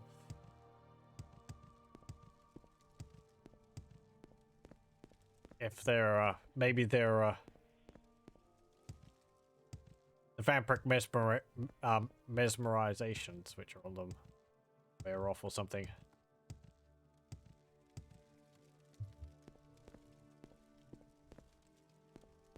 Okay.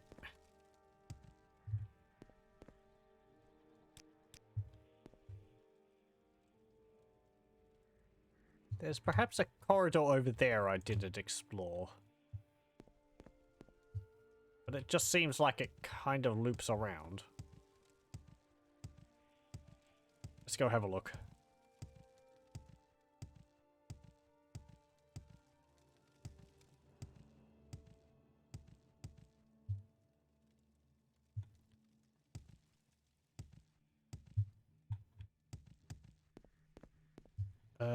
Yep, okay.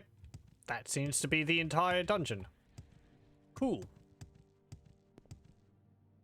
There's only one other vampire planned base remaining.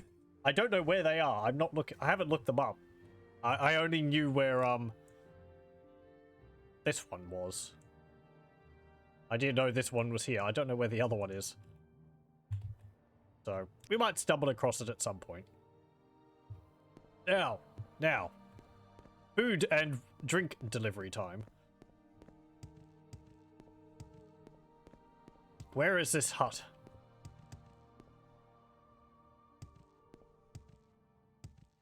They said west of Rotharan. This is west of Rotharan. But I wasn't able to find it on that other island I was on.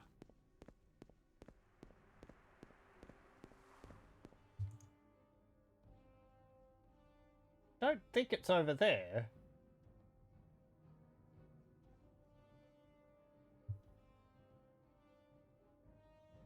It's not the Sanctus Shrine.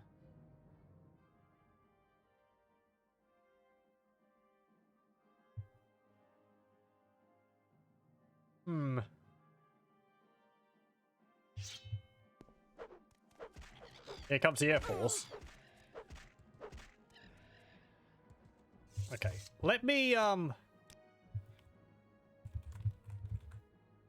actually got to look this up. So, just go to... see...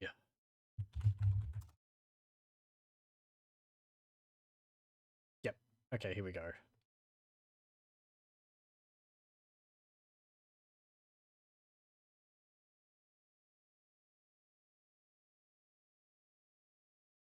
Talk to Uvo Laren, the temple in Ghostgate for your duties.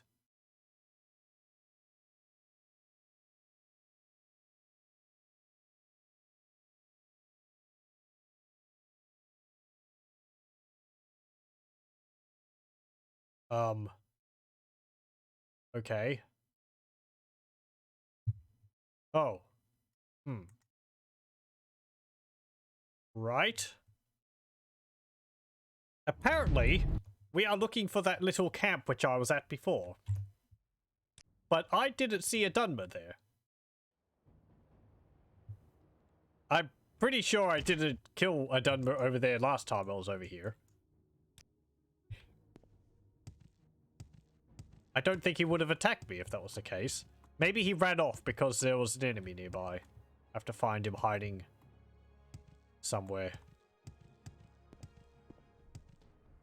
I thought I was looking for a hut because I vaguely remember a quest where you have to deliver something to someone who is a hermit or is like in solitude. And you have to put it into a chest outside of their hut. But if you go inside of the hut and talk to them, you mess up their solitude. Now that I think about it, that quest might be related to Sheogorath.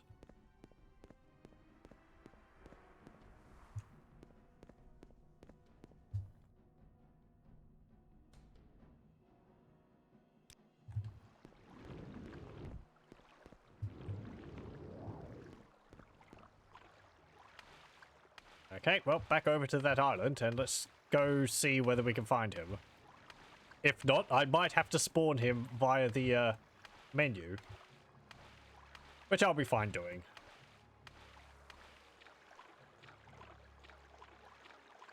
It's no big deal.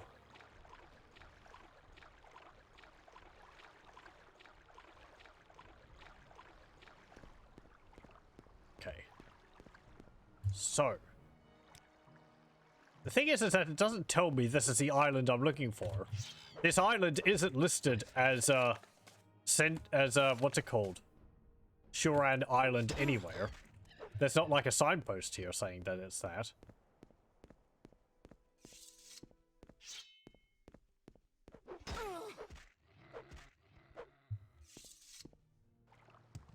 Just a whole bunch of cacouti.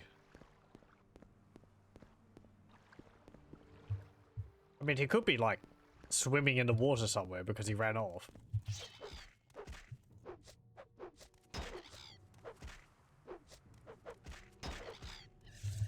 Go. Oh, ow. Because he's supposed to be apparently standing right here.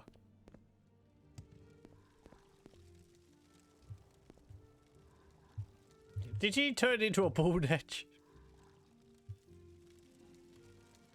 And I can't put the food just down there. I have to... Oh, there you are. There is someone Hiding under a mushroom. Damn it. can tell. Hello. I don't think we've been introduced, Outlander. I am Sendus Sathis, monk and initiate of the temple. Yeah. Food and drink, here you go. You're here to deliver my food and drink? Yes, here it is. Kwama eggs again? Well, I should be thankful the temple supports an old hermit like me. You'll be having a food and you'll be grateful for it, damn it. I have what I need, thank you. I can't imagine the eggs are going to last you very long. Oh well, whatever. Good day, sir. You have a fishing rod here, so I guess you fish also. I mean, the kwama eggs are pretty large. Maybe they last longer than chicken eggs, too.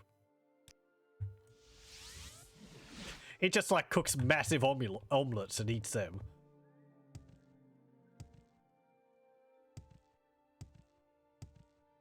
Or a huge bowl of scrambled eggs.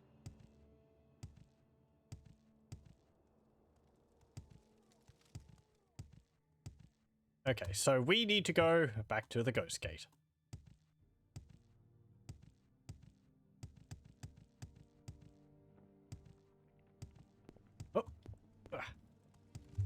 Oh. Yeah.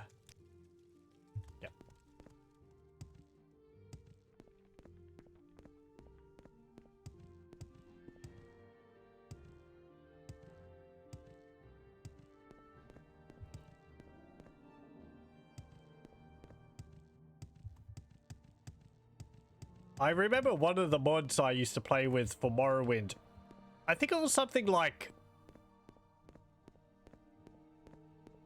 more NPCs or something like that. Or rather, that's what it did. I can't remember the name of it. It added a whole bunch more like NPCs around the place and gave them more like dialogue and small quests for you to do. And I think one of the things it did was there was a little area near Eldrune where there was like a puddle of boiling mud, and there was a bunch of dead scribs around it. And there was a ring on the edge of it, which, when you wore it, it had a constant effect of sound on you. As well as some other effects, maybe some beneficial ones. I can't remember. I think it was called the Ring of Madness or something like that, because the constant whispering would drive anyone mad.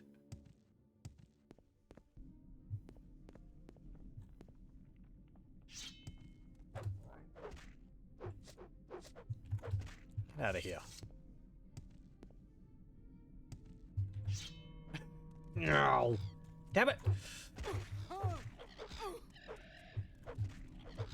It swooped in and distracted me from its compatriot. The corpses of the ones which I've killed the previous time are here, still here. Okay. There's another one.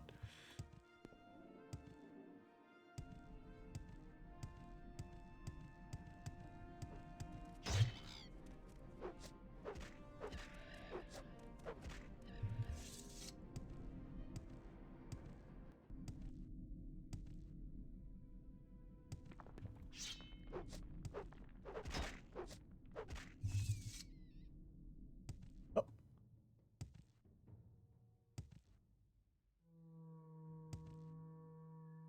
There's two more. Ow.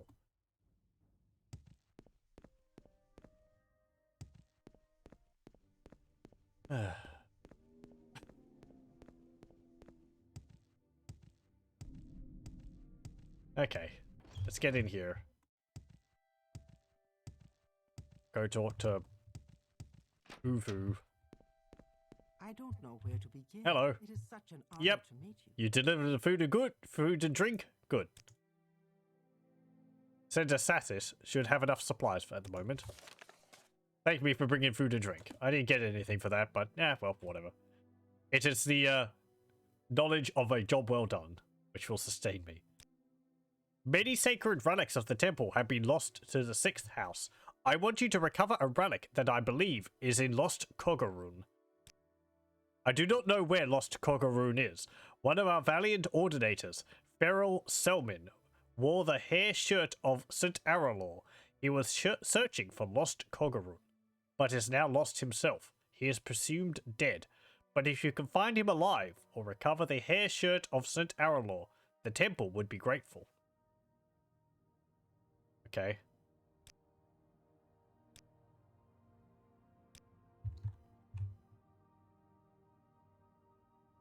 Can you tell me where it is?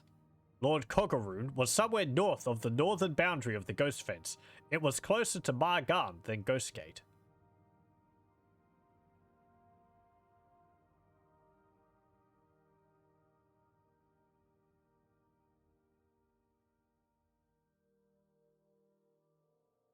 Okay.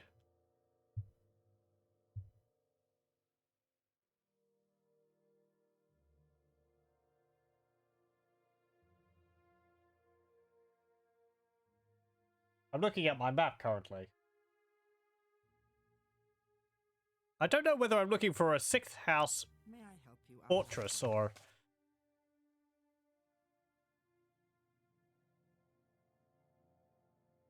Okay. What's the time? Bleh. Should I do this now? Or should I leave this till next time?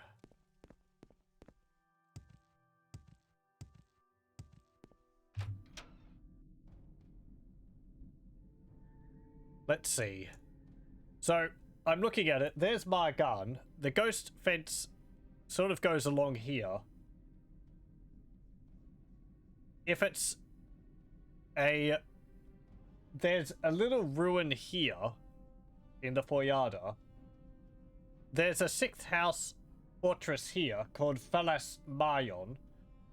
But there's another one located about here, which doesn't actually have a name on the map.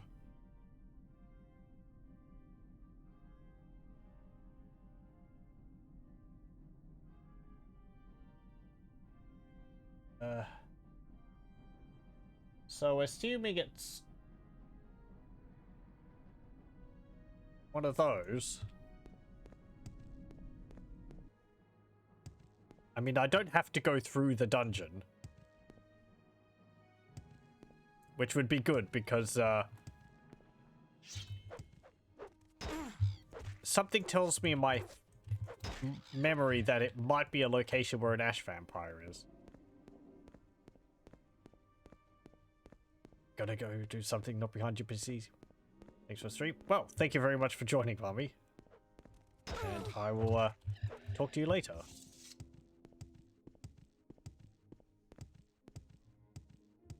Have to join in for some more Factorio at some point.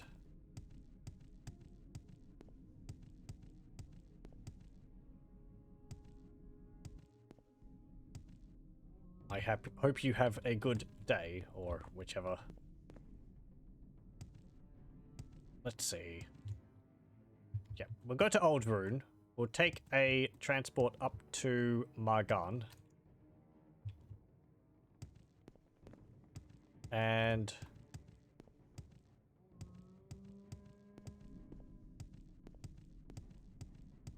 then we can go from there and have a look around.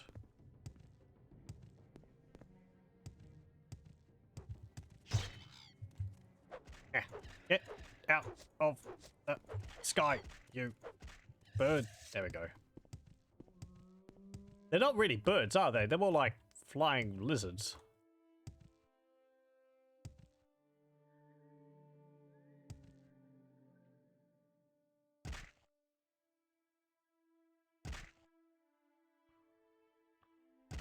Ow. Okay, stop jumping down them hills. That's a betting netch. They're a bit more aggressive than, well, they're more aggressive than bull netches, and they have a ranged, poison attack.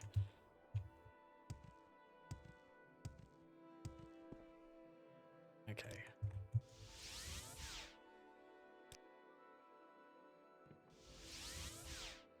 Let's cast this. I said cast this. Cast this. Thank you.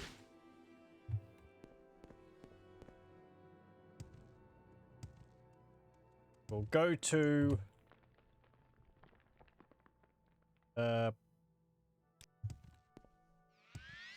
Margan by Siltstrider.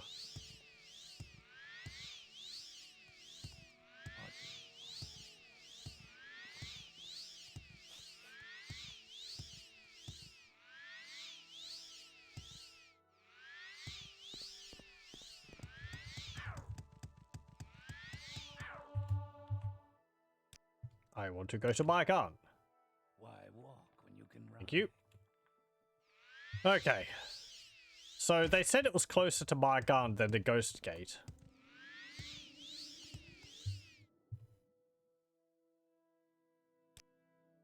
Coggeroon used to be somewhere northeast of here. Okay. That pretty much completely confirms that it's the unlabeled sixth house fortress on the map. If we take that as literally as possible, that means we have to go basically there. Okay.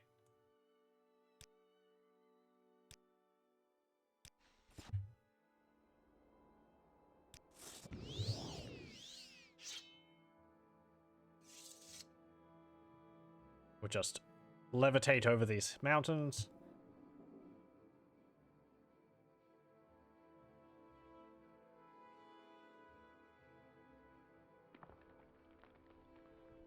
We're going into a region we haven't gone to yet. I don't tend to explore around this region too much because it involves a bunch of the dungeons up in this area here have things to do with the main quest. So I tend to leave that until the main quest line will lead us there. But hey, we've got a quest to go to a location around here, so let's go do that.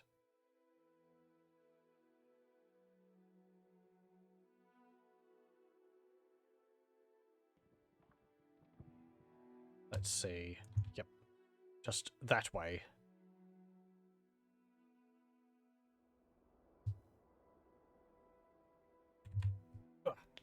I'll press Q so that we are automatically running.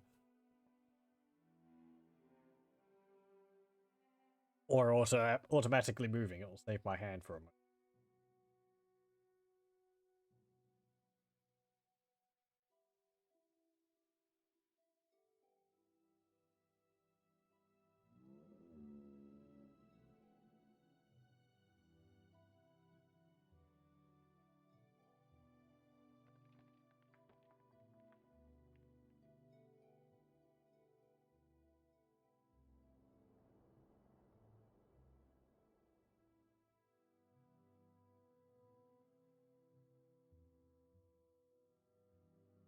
Let's float a bit closer to the ground. My levitate's probably going to wear off soon. Yep, there we go. Oh. Okay, so we need to go... Yep. Over there. It should be just behind those rocks there.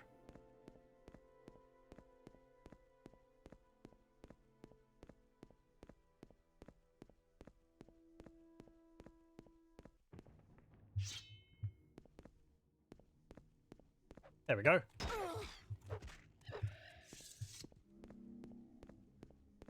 This place was lost. It didn't take too long for us to find. Then I have a very detailed map of the land. You'd think people would be able to find things like this because they could just, like, cast levitate and float over the terrain, but I guess Vvardenfell would, like... Technically, it would be a lot larger than what we're exploring in-game.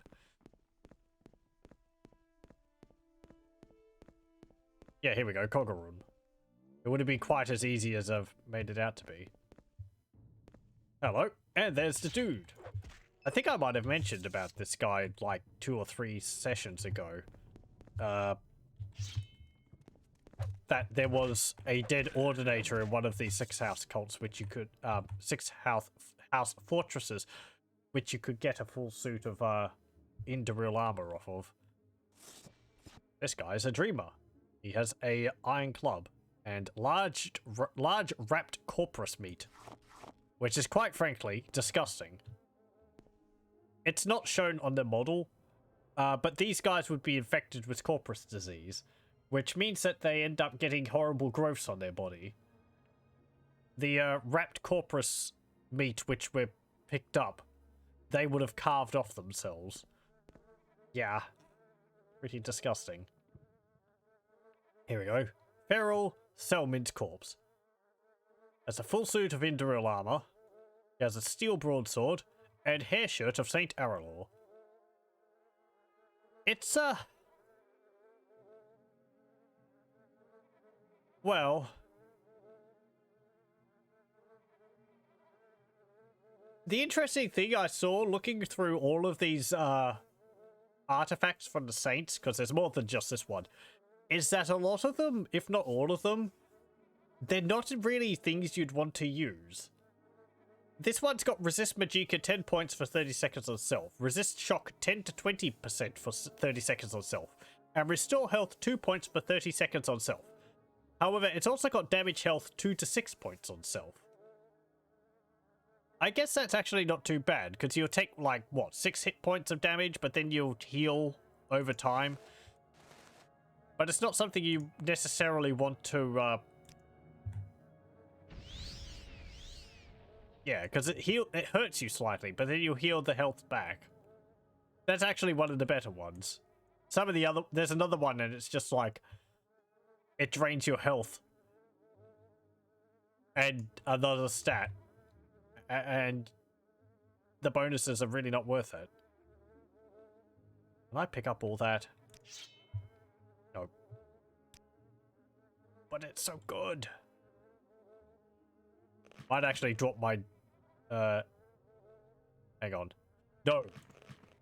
Why do I have... Oh, because I was, yeah, because I was practicing enchanting on them. I forgot to put them back on. I don't need your gloves. Or your shirt. Oh boy. I think this signet ring is used as evidence that you've wiped out the vampire clan if you're a vampire yourself. Because you get tasked to wipe out the other clans by your parent clan. And you'll use the signet ring as proof that you killed the lead vampire. Which doesn't really mean much for us because, well, we can't hand it in. I've probably already killed the dude. I don't need this. It's a full suit of Indoril armor. It looks really nice. You see it on the Ordinators. It's worth a lot. I'm just gonna have to leave it here. Can't wear it. I'm not a medium armor. user and get out of here. And ordinators attack you when you talk to them if you're wearing the helmet or the Quirus. Hall of Fisto.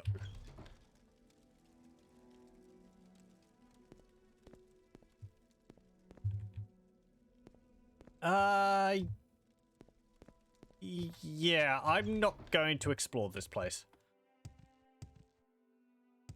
I'll have a look at the Proplon Index Chamber. Dome of Pollock's Eye. Dome of Urso. Oh, is there not a... Oh! Yeah, okay, I'm definitely leaving. Hello.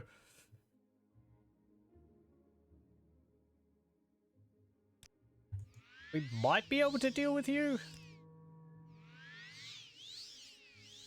That was an Ascended Sleeper. They are... kinda nasty.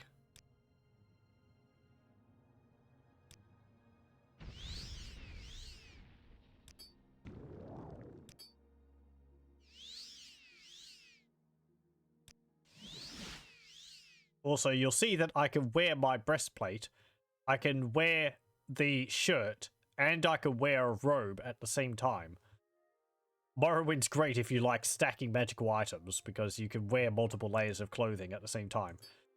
I wish they kept that in the other ones.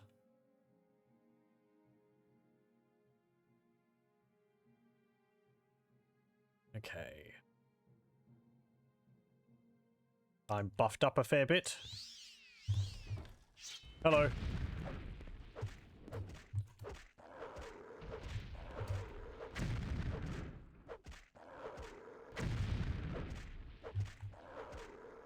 Okay.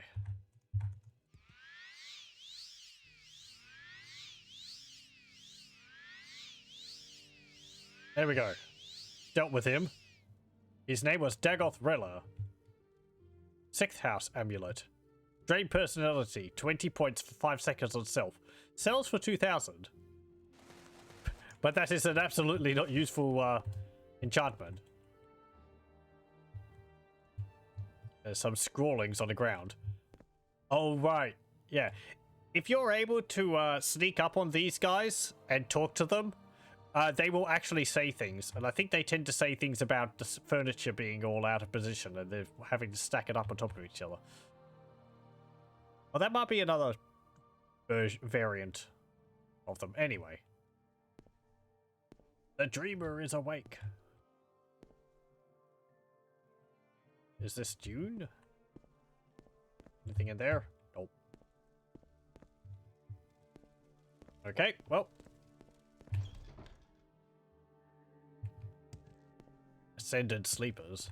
And believe it or not, at some point that was a Dunmer. What about in here? Oh, there's another one.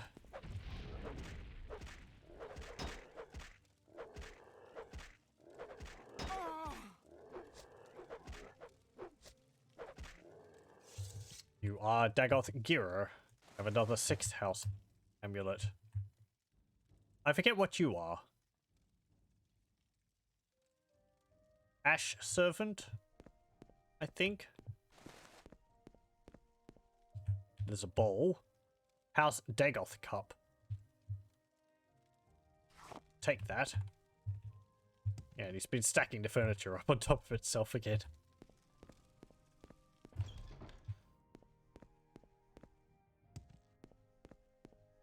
Okay, let's leave. I think.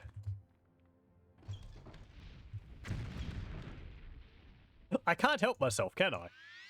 Let's leave, he says, as he goes into another room.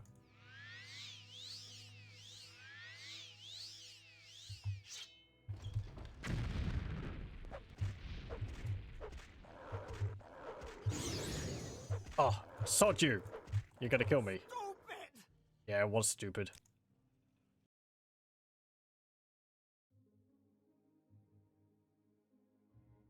Okay, let's see.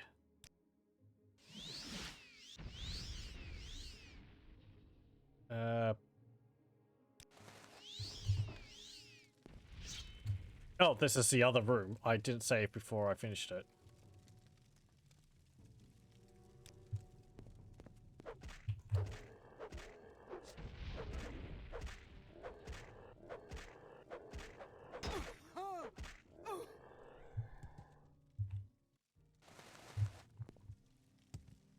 Oh, hang on. Let's get that. What's that say?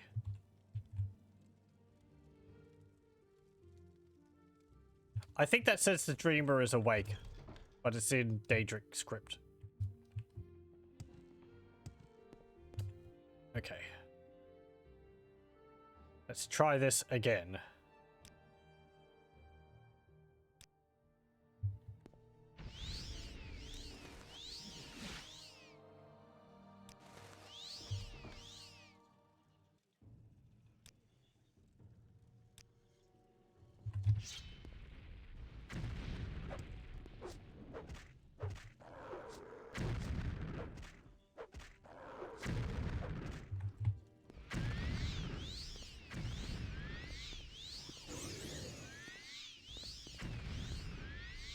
Heal the damage away.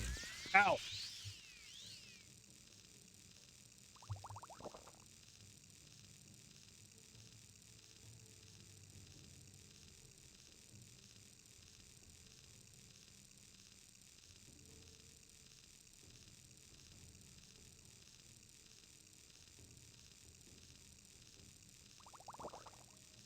I can restore health. Save me.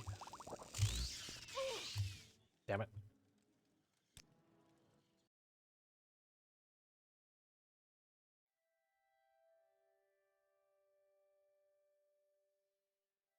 Uh,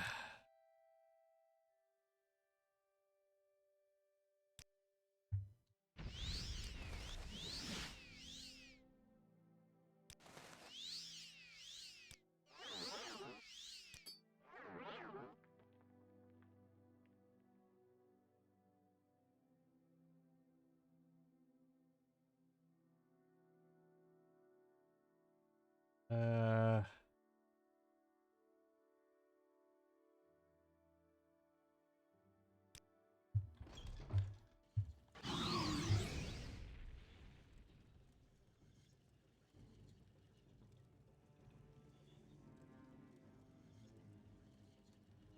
okay. That.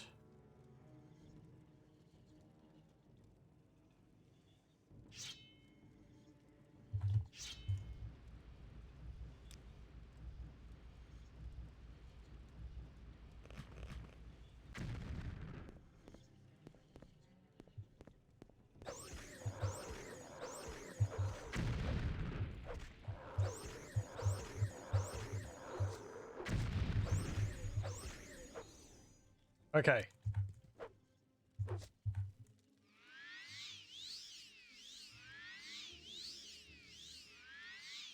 That's Dagoth Uvil dead. Of the sixth house amulet. The big creepy statue there.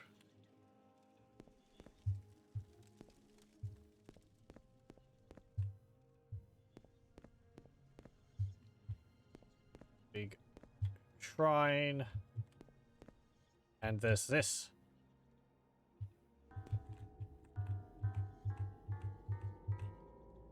You've got a bunch of bells. And this thing, a sixth house bell hammer. It's worth 5,000. 1 to 50, 1 to 45, 1 to 3. Condition is 4,000. The weight, however, is 75. I pretty much always just leave these here. Because it's far too heavy to really consider lugging around.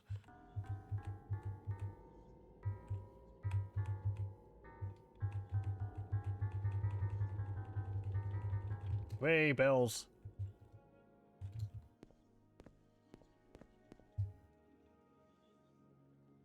But yeah. Sixth house. Creepy stuff.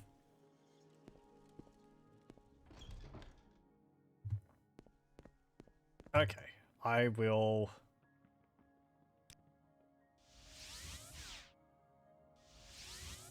cast Elm Civvy Intervention. Get back to Old Rune. Let's go back to the Ghost Gate.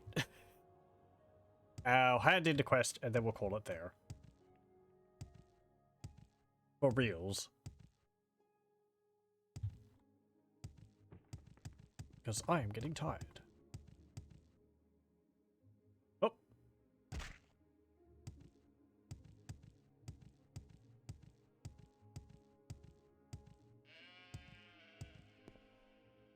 Yes, sheep.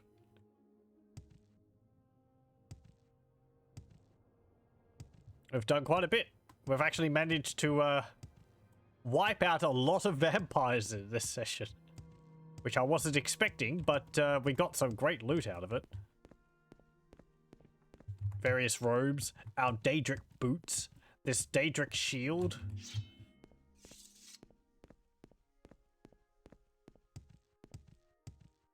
We also managed to level up our restoration enough so that we could get another promotion. Now I just have to level my restoration up to level 60. Which we'll probably focus on doing next time. I'm not going to do that now. So we can get up to the next rank. Because I've decided that we're going to be doing all of the temple quests before the main quest starts, because it makes more sense that way. I would like to get another Claymore. This Dwemer one is still pretty good, but there are better ones. I'm not going to look up where I could find other ones. We just have to come across a better one when we do.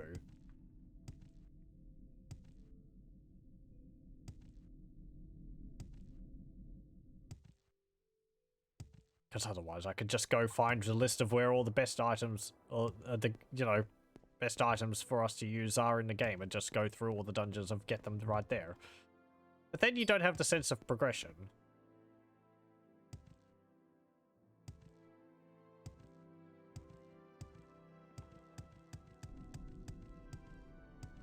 Okay.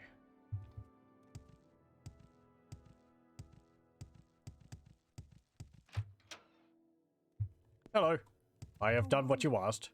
Have I found a hair shirt in Lost Kogarun? I have, indeed. Yes, that is the hair shirt of St. Aranor. Will you hand it over to the temple? Yes, here it is. Good. I suppose this means that Feral Selmin is dead? It is unfortunate, but at least the relic has been returned. Yeah, do you just let people walk off with your holy relics? I mean, I guess he's an ordinator, so you would be able to trust him, but I don't know, that doesn't seem like... whatever.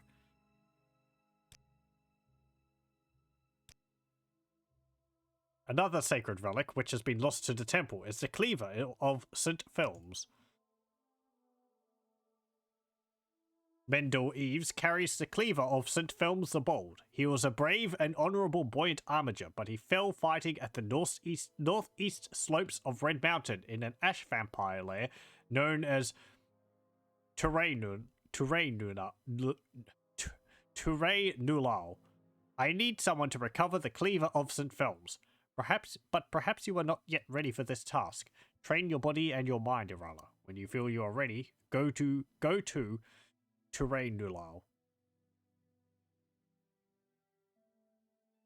Northeast slopes of Ash Mountain, Red Mountain. Okay.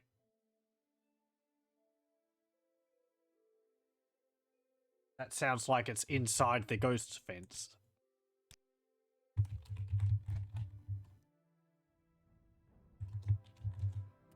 However, we'll leave that for next time.